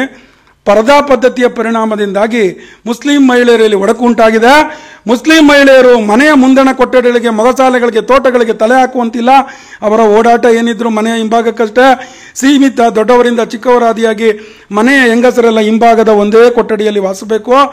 ಇವರ ಎದುರಿನಲ್ಲಿ ಪುರುಷ ವರ್ಗಕ್ಕೆ ಸೇರಿದ ಯಾವುದೇ ಸೇವಕ ಸುಳಿಯುವಂತಿಲ್ಲ. ಅದರ ಜೊತೆಗೆ ಇನ್ನೂ ಹೇಳ್ತಾ ಇಲ್ಲೊಂದು ಕಡೆ ಹೇಳ್ತಾರೆ, ಮುಸ್ಲಿಂ ಹೆಣ್ಣು ಮಗಳೊಬ್ಬಳು ಪರದಾ ಅಥವಾ ಈ ಏನದು ಅದಕ್ಕೇನು ಹೇಳ್ತೀವಿ ಬುರ್ಕಾ ಧರಿಸಿ ಓಡಾಡುವುದು ಭಾರತದಲ್ಲಿ ನೋಡಬಹುದಾದಂಥ ಅತ್ಯಂತ ದುರಾದೃಷ್ಟಕರ ನಡವಳಿಕೆಯಲ್ಲಿ ಒಂದು ಅಂತ ಬಾಬಾ ಸಾಹೇಬರು. ಇನ್ನು ಪೂರ್ತಿ ಇದೆ ಬಾಬಾ ಸಾಹೇಬ್ರು. ಅಂದರೆ ಸಮಾನತೆಯನ್ನು ಒಟ್ಟು ಸಮಾಜದ ಒಳಗೆ ಕಟ್ಕೊಡ್ಬೇಕು. ಹೇಗೆ ಕಟ್ಕೊಡ್ಬೇಕು ಅಂತ ಬಾಬಾ ಸಾಹೇಬ್ರು ಹೇಳಿದ್ರು ಅಂದರೆ, ಬದುಕಿರುವ ಎಲ್ಲರೂ ಧರ್ಮ ಮತ್ತು ಮತಗಳನ್ನು ಹೊರತುಪಡಿಸಿಯೂ ಕೂಡ ಹೆಣ್ಣು ಸಮಾನವಾಗಿರಬೇಕು ಅಂತ. ಆದರೆ ನಮ್ಮ ಪ್ರಗತಿಪರ ಬುದ್ಧಿಜೀವಿಗಳಿಗೆ ಮಹಿಳಾ ಸಮಾನತೆ ಅಂದರೆ ಅದು ಹಿಂದೂ ಧರ್ಮಕ್ಕೆ ಮಾತ್ರ ಸಮಾನತೆ, ಮಹಿಳಾ ಅಸಮಾನತೆ ಅಂದರೆ ಅದು ಹಿಂದೂ ಧರ್ಮಕ್ಕೆ ಮಾತ್ರ ಸಮಾನ, ಜಾತ್ಯತೀತತೆ ಅಂದರೆ ಅದು ಮಾತ್ರ ಅದು ಇಸ್ಲಾಂ, ಕ್ರೈಸ್ತ ಈ ರೀತಿಯ ಮತಗಳಿಗೆ ಸಂಬಂಧಪಟ್ಟದ್ದು. ಯಾಕೆ ಇನ್ನೆಷ್ಟು ದಿನದೊಳಗೆ ಬಾಬಾ ಸಾಹೇಬ್ ಅಂಬೇಡ್ಕರನ್ನು ಈ ರೀತಿ ಮುಚ್ಚಿ ಔತಿಟ್ಟು ಕೊಡುವಂಥ ಕೆಲಸ ಮಾಡ್ತಾ ಇದ್ದೀರಿ? ಲೇಖಕರು ಅದನ್ನು ತೆರೆದಿಡುವಂಥ ಕೆಲಸ ಮಾಡಿದ್ರೆ ಮತ್ತೊಮ್ಮೆ ಅವ್ರನ್ನ ನಾನು ಅಭಿನಂದಿಸ್ತೀನಿ. ಹಿಂಗೆ ಈ ಪುಟ ತುಂಬ ಹೇಳ್ತದೆ. ಮುಸ್ಲಿಮರಲ್ಲಿ ಅಸ್ತಿತ್ವದ ಈ ಕೆಡುಕುಗಳು ತುಂಬ ವ್ಯಥೆಪಡುವಂಥವು. ಆದರೆ ಅದಕ್ಕಿಂತ ಹೆಚ್ಚಿನ ವಿಷಾದ ಸಂಗತಿ ಎಂದರೆ ಇವುಗಳನ್ನು ನಿರ್ನಾಮಗೊಳಿಸಲು ಭಾರತೀಯ ಮುಸ್ಲಿಮರು ಸಾಮಾಜಿಕ ಬದಲಾವಣೆಯನ್ನು ತರುವಂಥ ಯಾವ ಕಾರ್ಯಕ್ರಮಗಳನ್ನು ಮಾಡ್ತಾ ಇಲ್ಲ. ಯಾಕೆ ಪುಸ್ತಕ ಪರಿಚಯ ಮಾಡಿ ಅಂದರೆ ಸುಧಾಕರ್ ಹೊಸಳ್ಳಿ ಮುಸ್ಲಿಮು, ಇಸ್ಲಾಮು ಏನಕ್ಕೆ ಬಾಬಾ ಸಾಹೇಬ್ ಅಂಬೇಡ್ಕರರ ಸಮಾನತೆಯ ಆಶಯವನ್ನು ಸಮಾಜ ಹೊಂದಬೇಕು ಅಂದರೆ ಅದು ಹಿಂದೂ ಬೇರೆ ಅಲ್ಲ, ಮುಸ್ಲಿಂ ಬೇರೆ ಅಲ್ಲ. ನೀವು ವಿಮರ್ಶೆ ಮಾಡುವಾಗ, ಸಂಶೋಧನೆ ಮಾಡುವಾಗ ಸಾಮೂಹಿಕ ಮತ್ತು ಸತ್ಯದ ನೆಲೆಗಟ್ಟಿನಲ್ಲಿ ನೀವು ವಿಮರ್ಶೆ ಮಾಡಬೇಕು. ಮತಕ್ಕೊಂದು ಧರ್ಮಕ್ಕೊಂದು ವಿಮರ್ಶೆ ಮಾಡಿದರೆ ಸಮಾಜನ ನೀವು ಯಾವ ಮಾದರಿಯಲ್ಲಿ ಒಟ್ಟುಗೂಡಿಸೋಕ್ಕೆ ಸಾಧ್ಯ? ಹಾಗಾಗಿ ಇದೆಲ್ಲ ಯಾಕೆ ನಿಮಗೆ ಇದನ್ನು ತೋರಿಸಿದೆ? ಬಾಬಾ ಸಾಹೇಬ್ ಅಂಬೇಡ್ಕರರ ಅಧಿಕೃತ ಬರವಣಿಗೆಯನ್ನು ಯಾಕೆ ನಾನು ತೋರಿಸಿದೆ? ನಿಮ್ಗೆ ಇಲ್ಲಿ ಮಾಧ್ಯಮ ಮಿತ್ರರು ಇದ್ದಾರೆ ಅಂದರೆ ಇಲ್ಲಿ ನೋಡಿ, ಇದೊಂದು ಹೇಳಿಕೆ ಓದಿ ಮುಂದೆ ಹೋಗ್ತೀನಿ. ವಿಜ್ಞಾನ ತನ್ನ ವೈರಿ ಎಂಬ ಇಸ್ಲಾಂನ ಭಾವನೆ ಅಚಲವಾದದ್ದು, ಹೀಗೆ ಅಚಲವಾಗಿ ಉಳಿದದ್ದು ತುಂಬ ಅಪಾಯಕರ. ಕೊನೆಯವರೆಗೆ ಇಸ್ಲಾಂ ತನ್ನ ಭಾವನೆಗೆ ಬದ್ಧವಾಗಿ ಉಳಿದದ್ದು ದುರಾದೃಷ್ಟಕರ. ಇದು ವಿಜ್ಞಾನಗಳನ್ನು ಘಾತಿಸಲು ಹೋಗಿ ತನ್ನನ್ನು ತಾನೇ ತಿವಿದುಕೊಂಡಿದೆ. ಸರ್, ಈ ಹೇಳಿಕೆಯನ್ನು ನಾನು ಯಾಕೆ ಹೇಳ್ತಾ ಇದ್ದೀನಿ ಅಂದರೆ, ಹಿಂದೂ ಧರ್ಮ ಶ್ರೇಷ್ಠವಾದದ್ದು, ಇಸ್ಲಾಂ ಶ್ರೇಷ್ಠವಲ್ಲ ಅಂತ ಹೇಳುವ ಯೋಚನೆ ನಂದಲ್ಲ. ಬಾಬಾ ಸಾಹೇಬ್ ಅಂಬೇಡ್ಕರ್ ಉದ್ದೇಶ ಸುಧರ್ಮ ಯಾವುದು, ಸುಮತ ಯಾವುದು ಅನ್ನೋದನ್ನು ಅವ್ರ ಸಂಶೋಧನೆ ಕೊಟ್ಟಿದೆ. ನಾವು ಕಟ್ಕೊಳ್ಬೇಕಾದದ್ದು, ಯುವಕರಿಗೆ ಕೊಡಬೇಕಾದದ್ದು, ಸಮಾಜ ಮುಟ್ಟಬೇಕಾದದ್ದು ಅಂಬೇಡ್ಕರರ ಸರಿ ದೃಷ್ಟಿಕೋನವನ್ನು. ಹಾಗಾಗಿ ಮುಂದೆ ಹೋಗ್ತೀನಿ. ಇಲ್ಲಿ ಬರೀತಾರೆ, ಕಮ್ಯುನಿಸ್ಟರನ್ನು ನಂಬದಿರಿ ಎಂದ ಅಂಬೇಡ್ಕರನ್ನು ನಂಬದ. ಅದು ಮುಂದೆ ಒಂದು ಸ್ಟೇಟ್ಮೆಂಟ್ ಇದೆ, ನಾನು ಹೇಳೋದಿಲ್ಲ, ಎಲ್ರಿಗೂ ಅದು ಗೊತ್ತಿದೆ. ಯಾರು ಅಂಬೇಡ್ಕರನ್ನು ನಂಬಲಿಲ್ಲ ಅಂಥೇಳಿ, ಆಯಿತಾ? ಇಲ್ಲಿ ನೋಡಿ, ಢಾಂಗೆ ಅಂತ ಇಲ್ಲಿ ಪ್ರವೀಣ್ ಕುಮಾರ್ ಮಾವಿನ ಕಡೆ ಎಲ್ಲ ಇರಬೇಕು. ನಾವು ಅವಿತಿಟ್ಟ ಅಂಬೇಡ್ಕರ್ ಕೃತಿ ಬರೆಯುವ ಸಂದರ್ಭಕ್ಕೆ ಒಂದು ಹುಡುಕಿದ್ವಿ, ಒಂದು ದಾಖಲೆ. ನಿಮ್ಗೆ ಆಶ್ಚರ್ಯ ಆಗ್ಬೋದು. ಯಾವ ಕಮ್ಯುನಿಸ್ಟರು, ಯಾವ ಎಂಥದ್ದು ಪ್ರಗತಿಪರರು ಅಂತ ಹೇಳಿಕೊಳ್ಳುವಂಥ ಹೋರಾಟಗಾರರ ಎಲ್ಲ ಮುಖ್ಯ ಒಂದು ಆದರ್ಶ ಜ್ವಾಲೆ, ಭಾವಚಿತ್ರ ಎಲ್ಲವೂ ಕೂಡ ತನು ಮನ ಧನ ಎಲ್ಲವೂ ಬಾಬಾ ಸಾಹೇಬ್ ಅಂಬೇಡ್ಕರ್ ಅಂತ ಹೇಳ್ತೀವೋ, ಅಂತ ಕಮ್ಯುನಿಸ್ಟರ ಮುಖ್ಯಸ್ಥ ಆದಿಸ್ಥಾಪಕನಲ್ಲಿ ಒಬ್ಬನಾದ ಢಾಂಗೆ ಬಾಬಾ ಸಾಹೇಬ್ ಅಂಬೇಡ್ಕರ್ ಚುನಾವಣೆ ಸಂದರ್ಭಕ್ಕೆ ಒಂದು ಕರಪತ್ರ ಹೊರಡಿಸಿರ್ತಾರೆ. ಆ ಕರಪತ್ರ ಏನು ಹೇಳ್ತದೆ ಅಂದರೆ, ಬಾಬಾ ಸಾಹೇಬ್ ಅಂಬೇಡ್ಕರ್ ಅಂದರೆ ಬಾಬಾ ಸಾಹೇಬ್ ಅಂಬೇಡ್ಕರ್ ಅಂತ ಅವ್ರು ಉಲ್ಲೇಖ ಮಾಡೋದಿಲ್ಲ, ಅಂಬೇಡ್ಕರ್ ರಾಷ್ಟ್ರದ್ರೋಹಿ. It was a official document. ಅದನ್ನು ಉಲ್ಲೇಖ ಮಾಡಿ ದಾಖಲು ಮಾಡಿ ಮನೆ ಮನೆಗೆ ಹಂಚ್ತಾರೆ. ಅಂದರೆ ಅಂಬೇಡ್ಕರ್ಗೆ ಸೋಲಾಗಿದ್ದು ಇದೊಂದೇ ಕಾರಣಕ್ಕೆ ಅಂದರೆ ಅಲ್ಲ. ಅಂಬೇಡ್ಕರ್ನ ಸೋಲಿಸಿದ್ಯಾರು, ಯಾಕೆ ಸೋಲಿಸಿದ್ರು, ಅದಕ್ಕೆ ಎಷ್ಟು ಮಾದರಿಗಳನ್ನು ಬಳಸಿದ್ರು, ಮಾಡೆಲ್ ಆಫ್ ಇದು ಟೂಲ್ಸ್, ಅದು ಸಮಾಜಕ್ಕೆಲ್ಲ ಗೊತ್ತಿದೆ. ಇದು ಯಾಕೆ ಹೇಳಿದೆ ಅಂದರೆ, ಕಮ್ಯುನಿಸ್ಟರನ್ನು ನಂಬೇಡಿ ಅಂತ ಹೇಳೋದು ನಾನು ಜಿ.ಬಿ. ಲೋಕನಾಥ್ ಸರ್ ಅಲ್ಲ. ಕಮ್ಯುನಿಸ್ಟರನ್ನು ನಂಬೇಡಿ ಅಂತ ಹೇಳಿದ್ದು ಬಾಬಾ ಸಾಹೇಬ್ ಅಂಬೇಡ್ಕರ್. ಯಾಕೆ ನಂಬಾರ್ದು ಅಂತ ಅವ್ರ ಕೃತಿ, ಅವರು ರಷ್ಯಾದ ಬಗೆಗೆ ಅಥವಾ ಚೀನಾದ ಪಂಚಶೀಲ ತತ್ವಗಳನ್ನು ಒಪ್ಪುವ ಬಗೆಗೆ ಎಂಥ ವಿರೋಧವನ್ನು ಒಳಗೊಂಡಿದ್ರು ಅಂತ ಜಿ.ಬಿ. ಇಲ್ಲಿ ಬಹಳ ಚೆನ್ನಾಗಿ ಬರೀತಾರೆ. ಇಲ್ಲಿ ನೋಡಿ, ಧನಂಜಯ್ ಕೀರ್ ಅವರು ಅಂದರೆ ಅವ್ರ ಬಗ್ಗೆ ಬರೆದ ಬಹಳ ದೊಡ್ಡ ಚಿಂತಕ. Doctor Ambedkar life and mission ಕೃತಿನಲ್ಲಿ ಅವ್ರು ಎಷ್ಟು ಚೆನ್ನಾಗಿ ಹೇಳಿದ್ರೆ, ಭಾರತದ ಪ್ರಧಾನಿಗಳು ಪಂಚಶೀಲ ತತ್ವವನ್ನು ಅವಲಂಬಿಸಬಾರದು. ನಾವೆಲ್ಲ ಇನ್ನೂ ಹೇಳ್ತಾ ಇರೋದು, ನೆಹರೂರವರು ಪಂಚಶೀಲ ತತ್ವವನ್ನು ಜಾರಿಗೆ ತಂದ ಕಾರಣಕ್ಕಾಗಿ ಇಡೀ ಭಾರತದ ಅಭಿವೃದ್ಧಿ. ನನಗೆ ಗೊತ್ತಾದದ್ದು ಬಾಬಾ ಸಾಹೇಬರಿಗೆ ಗೊತ್ತಾಗಲ್ಲ ಅನ್ನುವಷ್ಟು ಸಣ್ಣತನ ನಮ್ದಾಗ್ತದೆ. ಬಾಬಾ ಸಾಹೇಬ್ ಅಂಬೇಡ್ಕರ್ ಲಿಖಿತವಾಗಿ ಹೇಳಿದ್ದಾರೆ, ಪಂಚಶೀಲ ತತ್ವವನ್ನು ನಾನು ಒಪ್ಪೋದಿಲ್ಲ. ನಾನು ಅಂದರೆ ಬಾಬಾ ಸಾಹೇಬ್ ಅವರು ಹೀರೋಯಿಸಮ್ ಒಪ್ಪೋದಿಲ್ಲ ಅಂತ ಹೇಳಿದ್ರೆ, ನಾನು ಅಂದರೆ ನನ್ನ ಸಂಶೋಧನೆ, ದಾಖಲೆ, ಆಧಾರ. ಯಾಕಂದರೆ ಬಾಬಾ ಸಾಹೇಬ್ ಈ was A known as A famous economist in the world. ಒಬ್ಬ ಶ್ರೇಷ್ಠ ಆರ್ಥಿಕ ತಜ್ಞ. ಇದು ಬೇಡ ಅಂತ ಹೇಳಿದ್ರು ಅಂತ. ರಷ್ಯಾದ ಬಗ್ಗೆ ಅವರು ಎಷ್ಟರ ಮಟ್ಟಿಗೆ ಅಂದರೆ ರಷ್ಯಾದ ಚಿಂತನೆಯನ್ನು ಒಪ್ಪಲೇಬಾರದು ಅಂತ ಅವರು ಬಾಬಾ ಸಾಹೇಬ್ ಅಂಬೇಡ್ಕರ್ ಉಲ್ಲೇಖ ಮಾಡ್ತಾ, ರಷ್ಯಾದ ಸಮಾನತೆಯೋ ಸ್ವಾತಂತ್ರ್ಯವೋ, ಅದು ಸಮಾನತೆ ಮತ್ತು ಸ್ವಾತಂತ್ರ್ಯದ ಆಶೆಯನ್ನು ಹೊಂದಿಲ್ಲ, ವ್ಯಕ್ತಿಗಳನ್ನು ನುಂಗುವ ಪ್ರವೃತ್ತಿಯನ್ನು ಇದು ಒಳಗೊಂಡಿದೆ ಅಂತ ಲೇಖಕರು ಬರೀತಾರೆ. ಇಲ್ಲೊಂದು ಬರೆದಿದ್ದಾರೆ. ಈ ಚಿಂತನೆಗೆ ನನಗೆ ಲೇಖಕರ ಆಲೋಚನೆ ನನಗೆ ವೈಯಕ್ತಿಕವಾಗಿ ನನಗೆ ಒಪ್ಪೋದಿಲ್ಲ. ಅವ್ರೇನು ಬರೆದಿದ್ದಾರೆ, ಅವರು ಈ ಚಿಂತಕ ಕ್ರೊನಾಲ್ಡ್ ಎಲೆಟ್ಸ್ ಅನ್ನುವರು ಅಂಬೇಡ್ಕರ್ ಟ್ರೂ ಆರ್ಯನ್ ಅನ್ನೋದು ಬರೆದಿದ್ರು. ನನಗೂ ಕೂಡ ಅಂಬೇಡ್ಕರ್ ಒಬ್ಬ ಶ್ರೇಷ್ಠ ಆರ್ಯ ಆಗಿದ್ರು ಅನ್ನುವುದು ಅನಿಸುತ್ತೆ ಅಂತ ಲೇಖಕರು ಬರೆದಿದ್ದಾರೆ. ಇದಕ್ಕೆ ನನ್ನ ವಿರೋಧ ಇದೆ. ಏನಂದರೆ, ಕೃತಿಯ ನಮ್ಮವ್ರದ್ದು ನನ್ನವ್ರದ್ದು ಪರಿಚಿತರ್ತು ಅಂತ ಎಲ್ಲವನ್ನೂ ಒಪ್ಪಿದರೆ ಅಂಬೇಡ್ಕರ್ಗೆ ಮಾಡುವ ಅವಮಾನ ಅದು. ಈ ಕೃತಿ ಬರೀಲಿಕ್ಕೆ ಜಿ.ಬಿ. ಪಟ್ಟ ಶ್ರಮ ಅನನ್ಯವಾದದ್ದು. ನಾನು ಯಾಕೆ ಈ ಹೇಳಿಕೆಯನ್ನು ಪುಟ 22ನಲ್ಲಿರುವ ಹೇಳಿಕೆಯನ್ನು ಯಾಕೆ ವಿರೋಧಿಸ್ತೀನಿ ಅಂದರೆ, ಬಾಬಾ ಸಾಹೇಬ್ ಅಂಬೇಡ್ಕರ್ರು ಆರ್ಯ ಅನಾರ್ಯ ಅನ್ನುವ ಚಿಂತನೆಯನ್ನು ಅತ್ಯಂತ ಸಾರ ಸಗಟಾಗಿ ಗಟ್ಟಿಯಾಗಿ ವಿರೋಧಿಸೋದಲ್ಲ, ತಿರಸ್ಕರಿಸಿದರು. ಅವ್ರು ಹೇಳ್ತಾರೆ ಒಂದು ಕಡೆ, ಅವ್ರು ಉಲ್ಲೇಖ ಮಾಡ್ತಾರೆ, ಸರ್, ಆರ್ಯ ಮತ್ತು ದ್ರಾವಿಡ ಅನ್ನುವ ಕಲ್ಪನೆ ಎಂದೋ ಸತ್ತು ಹೋಗಬೇಕಾಗಿದ್ದ ಚಿಂತನೆ. ಕ್ಷುಲ್ಲಕ ಪಾಶ್ಚಾತ್ಯ ಆಧಾರಗಳನ್ನು ಉಲ್ಲೇಖ ಮಾಡಿ ಆರ್ಯ ದ್ರಾವಿಡ ಎಂಬ ಚಿಂತನೆಯನ್ನು ಹುಟ್ಟು ಹಾಕಿದ್ದಾರೆ. ಇದು ತೊಲಗಬೇಕೆನ್ನುವುದಕ್ಕೆ ಋಗ್ವೇದದಲ್ಲಿ ಆಧಾರ ಇದೆ ಅಂತ ಹೇಳ್ತಾರೆ. ಯಾವುದರಲ್ಲಿ? ಋಗ್ವೇದದಲ್ಲಿ. ಆರ್ಯ ಅನಾರ್ಯ ಅಂತ ಇವತ್ತಿಗೂ ಇದೆ ಸರ್, ಇವತ್ತಿಗೂ ದೊಡ್ಡ ಡಿಬೇಟ್ ಇದೆ. ಆರ್ಯ ದ್ರಾವಿಡ, ಆರ್ಯ ಅನಾರ್ಯ.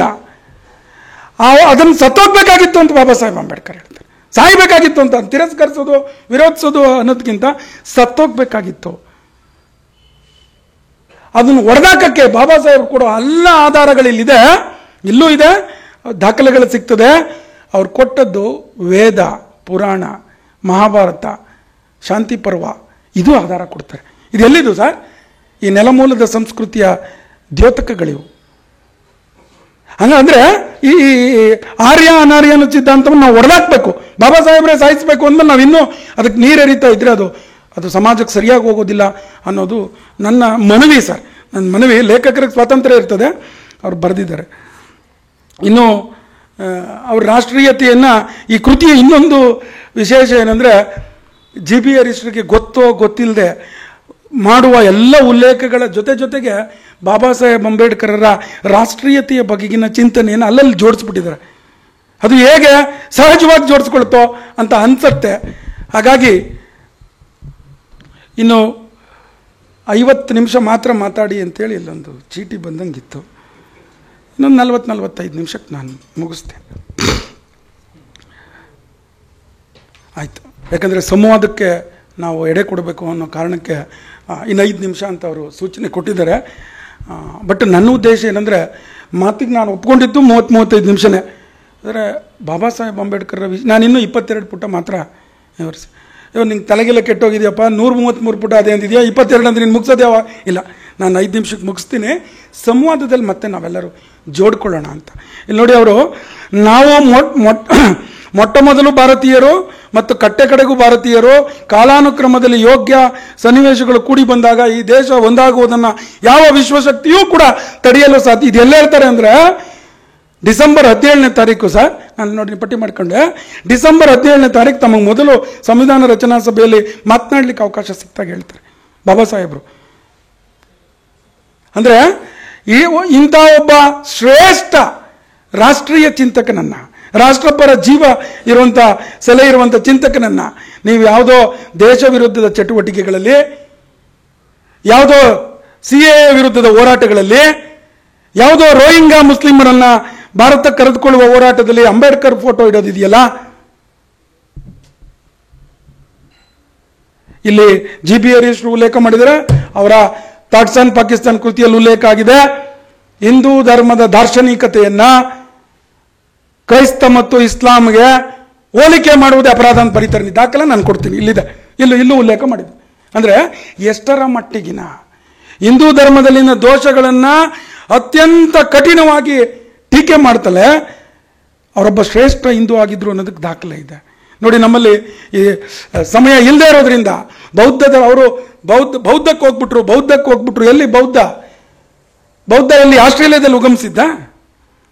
ಬುದ್ಧನಿಗೆ ಜ್ಞಾನೋದಯ ಆದದ್ದು ಜೆರೂಸಲೇಮ್. ಈ ನೆಲದ ಒಳಗಿನ ಸುಚಿಂತನೆಯನ್ನು ಒಳಗೊಂಡಂಥ ಬೌದ್ಧ ಚಿಂತನೆಯನ್ನು ಅವರು ಒಳಗೊಂಡಿದ್ರು. ಆದರೂ ನಾನು ನಿಮಗೊಂದು ಇಲ್ಲೆಲ್ಲ ಮಾಧ್ಯಮ ಮಿತ್ರರು ಇರೋದ್ರಿಂದ ಅನೌನ್ಸ್ ಮಾಡ್ತೇನೆ, ಕೇವಲ 56 ದಿನಗಳಿಗೆ ಮಾತ್ರ ಅವರು ಬೌದ್ಧ. ಬಾಬಾ ಸಾಹೇಬ್ ಅಂಬೇಡ್ಕರ್ ಸಾಧನೆ ಮಾಡಿದ್ದೆಲ್ಲವೂ ಕೂಡ ಹಿಂದೂ ಆಗಿ. ನಿಮ್ಗೆ ನೆನ್ಪಿಟ್ಕೊಳ್ಳಿ, ಬಾಬಾ ಸಾಹೇಬ್ ಅಂಬೇಡ್ಕರ್ ಈ ದೇಶಕ್ಕೆ, ಈ ಜಗತ್ತಿಗೆ ಮಾದರಿಯಾದ ಸಂವಿಧಾನ ಕೊಟ್ಟದ್ದು ಒಬ್ಬ ಹಿಂದೂ ಆಗಿ. ಮುಸ್ಲಿಂ ಲೀಗ್ ಸಂವಿಧಾನ ರಚನಾ ಸಭೆಯ ಕಾರ್ಯಕ್ಕೆ ಒಳಗೆ ಬರಲಿಲ್ಲ. ಬಾಬಾ ಸಾಹೇಬ್ ಅದರ ಕುರಿತು ಬಹಳ ಕಠಿಣವಾಗಿ, ಬಹಳ ರಿಕ್ವೆಸ್ಟಿಂಗ್ ಮೂಡಲ್ಲಿ ಹೇಳ್ತಾರೆ, ಬರೋದಿಲ್ಲ. ಆರ್ಟಿಕಲ್ 370 ತೆಗೆದಾಕ್ಬಿಟ್ವಿ ಅಂತ ಕೇಂದ್ರ ಸರ್ಕಾರ ಕ್ರೆಡಿಟ್ ತಗೊಂಡಿದೆ. ಇವತ್ತೇನಾದರೂ ಆರ್ಟಿಕಲ್ 370 ರದ್ದಾಗಿದ್ರೆ ಅದನ್ನು ತೆಗೆದಿದ್ದು ಪೂಜ್ಯ ಬಾಬಾ ಸಾಹೇಬ್ ಅಂಬೇಡ್ಕರ್. ನೀವು ಇದನ್ನು ದಾಖಲು ಮಾಡ್ಬೋದು. ಅರೆ ಬಾಬಾ ಸಾಹೇಬ್ ಅಂಬೇಡ್ಕರ್ ಇರಲೇ ಇಲ್ಲ 370 ಆರ್ಟಿಕಲ್ನ 2019 ಹೆಂಗ್ರಿ ತೆಗಿತಾರೆ ಅಂದರೆ, ಬಾಬಾ ಸಾಹೇಬ್ ಅಂಬೇಡ್ಕರ್ಗೆ ನೀವು ಆರ್ಟಿಕಲ್ 370 ಜೋಡಿಸುವ ಮೂಲಕ ಇಲ್ಲಿ ಬರೀತಾರೆ, ಹರೀಶ್ ಬರೀತಾರೆ ಕಾಶ್ಮೀರದ ವಿಷಯ ಜೋಡಿಸಬೇಕು ಅಂತ ಹೇಳಿದಾಗ ಅವರು ಅಬ್ದುಲ್ಲನ್ ಕೇಳ್ತಾರೆ, ನೀವು ನಿಮ್ಮ ನೆಲವನ್ನ ಗಡಿಯನ್ನ ಭಾರತ ಕಾಯಬೇಕು ಅಂತ ಹೇಳ್ತೀರಿ, ನಿಮಗೆ ರಿಸೋರ್ಸ್ ಅನ್ನ ಭಾರತ ಸರ್ಕಾರ ಕೊಡಬೇಕು ಅಂತ ಹೇಳ್ತೀರಿ, ಕಾಶ್ಮೀರಿಯರಿಗೆ ಭಾರತದ ಎಲ್ಲ ಭಾಗಗಳಲ್ಲೂ ಕೂಡ ಸಮಾನತೆ ಬೇಕು ಅಂತ ಹೇಳ್ತೀರಿ, ಆದ್ರೆ ಈ ಉಳಿದ ಭಾರತೀಯರಿಗೆ ಕಾಶ್ಮೀರದಲ್ಲಿ ಅಸ್ಪೃಶ್ಯತೆಯನ್ನು ತೋರಿಸ್ತಾ ಇದ್ದೀರಾ. ಇಂಥ ನಾನೊಬ್ಬ ಭಾರತದ ಕಾನೂನು ಮಂತ್ರಿಯಾಗಿ ಈ ವಿಧಿಯನ್ನು ಸೇರಿಸಿ ಭಾರತೀಯರಿಗೆ ಅನ್ಯಾಯ ಮಾಡೋದಿಲ್ಲ ಅಂತ ಹೇಳ್ತಾರೆ ಬಾಬಾ ಸಾಹೇಬ್. ಆದರೆ ಅವತ್ತು ಗೋಪಾಲ್ ಸ್ವಾಮಿ ಅಯ್ಯಂಗಾರ ಒಂದು ಕೈಯಲ್ಲಿ ಈ ಆಬ್ಸೆಂಟ್ ಆಫ್ ಅಂಬೇಡ್ಕರ್, ಸಂವಿಧಾನ ಶಿಲ್ಪಿ ಸಂವಿಧಾನ ರಚನಾ ಸಭೆಯಲ್ಲಿ ಇಲ್ಲದ ದಿವಸದಲ್ಲಿ ಆರ್ಟಿಕಲ್ 370 ಇನ್ಪುಟ್ ಮಾಡಿಸಿರ್ತಾರೆ. ಆದರೆ ನಿಮ್ಗೆ ನೆನಪಿರಲಿ, ಇವತ್ತು ಅಂಬೇಡ್ಕರ್ ಹೇಗೆ ಅದನ್ನು ತೆಗೆದ್ರು ಅಂದರೆ, ಯಾವ ಆರ್ಟಿಕಲ್ 370 ನಾನು ನಿಮಗೆ ಹಾಕೋದಿಲ್ಲ ಅಂತ ಹೇಳಿದ್ರು ಅಂತ ಆರ್ಟಿಕಲ್ 370ಗೆ ಸಬ್ ಕ್ಲಾಸ್ 3 ಜೋಡಿಸ್ತಾರೆ. ಏನೇ ಇರುತ್ತೆ ಸಬ್ ಕ್ಲಾಸ್ 3 ಅಂದರೆ, ಸಂವಿಧಾನದಲ್ಲಿ ಏನೇ ಇದ್ದಾಗಿಯೂ ರಾಷ್ಟ್ರಪತಿಯವರ ಅಂಕಿತ ಮತ್ತು ಒಪ್ಪಿಗೆಯ ಆಧಾರದ ಮೇಲೆ ಅದನ್ನು ರದ್ದುಪಡಿಸಬಹುದು.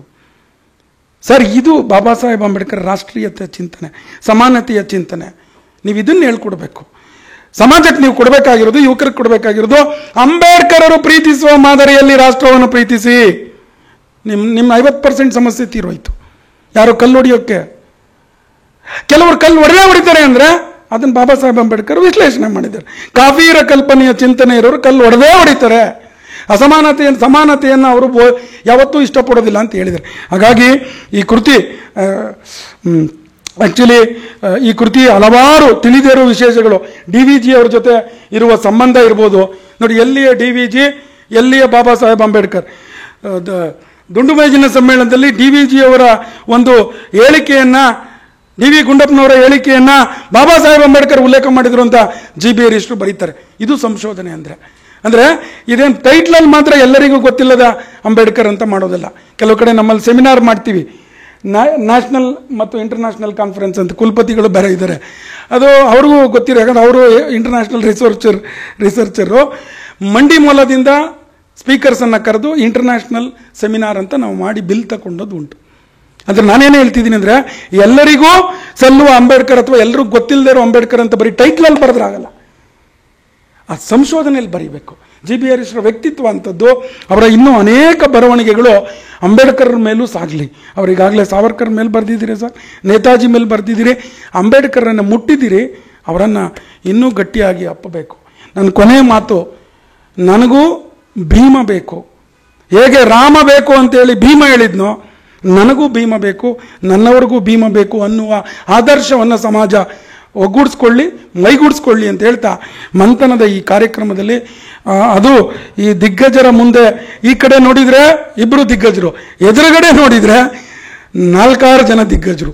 ಈ ನಡುವೆ ಏನೇನು ಹೇಳಿದ್ನೋ, ಏನೇನು ತಪ್ಪಾಯ್ತೋ, ಏನು ಹೇಳಬಾರ್ದು ಹೇಳಿದ್ನೋ ಅಂತೇಳಿ ಮನೆಗೆ ಹೋಗಿ ನಾನು ಮಂಥನ ಮಾಡ್ಕೊಳ್ಬೇಕಾದ ಅನಿವಾರ್ಯತೆ ಅಂತ ತಿಳ್ಕೊಳ್ತಾ, ಕೆಲವು ಸಂದರ್ಭದಲ್ಲಿ ನಮ್ಮ ಹಳ್ಳಿನಲ್ಲಿ ಇಲ್ಲಿ ನಮ್ಮ ಕೃಷ್ಣಕುಮಾರ್ ಸರ್ ಬಂದವರು, ಅವ್ರು ಯಾವಾಗಲೂ ಹಳ್ಳಿ ಅವ್ರದ್ದೊಂದು ಭಾಷೆ, ಅವ್ರ ಜಿಯೋಗ್ರಫಿ ಲೆಕ್ಚರ್, ಅವ್ರು ಹೇಳ್ತಿರ್ತಾರೆ ಹಳ್ಳಿ ಮಾತು. ಈ ಒಂದು ಮಗನಿಗೆ ತಂದೆ ಈ ಏರ್ ಉಳಕ್ಕೆ ಕೊಡ್ತಾರೆ, ಗೊತ್ತಿರುತ್ತೆ ಅಪ್ಪನಿಗೆ ಇವನಿಗೆ ಏರ್ ಉಳಕ್ಕೆ ಬರೋದಿಲ್ಲ ಅಂತ. It was A training period. ನೀನು ಮುಂದೆ ಇಂಥದ್ದೊಂದು ಗುರಿ ನೀನು ಸಾಧಿಸಬೇಕು, ಈ ನೆಲವನ್ನು ನೀನು ಉತ್ತು ಫಸಲ್ ಬೆಳಿಬೇಕು ಅನ್ನೋದಕ್ಕೆ ಆ ರೀತಿ ಮಗನನ್ನು ಟ್ರೈನ್ ಮಾಡೋಕೆ ಮಾಡಿರ್ತಾರೆ. ನನಗೇನೋ ಮಂಥನ ಈ ರೀತಿ ನೀನು ಈ ನೆಲ ಉಳುವ ಕೆಲಸವನ್ನು, ಈ ಪುಸ್ತಕವನ್ನು ಉಳುವ ಕೆಲಸವನ್ನು ಮಾಡಿ ಅಂತ ಅವಕಾಶ ಕೊಟ್ಟಿದ್ರು ಅಂತ ಭಾವಿಸಿ ಅವಕಾಶಕ್ಕೆ ಹೊಂದಿಸಿ ನಾನು ಮಾತು. ಪುಸ್ತಕದ ಕಿರುಪರಿಚಯ ಅಂತ ಹೇಳಿ ಎಲ್ಲಿ ಲೋಪವೆಸಗಿದಿನೋ ಅಂತ ನನಗೆ ಸಹಜವಾಗಿ ಆತಂಕ ಆಯಿತು. ಆದರೆ 100ಕ್ಕೂ ಹೆಚ್ಚಿನ ರೆಫರೆನ್ಸಸ್ ಉಳ್ಳ ಇಂಥ ಸೀರಿಯಸ್ ರಿಸರ್ಚ್ ವರ್ಕ್ನ 1 ಗಂಟೆಲಾಗಲಿ ಅಥವಾ 1 ದಿನದಲ್ಲಾಗಲಿ ಪರಿಚಯ ಮಾಡಿಕೊಡೋದು ವಿಸ್ತೃತವಾಗಿ ಸಾಧ್ಯ ಆಗಲಾರ್ದು. ಹಾಗಾಗಿ ಇಷ್ಟು ಕಡಿಮೆ ಅವಧಿಯಲ್ಲಿ ಇದರ ಆಳ ಅಗಲ ಪರಿಚಯಿಸಿದ ಡಾಕ್ಟರ್ ಸುಧಾಕರ್ ಹೊಸಳ್ಳಿ ಅವರಿಗೆ ನನ್ನ ಧನ್ಯವಾದಗಳನ್ನು ಸಲ್ಲಿಸುತ್ತಾ, ಈಗ ಪುಸ್ತಕದ ಲೇಖಕರಾದ ಡಾಕ್ಟರ್ GB ಹರೀಶ್ ಅವರನ್ನು ಈ ಕಾರ್ಯಕ್ರಮವನ್ನು ಉದ್ದೇಶಿಸಿ ಮಾತನಾಡಬೇಕೆಂದು ಕೇಳಿಕೊಳ್ಳುತ್ತೇನೆ. ಓಂ ತತ್ಸತ್. ಸಭೆಗೆ ನಮಸ್ಕಾರ. ವೇದಿಕೆ ಮೇಲಿರುವ ಮೈಸೂರು ವಿಶ್ವವಿದ್ಯಾನಿಲಯದ ಮಾನ್ಯ ಕುಲಪತಿಗಳಾದ ಪ್ರೊಫೆಸರ್ NK ಲೋಕನಾಥ್ ಅವರೇ, ಸ್ನೇಹಿತರು, ಸಂವಿಧಾನ ತಜ್ಞರು, ರಾಜ್ಯಶಾಸ್ತ್ರದ ಪ್ರೊಫೆಸರ್ ಆದಂಥ ಡಾಕ್ಟರ್ ಸುಧಾಕರ್ ಹೊಸಳ್ಳಿ ಅವರೇ, ವೇದಿಕೆಯ ಮುಂಭಾಗದಲ್ಲಿ ಮೈಸೂರಿನ ಅನೇಕ ಗಣ್ಯರು, ತುಂಬ ದೀರ್ಘಕಾಲದ ಸ್ನೇಹಿತರು, ಹಳೆ ಪರಿಚಿತರು ಎಲ್ಲ ಇದ್ದಾರೆ. ನಮ್ಮ ದಿವಾಕರ್ ಹೆಗ್ಡೆ ಅವರಿದ್ದಾರೆ, ಬೇರೆ ಬೇರೆಯವರಿದ್ದಾರೆ, ಇನ್ನೂ ಕೆಲವರೆಲ್ಲ ಬರ್ತಾ ಇದ್ದೀನಿ ಅಂತ ಮೆಸೇಜ್ ಮಾಡಿದ್ರು. ನಾನು ಮೈಸೂರಿನಲ್ಲಿ 4 ವರ್ಷ ಇದ್ದೆ. ಮತ್ತು ಸಂತೋಷವಾಗಿ ಹೇಳಬೇಕಾದ್ದು ಅಂದರೆ, ಭೈರಪ್ಪನವ್ರ ಕಾದಂಬರಿಗಳಾದಮೇಲೆ ಮತ್ತೆ ಮೈಸೂರಿನ ಸಾಹಿತ್ಯದಲ್ಲಿ ಪಾಸಿಟಿವ್ ಆಗಿ ನಾನು ಈ ವರ್ಷ ದಾಖಲು ಮಾಡಿದ್ದೀನಿ. ನಾವಿರ್ತೀವಿ, ನಾವು ಹೊರಟೋಗ್ತೀವಿ, ಇಲ್ಲಿರೋರೆಲ್ಲರೂ ಒಂದು ದಿವಸ ಈ ಜಗತ್ತಿಂದ ಹೋಗ್ತೀವಿ. ಸಾಹಿತ್ಯ ಕೃತಿಯಲ್ಲಿ ನಾಳೆ ಕೆರೆ ಒತ್ತುವರಿಯಾಗಿ ಕುಕ್ರಳ್ಳಿ ಕೆರೆನೂ ಸಣ್ಣ ಆಗ್ಬೋದು, ಗೊತ್ತಿಲ್ಲ. ಅದು ಯೂನಿವರ್ಸಿಟಿ ಮತ್ತು ಕ್ರಾಫರ್ಡ್ ಹಾಲ್ ಮಧ್ಯೆ ಇದೆ, ಗೊತ್ತಿಲ್ಲ. ಮಧ್ಯದಲ್ಲಿ ಇನ್ನೂ ಕೆಲವು ಏರಿಯಾಗಳಿದೆ. ನಾನು ಇಲ್ಲಿದ್ದವನಾದ್ರಿಂದ ಸಾಕಷ್ಟು ಗೊತ್ತು.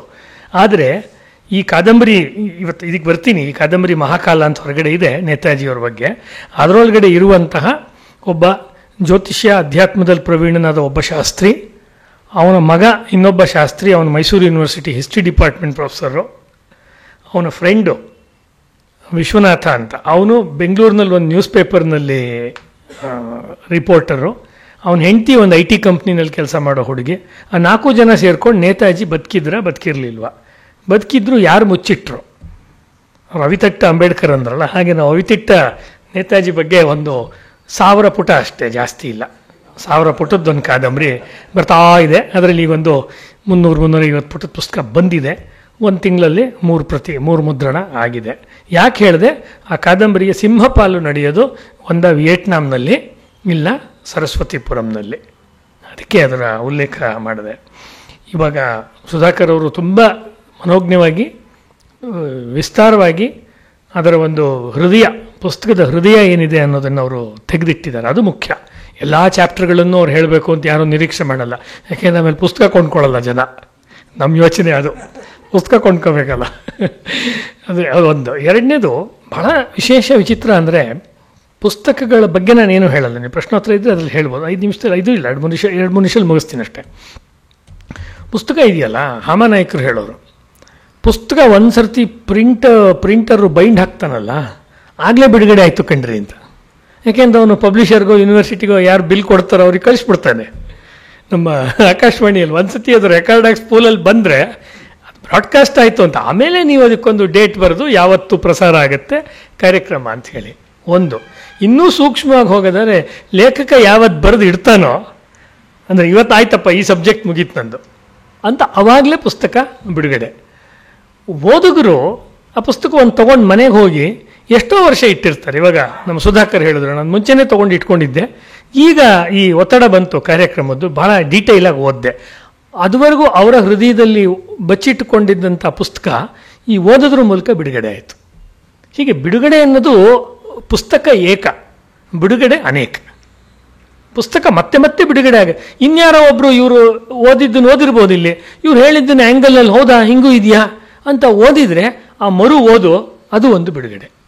ಹೀಗೆ ನಮ್ಮ ಬಾಲ್ಯದಲ್ಲಿ ಅಂಬೇಡ್ಕರ್ನ ಓದೋದು ಬೇರೆ, ತಾರುಣ್ಯದಲ್ಲಿ ಓದೋದು ಬೇರೆ, ನಮ್ಮ ವೃದ್ಧಾಪ್ಯದಲ್ಲಿ ಅಥವಾ ನಮ್ಮ ಅನುಭವ ಮಾಗಿದಂತೆ, ಸಮಾಜವನ್ನು ನೋಡ್ತಾ ಹೋದಂತೆ ನಮ್ಮ ಅನುಭವಗಳು ವ್ಯತ್ಯಾಸವಾಗುತ್ತೆ. ಇರುವ ಅಂಬೇಡ್ಕರ್ ಮತ್ತು ತೋರಿಸಿಕೊಳ್ಳುತ್ತಿರುವ ಅಂಬೇಡ್ಕರ್ ಎರಡು ಬೇರೆ.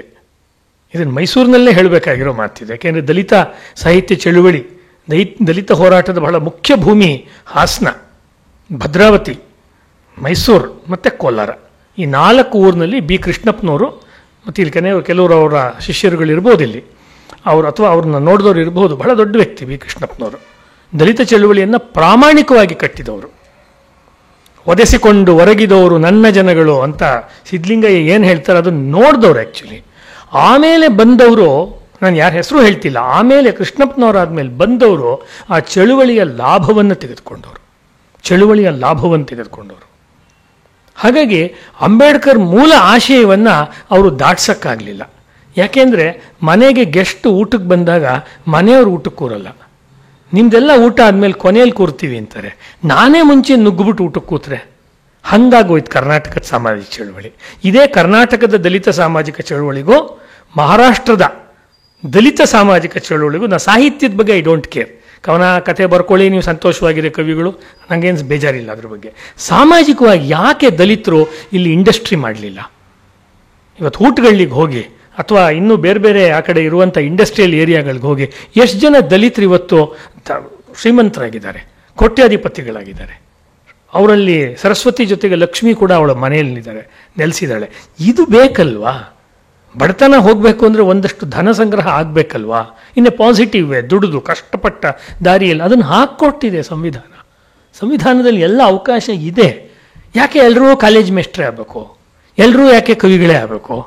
ಭೈರಪ್ಪನವ್ರು ಒಂದು ಸತಿ ಹೇಳಿದ್ರು, ಸರ್ ನಿಮ್ಮ ಜೀವನದ ಆಸೆ ಏನು ಅಂತ. ಇದು ಹೇಳಿ ನಿಲ್ಲಿಸ್ತೀನಿ. ನಿಮ್ಮ ಜೀವನದ ಆಸೆ ಏನು ಅಂತ.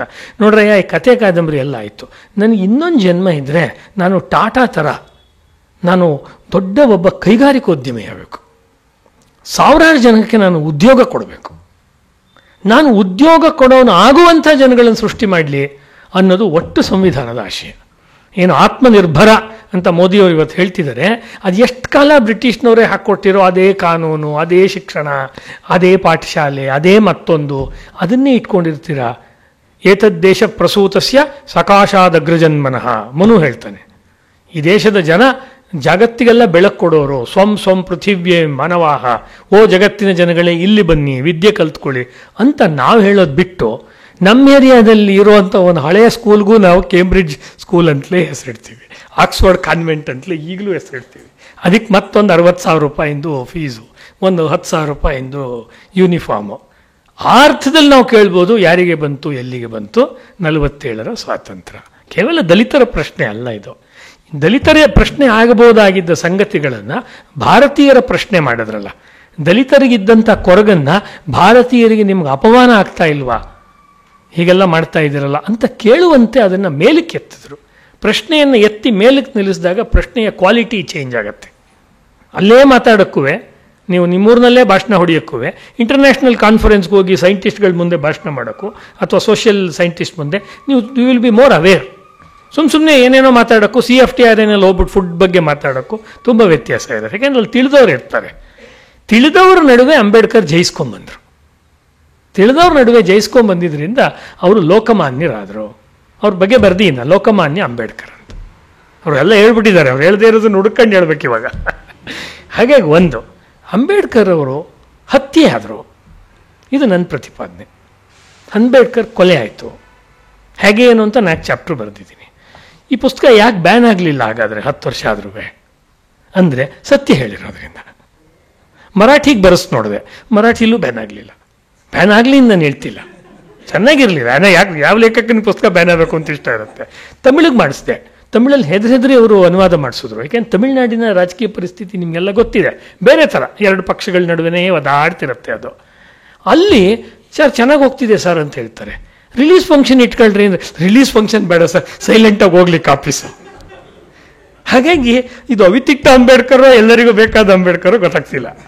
ಅಂದರೆ ಅಂಬೇಡ್ಕರ್ ಅವರ ಸಾವಿನ ಬಗ್ಗೆ ಅವರ ಫಾಲೋಯರ್ಸ್ ಇದ್ದಂತಹ ರಿಪಬ್ಲಿಕನ್ ಪಾರ್ಟಿ ಆಫ್ ಇಂಡಿಯಾ ಅಂತಿತ್ತು ಮುಂಚೆ, RPI. ಆಮೇಲೆ ಅದಾದಮೇಲೆ ದಲಿತ್ ಪ್ಯಾಂಥರ್ಸ್ ಬಂದಿದ್ದು. Dalit panthers took over Republican Party of India. ಅವ್ರಿಗೂ ಏನೋ ವ್ಯತ್ಯಾಸ ಬಂತು, ಅದಿರಲಿ. ಆಗ ಅಂಬೇಡ್ಕರ್ ಅವರ ಸಾವಿನ ಬಗ್ಗೆ ಪಾರ್ಲಿಮೆಂಟ್ ಇದಾಗಲಿ ಅಂತಾಗ ಒಂದು ಏಕವ್ಯಕ್ತಿ ಕಮಿಟಿ ಆಯಿತು, ಸಕ್ಸೇನಾ ಕಮಿಟಿ ಅಂತ ಅದ ಹೆಸರು. ನೇತಾಜಿಯವ್ರ ಮೇಲೆ 3 ಕಮಿಟಿ ಆಯ್ತಲ್ಲ, ಲಾಲ್ ಬಹದ್ದೂರ್ ಶಾಸ್ತ್ರಿ ಅವ್ರ ಮೇಲೆ ಕಮಿಟಿನೇ ಆಗಲಿಲ್ಲ. ಕಮಿಟಿ ಆಗಿತ್ತು, ಅದ್ರಲ್ಲಿ DVG ಎಲ್ಲ ಇದ್ದರು, ಅದು ರಿಪೋರ್ಟ್ ಸಬ್ಮಿಟ್ ಆಗಲಿಲ್ಲ. DVG ಇದ್ದರು, ಲಾಲ್ ಬಹದ್ದೂರ್ ಶಾಸ್ತ್ರಿ ಹತ್ಯೆಗೆ ಸಂಬಂಧಪಟ್ಟ ಎನ್ಕ್ವೈರಿ ಕಮಿಟಿಯಲ್ಲಿ. ಕಡಿಮೆ ಇಲ್ಲ ಕರ್ನಾಟಕದ ಕಾಂಟ್ರಿಬ್ಯೂಷನ್ನು, ಆದರೆ ನಮ್ಮಲ್ಲಿ ಅಧ್ಯಯನ ಕಡಿಮೆ ಆಗಿದೆ. ಆಗ ಸಕ್ಸೇನಾ ಕಮಿಟಿ ಆಯಿತು. ಸಕ್ಸೇನಾ ಕಮಿಟಿ ರಿಪೋರ್ಟ್ ತಯಾರಾಯಿತು, ಏಕವ್ಯಕ್ತಿ ಆಯೋಗ. ಆದರೆ ಗೋವಿಂದ ವಲ್ಲಭ ಪಂತರು ಆವಾಗ ಗೃಹ ಮಂತ್ರಿಗಳು, ಭಾರತದ ಮೊದಲನೇ ಗೃಹ ಮಂತ್ರಿಗಳು. ಅವರು ಪಟೇಲ್ ಇದ್ದರು ಅಂತ ಕಾಣುತ್ತೆ. ಆಮೇಲೆ ಇವರು ಗೋವಿಂದ ವಲ್ಲಭ ಪಂತರು. ಆವಾಗ ಅದು ಟೇಬಲ್ ಆಗಲಿಲ್ಲ. ಕೊನೆಗೆ ಗೋವಿಂದ ವಲ್ಲಭ ಪಂತ್ ಹೇಳಿದ್ದು, ಇದನ್ನು ಅಂಬೇಡ್ಕರ್ ಅವ್ರ ಮಗನೂ ಕೇಳಿದ್ರು, ಈ ರಿಪೋರ್ಟ್ ನಮಗಾರು ನೋಡಕ್ಕೆ ಕೊಡಿ. ಅವರ ಪಾರ್ಟಿಯ ವರ್ಕರ್ಸು ಕೇಳಿದ್ರು, ಅಥವಾ ಸದಸ್ಯರು, ರಾಜಕೀಯ ಮುಖಂಡರು, ನಿಮಗೆ ಕೊಡಲ್ಲ, ಬೇಕಾದರೆ ಕಮ್ಯುನಿಸ್ಟ್ ಪಾರ್ಟಿ ಡಾಂಗೆ ಅವ್ರಿಗೆ ಕೊಡ್ತೀನಿ ಅಂತ ಹೇಳಿರೋ ದಾಖಲೆ ಇದೆ. ಯಾಕೆ ಹಿಂಗೆಲ್ಲ ಆಯಿತು? ಅಂಥದ್ದು ಏನಿದೆ ರಿಪೋರ್ಟಲ್ಲಿ? ಇದು ನನ್ನನ್ನು ಗುಂಗಿ ಹುಳುದ ಥರ ಕೊರಿತಾ ಇದೆ. ಇದಕ್ಕೆ ಉತ್ತರ ಸಿಕ್ಕಲ್ಲ. ಸುಭಾಷ್ ಚಂದ್ರ ಬೋಸ್ ಪ್ರಶ್ನೆಗೆ ಉತ್ತರ ಸಿಕ್ಕಲ್ಲ. ಆಮೇಲೆ ಅಂಬೇಡ್ಕರ್ ಅವ್ರದ್ದು ಒಂದು ಸಹಜವಾದ ಸಾವ ಅಥವಾ ಸಕ್ಸೇನಾ ಕಮಿಟಿ ರಿಪೋರ್ಟ್ ಏನು ಹೇಳ್ತಿದೆ ಸಿಕ್ಕಲ್ಲ. ಗಾಂಧೀಜಿಯವರ ಹತ್ಯೆ ಆದಮೇಲೆ FIR ರಿಪೋರ್ಟು ಏನಾಯಿತು ಗೊತ್ತಿಲ್ಲ. ಆದರೆ ನಾವು ಹೇಳ್ತಾ ಇರೋದು ಏನು ಅಂತ ಹೇಳಿದ್ರೆ, ಭಾರತದಲ್ಲಿ ಸಮಾನತೆ ಇದೆ, ವೈಚಾರಿಕ ಸ್ವಾತಂತ್ರ್ಯ ಇದೆ, ಅಭಿವ್ಯಕ್ತಿ ಸ್ವಾತಂತ್ರ್ಯ ಇದೆ. ಆರ್ಟಿಕಲ್ 14 ಅಲ್ವಾ, ಆರ್ಟಿಕಲ್ 14 ಹೇಳ್ತಾರೆ. ಹೀಗೆಲ್ಲ ಭಾಳ ಹೇಳ್ತಾರೆ ಆರ್ಟಿಕಲ್ 14 ಅಂತ. ಗಾಂಧೀಜಿ ವಿಷಯದಲ್ಲಿ ಆರ್ಟಿಕಲ್ 14 ಯಾಕೆ ಅಪ್ಲೈ ಆಗ್ತಿಲ್ಲ? ಗಾಂಧೀಜಿ ವಿಷಯದಲ್ಲಿ, ಅಂಬೇಡ್ಕರ್ ವಿಷಯದಲ್ಲಿ, ಸಕ್ಸೇನಾ ಕಮಿಟಿ ವಿಷಯದಲ್ಲಿ ಯಾಕೆ ಆಗ್ತಿಲ್ಲ? ಬೇರೆ ಬೇರೆ ಕಮಿಟಿಗಳ ವಿಷಯದಲ್ಲಿ ಯಾಕೆ ಆಗ್ತಿಲ್ಲ ಅಂದರೆ, ಅಲ್ಲಿ ಯಾರು ಅಧಿಕಾರಸ್ಥರಿದ್ದರೂ ಆ ಕಾಲದಲ್ಲಿ ಅವರ ಅನೇಕ ಸತ್ಯಗಳು, ಮುಖಗಳು ಬಯಲಾಗತ್ತೆ. ಇದಿಷ್ಟೇ ಇದರ ಒಟ್ಟು ರಹಸ್ಯ. ರಹಸ್ಯ ಏನು ಅಂದರೆ, the secret is well guarded ಅಂತ ಹೇಳಿ ಅಲೆಕ್ಸಿಸ್ ಕ್ಯಾರಲ್ ಮ್ಯಾಂದಿ ಅನ್ನೋ ಒಂದು ಪುಸ್ತಕದಲ್ಲಿ ಹೇಳಿದಾನೆ. ಭಾಳ ಅದ್ಭುತವಾದ ವಿಜ್ಞಾನ ಲೇಖಕ, ನಂಗೆ ತುಂಬ ಇಷ್ಟವಾದ ಲೇಖಕ ಅವನು. ಹಾಗಾಗಿ ಇದರೊಳಗೆ ಎಷ್ಟು 25 ಸಂಪುಟದಲ್ಲಿ ಬಿಚ್ಚಿಟ್ರೋ ಇನ್ನೊಂದು 25 ಸಂಪುಟದಲ್ಲಿ ಹೇಳೋಷ್ಟು ವಿಷಯ ಅಂಬೇಡ್ಕರ್ದು ನಾಶನೇ ಆಗಿದೆ. Do you know that? ಅದನ್ನು ಬರೆದಿದ್ದೀನಿ. ಎಲ್ಲೆಲ್ಲಿ ನಾಶ ಆಯಿತು, ಎಲ್ಲೆಲ್ಲಿ ಸುಟ್ಟರು ಅಂಬೇಡ್ಕರ್ ಲೇಖನಗಳನ್ನು, ಅವ್ರು ಪ್ರೆಸ್ಸಿಗೆ ಯಾಕೆ ಬೆಂಕಿ ಹಚ್ಚಿದ್ರು, ಅವ್ರು 4 ಪತ್ರಿಕೆ ಮಾಡಿದ್ರು, ಅದರಲ್ಲಿ 1 ಪತ್ರಿಕೆ ಅಥವಾ 1.5 ಪತ್ರಿಕೆ ಮಾತ್ರ ನಿಮಗೆ ಒಂದಷ್ಟು ಅವಶೇಷದ ಪಳಿಯುಳಿಕೆ ಪೇಪರ್ಸ್ ಸಿಗುತ್ತೆ. ಮಿಕ್ಕ ಅವರ ಹಳೆ ಪೇಪರ್ ಸಿಗೋದೇ ಇಲ್ಲ. 20ನೇ ಶತಮಾನದಲ್ಲಿ ಆಗಿದ್ದು ನಾವು ಅವಾಗ ಭಕ್ತಿಯಾರ್ ಖಿಲ್ಜಿ ಸುಟ್ಟ ಅಂತ ಹೇಳ್ತೀವಿ ನಲಂದಾ ಯೂನಿವರ್ಸಿಟಿನ. 20ನೇ ಶತಮಾನದಲ್ಲೂ ಸುಟ್ಟರು, ಬಿಳಿ ಬಟ್ಟೆ ಹಾಕ್ಕೊಂಡ್ರೆ ಸುಟ್ಟರು. ಸೊ ಇದೆಲ್ಲವೂ ಕೂಡ ಇದರಲ್ಲಿ ಬಂದಿರೋದ್ರಿಂದ ತಿರ್ಗಾ ಆಮೇಲೆ ಇದನ್ನೇನಾದ್ರು ಬ್ಯಾನ್ ಮಾಡಿ ಇವನು ಹೋಗಿ ಮೈಲಾರ್ಡ್ ಅಂತ ಕೋರ್ಟಲ್ಲಿ ಹೋಗಿ ಆ ರಿಪೋರ್ಟ್ಸ್ ಎಲ್ಲ ಕೊಡಿ ಅಂತ ಗೌರ್ಮೆಂಟನ್ನು ಕೇಳಿದ್ರೆ ಲೇಖಕ, ಅವಾಗ ಕೋರ್ಟ್ ಡೈರೆಕ್ಷನ್ ಕೊಟ್ಟರೆ ಏನು ಮಾಡಬೇಕಾಗತ್ತೆ? ಹಾಗಾಗಿ ಪುಸ್ತಕ ಖರ್ಚಾಗಲಿ, ನಮ್ಮ ಪಾಡಿಗೆ ನಾವಿದ್ದು ಬಿಡೋಣ ಅಂಥೇಳಿ ಇದೆ ಆ್ಯಕ್ಚುಲಿ. ಸೊ ಹೀಗೆ ಅಂಬೇಡ್ಕರ್ ಅವರ ವಿಚಾರವನ್ನು ತಿಳ್ಕೊಳ್ಳೋದು ಅಂದರೆ ಒಂದು ತುಂಬ ಪ್ರೀತಿಯ ಕೆಲಸ. ಅದು ತುಂಬ ನಿರಂತರವಾಗಿ ಆಗುವಂಥದ್ದು, ಅದೇನು ಒಂದು ಸರ್ತಿ ಅಲ್ಲ. ಇಲ್ಲಿ ನಮ್ಮ ದಿವಾಕರ್ ಹೆಗ್ಡೆ ಅವರು ಇದ್ದಾರೆ, ಅದನ್ನು ದಾಖಲೆ ಮಾಡಿ ಹೇಳಬೇಕು. ಮೊದಲು ನನಗೆ ಗೊತ್ತಿರುವಂತೆ ಅಧಿಕೃತವಾಗಿ ನಮ್ಮ ಸಂಘ ಪರಿವಾರದ ಕಡೆಯಿಂದ ಅಂಬೇಡ್ಕರ್ ಅವ್ರ ಬಗ್ಗೆ ಕಾರ್ಯಕ್ರಮ ಮಾಡಿದ್ದು ಧಾರವಾಡದಲ್ಲಿ. ಅವರು ಭಾಳ ಹಿಂದೆ 15-20 ವರ್ಷ ಆಗಿರಬಹುದು, ಅವರೊಂದು ಕಾರ್ಯಕ್ರಮ ಮಾಡಿದರು. ಅದು ತುಂಬಿದ ಸಭೆನೇ ಇವತ್ತಿನ ಥರ. ಸೊ ಅಲ್ಲಿಂದ ಕೂಡ ಇದರ ಯಾತ್ರೆ ನಡೀತಾ ಇದೆ. ಹಾಗಾಗಿ ನಾನು ಅಂಬೇಡ್ಕರ್ನ ಇಟ್ಕೊಂಡೇ ಸಾವರ್ಕರ್ನ ಕಂಟಿನ್ಯೂ ಮಾಡ್ತಾ ಇದ್ದೀನಿ, ಸಾವರ್ಕರ್ನ ಅಂಬೇಡ್ಕರ್ನ ಇಟ್ಕೊಂಡೇ ನೇತಾಜಿಯವ್ರನ್ನ ಕಂಟಿನ್ಯೂ ಮಾಡ್ತೀನಿ. ನಮ್ಮ ಹತ್ರ ಒಂದು ಸತಿ ಒಳಗೆ ಬರೋದು ಅಷ್ಟೇ, ಮತ್ತು ಹೊರಕ್ಕೆ ಹೋಗಲ್ಲ ಯಾವ ವ್ಯಕ್ತಿಗಳು. ಒಂದು ಸರ್ತಿ ಹೃದಯದೊಳಗೆ ಬಂದಮೇಲೆ ಅಲ್ಲೇ ಇನ್ನೊಬ್ರಿಗೂ ಜಾಗ ಆಗತ್ತೆ ಹೊರತು ಇವ್ರನ್ನ ಬಿಟ್ಟು, ನಮ್ಮ ಮಾಡ್ರನ್ ಚಿಂತಕರೆಲ್ಲ ಹಾಗೆ, ಇವ್ರನ್ನ ಬಿಟ್ಟು ಅವ್ರನ್ನ ತೊಗೊಳ್ಳೋದು, ಅವ್ರನ್ನ ಬಿಟ್ಟು ಇವ್ರು, ನಮಗೆ ಯಾರನ್ನೂ ಬಿಡೋ ಪ್ರಶ್ನೆ ಇಲ್ಲ. ಸ್ವಲ್ಪ ಅಡ್ಜಸ್ಟ್ಮೆಂಟ್ ಆಗುತ್ತೆ ಅಷ್ಟೇ. ಸೊ ಹಾಗಾಗಿ ಎಲ್ಲರನ್ನೂ ನಾವು ಒಳಗೆ ಸೇರಿಸ್ಕೊಂಡು ಹೋಗುವಂಥ, ಅವಾಗ ಅವ್ರು ಮಾತಾಡ್ತಾ ಹೇಳಿದ್ರಲ್ಲ ಇನ್ಕ್ಲೂಸಿವ್ ಅಂತ, ಆಲ್ ಇನ್ಕ್ಲೂಸಿವ್, ಅದು ನಮ್ಮ ಭಾರತೀಯವಾದ ಧೋರಣೆ. ಹೀಗಾಗಿ ಅಂಬೇಡ್ಕರ್ ಸಾಹಿತ್ಯವನ್ನು ನಾವು ಒಳಗೆ ಮಾಡಿಕೊಂಡು ಓದಬೇಕು, ನೋಡಬೇಕು. ಆಗ ನಮಗೆ ಈಗ ನಮ್ಮ ಶಿಕ್ಷಣ ವ್ಯವಸ್ಥೆಯಲ್ಲಿ ಅಥವಾ ನಮ್ಮ ಸಾಮಾಜಿಕ ಜಾಲತಾಣಗಳಲ್ಲಿ ಸಿಗುವುದಕ್ಕಿಂತ ಒಂದು ಅಸಲಿಯಾದಂತಹ ಅಂಬೇಡ್ಕರ್ ಅವರ ಚಿತ್ರಣ ಸಿಗುತ್ತೆ. ಮತ್ತು ಸರ್ಕಾರದಿಂದ ಪ್ರಕಟವಾಗಿರುವ ಅನುವಾದಗಳು, ಪ್ರಾರಂಭದಲ್ಲಿ ಸಿದ್ಧಲಿಂಗಯ್ಯನವರು, ದೇವನೂರು ಮಹಾದೇವ, ರಾಜಶೇಖರ್ ಎಲ್ಲ ಇದ್ದರು. ಆಮೇಲೆ ಪ್ರಧಾನ್ ಗುರುದತ್ತ ಅವ್ರ ಕಾಲದಲ್ಲಿ ಮತ್ತೆ ಪರಿಷ್ಕಾರ ಆಯಿತು. ಸಾಲದು.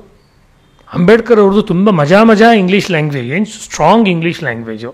ಅವರ politics knowledge, constitution knowledge, world affairs knowledge, ಪ್ರಾಚೀನ ನಾಗರಿಕತೆಗಳ ನಾಲೆಡ್ಜು, ತುಂಬ ಆಳವಾದ ನಾಲೆಡ್ಜ್ ಅವ್ರದ್ದು.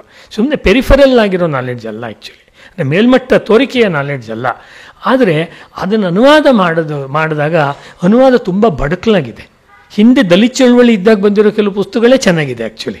ದಲಿತ ಚಳುವಳಿ ಆಶಯಗಳ ಬಗ್ಗೆ ನಮಗೆ ಕೆಲವು ಪರ ಇರ್ಬೋದು, ಕೆಲವು ವಿರುದ್ಧದ ಅಭಿಪ್ರಾಯ ಇರ್ಬೋದು. ಆದರೆ ಆಗ ತುಂಬ ಮೂಲಕ್ಕೆ ಹತ್ತಿರವಾಗುವಂಥ ಅನುವಾದಗಳನ್ನು ಮಾಡೋ ಪ್ರಯತ್ನಗಳು ಕೆಲವು ನಡೆದಿತ್ತು ಹಿಂದೆ.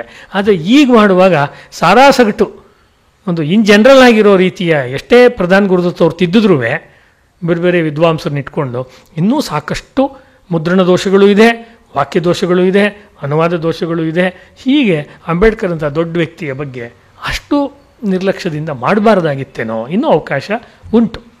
ಒಂದು ಕೊನೆಯದಾಗಿ ಹೇಳಬೇಕಾದ್ದು ಅಂದರೆ, ಇದನ್ನು ಗಮನಿಸಿ ಅಂಬೇಡ್ಕರ್ ಅವರ ಥಾಟ್ಸ್ ಆನ್ ಪಾಕಿಸ್ತಾನ್, ಯಾವುದ್ರ ಬಗ್ಗೆ ಈಗ ಡಾಕ್ಟರ್ ಸುಧಾಕರ್ ಅವರು ಭಾಳ ವಿಸ್ತಾರವಾಗಿ ಹೇಳಿದ್ರು, ಆ ಪುಸ್ತಕವನ್ನು ಮೂಲವನ್ನೇ ಇಟ್ಕೊಂಡು ಮತ್ತೊಮ್ಮೆ ಹೊಸದಾಗಿ ನಾನು ಅನುವಾದ ಮಾಡಿದ್ದೀನಿ. ಅದು ಮೈಸೂರಿನಲ್ಲೇ ಫಸ್ಟ್ ಟೈಮ್ ಅನೌನ್ಸ್ ಮಾಡ್ತಾ ಇರೋದು. ಮುಂದಿನ ತಿಂಗಳು ಅಥವಾ ಸೆಪ್ಟೆಂಬರ್ನಲ್ಲದು ಬಿಡುಗಡೆ ಆಗುತ್ತೆ. ಕೇವಲ ಒಂದು 600 ಪುಟದ ಪುಸ್ತಕ, ಏನು ದೊಡ್ಡದೇನಿಲ್ಲ. ಅದು ಅಂಬೇಡ್ಕರ್ ಅವ್ರ ಮೂಲ ಬರವಣಿಗೆ. ಆ್ಯಕ್ಚುಲಿ ಅಂಬೇಡ್ಕರ್ಗೆ ರಾಷ್ಟ್ರೀಯವಾದಿಗಳು ಸಲ್ಲಿಸಬಹುದಾದಂಥ ಗೌರವ ಅಂದರೆ ಅವರ ಎಲ್ಲ ಪುಸ್ತಕಗಳನ್ನು ಚೆನ್ನಾಗಿ ತರೋದು. ಕೇವಲ ಇದರಲ್ಲಿ ಇಸ್ಲಾಂನ ಟೀಕೆ ಇದೆ ಅಂತ ಈ ಪುಸ್ತಕ ತರೋದಲ್ಲ, ಅಸ್ಪೃಶ್ಯತೆ ಬಗ್ಗೆ ಹೇಳಿರೋ ಪುಸ್ತಕನೂ ತರಬೇಕು. ಇಲ್ಲಾಂದರೆ ನಾವು ಕೂಡ ಅವರಂಗೆ ಆಗ್ತೀವಿ. ಲೆಫ್ಟಿಸ್ಟು ಮತ್ತು ಈಗಿನ ಉಳ್ಕೆ ಪಳ್ಕೆ ದಲಿತ ಚಳುವಳಿ ಏನಿದೆ ಅದರಲ್ಲೇನು ಜೀವಸತ್ವ ಏನು ಉಳ್ಕೊಂಡಿಲ್ಲ ಇವತ್ತು, ಆ ರೀತಿ ಆಗ್ಬಿಡುತ್ತೆ ಆ್ಯಕ್ಚುಲಿ. ಅಂದರೆ ಯಥಾರ್ಥವಾಗಿ ಕೊಡಬೇಕು.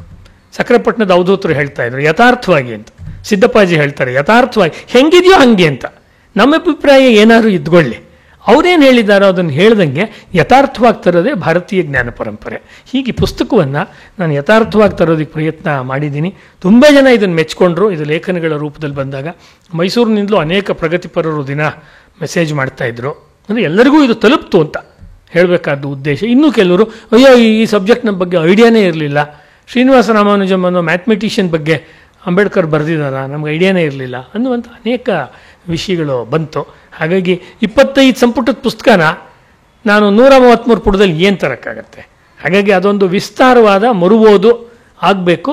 ಮತ್ತು ಆ ಮರುಓದು ಆಗಬೇಕಾದ್ರೆ ಆವಾಗಲೇ ಅವ್ರು ಹೇಳಿದ್ರು, ನಮ್ಮ ದೇಶದ ಉಳಿದ ಮಹಾ ವ್ಯಕ್ತಿಗಳು ಯಾರಿದ್ದಾರೆ, ಮಹಾನ್ ಪುರುಷರು, ಮಹಾನ್ ಮಹಿಳೆಯರು, ಅವರ ಜೊತೆಯಲ್ಲಿ ಇಟ್ಟು ಇವರ ಕಾಂಟ್ರಿಬ್ಯೂಷನ್ಗಳನ್ನು ನಾವು ತೌಲನಿಕವಾಗಿ ನೋಡಬೇಕು. ಹಾಗೆ ನೋಡಿದಾಗ ಇನ್ನಷ್ಟು ಪುಟಕ್ಕಿಟ್ಟ ಚಿನ್ನದಂತೆ ಅವರ ವಿಚಾರಗಳು ಸಮಾಜಕ್ಕೆ ಬರುತ್ತೆ. ಇಷ್ಟು ಹೇಳ್ತಾ ಇದಕ್ಕೆ ಅವಕಾಶ ಮಾಡಿಕೊಟ್ಟಂಥ ಮಂಥನದ ಎಲ್ಲ ಸ್ನೇಹಿತರು, ಹರೀಶ್ ಅವರು ಮತ್ತು ಉಳಿದ ಪ್ರವೀಣ್ ಮಾವಿನಕಾಡು ಅವರಿದ್ದಾರೆ, ಸುಧಾಕರ್ ಹೊಸಳ್ಳಿ ಅವರಿದ್ದಾರೆ, ನಿಮ್ಮೆಲ್ಲರಿಗೂ ಕೂಡ ನಾನು ವಂದಿಸಿ ನನ್ನ ಮಾತನ್ನು ಮುಗಿಸ್ತೀನಿ. ನಮಸ್ಕಾರ.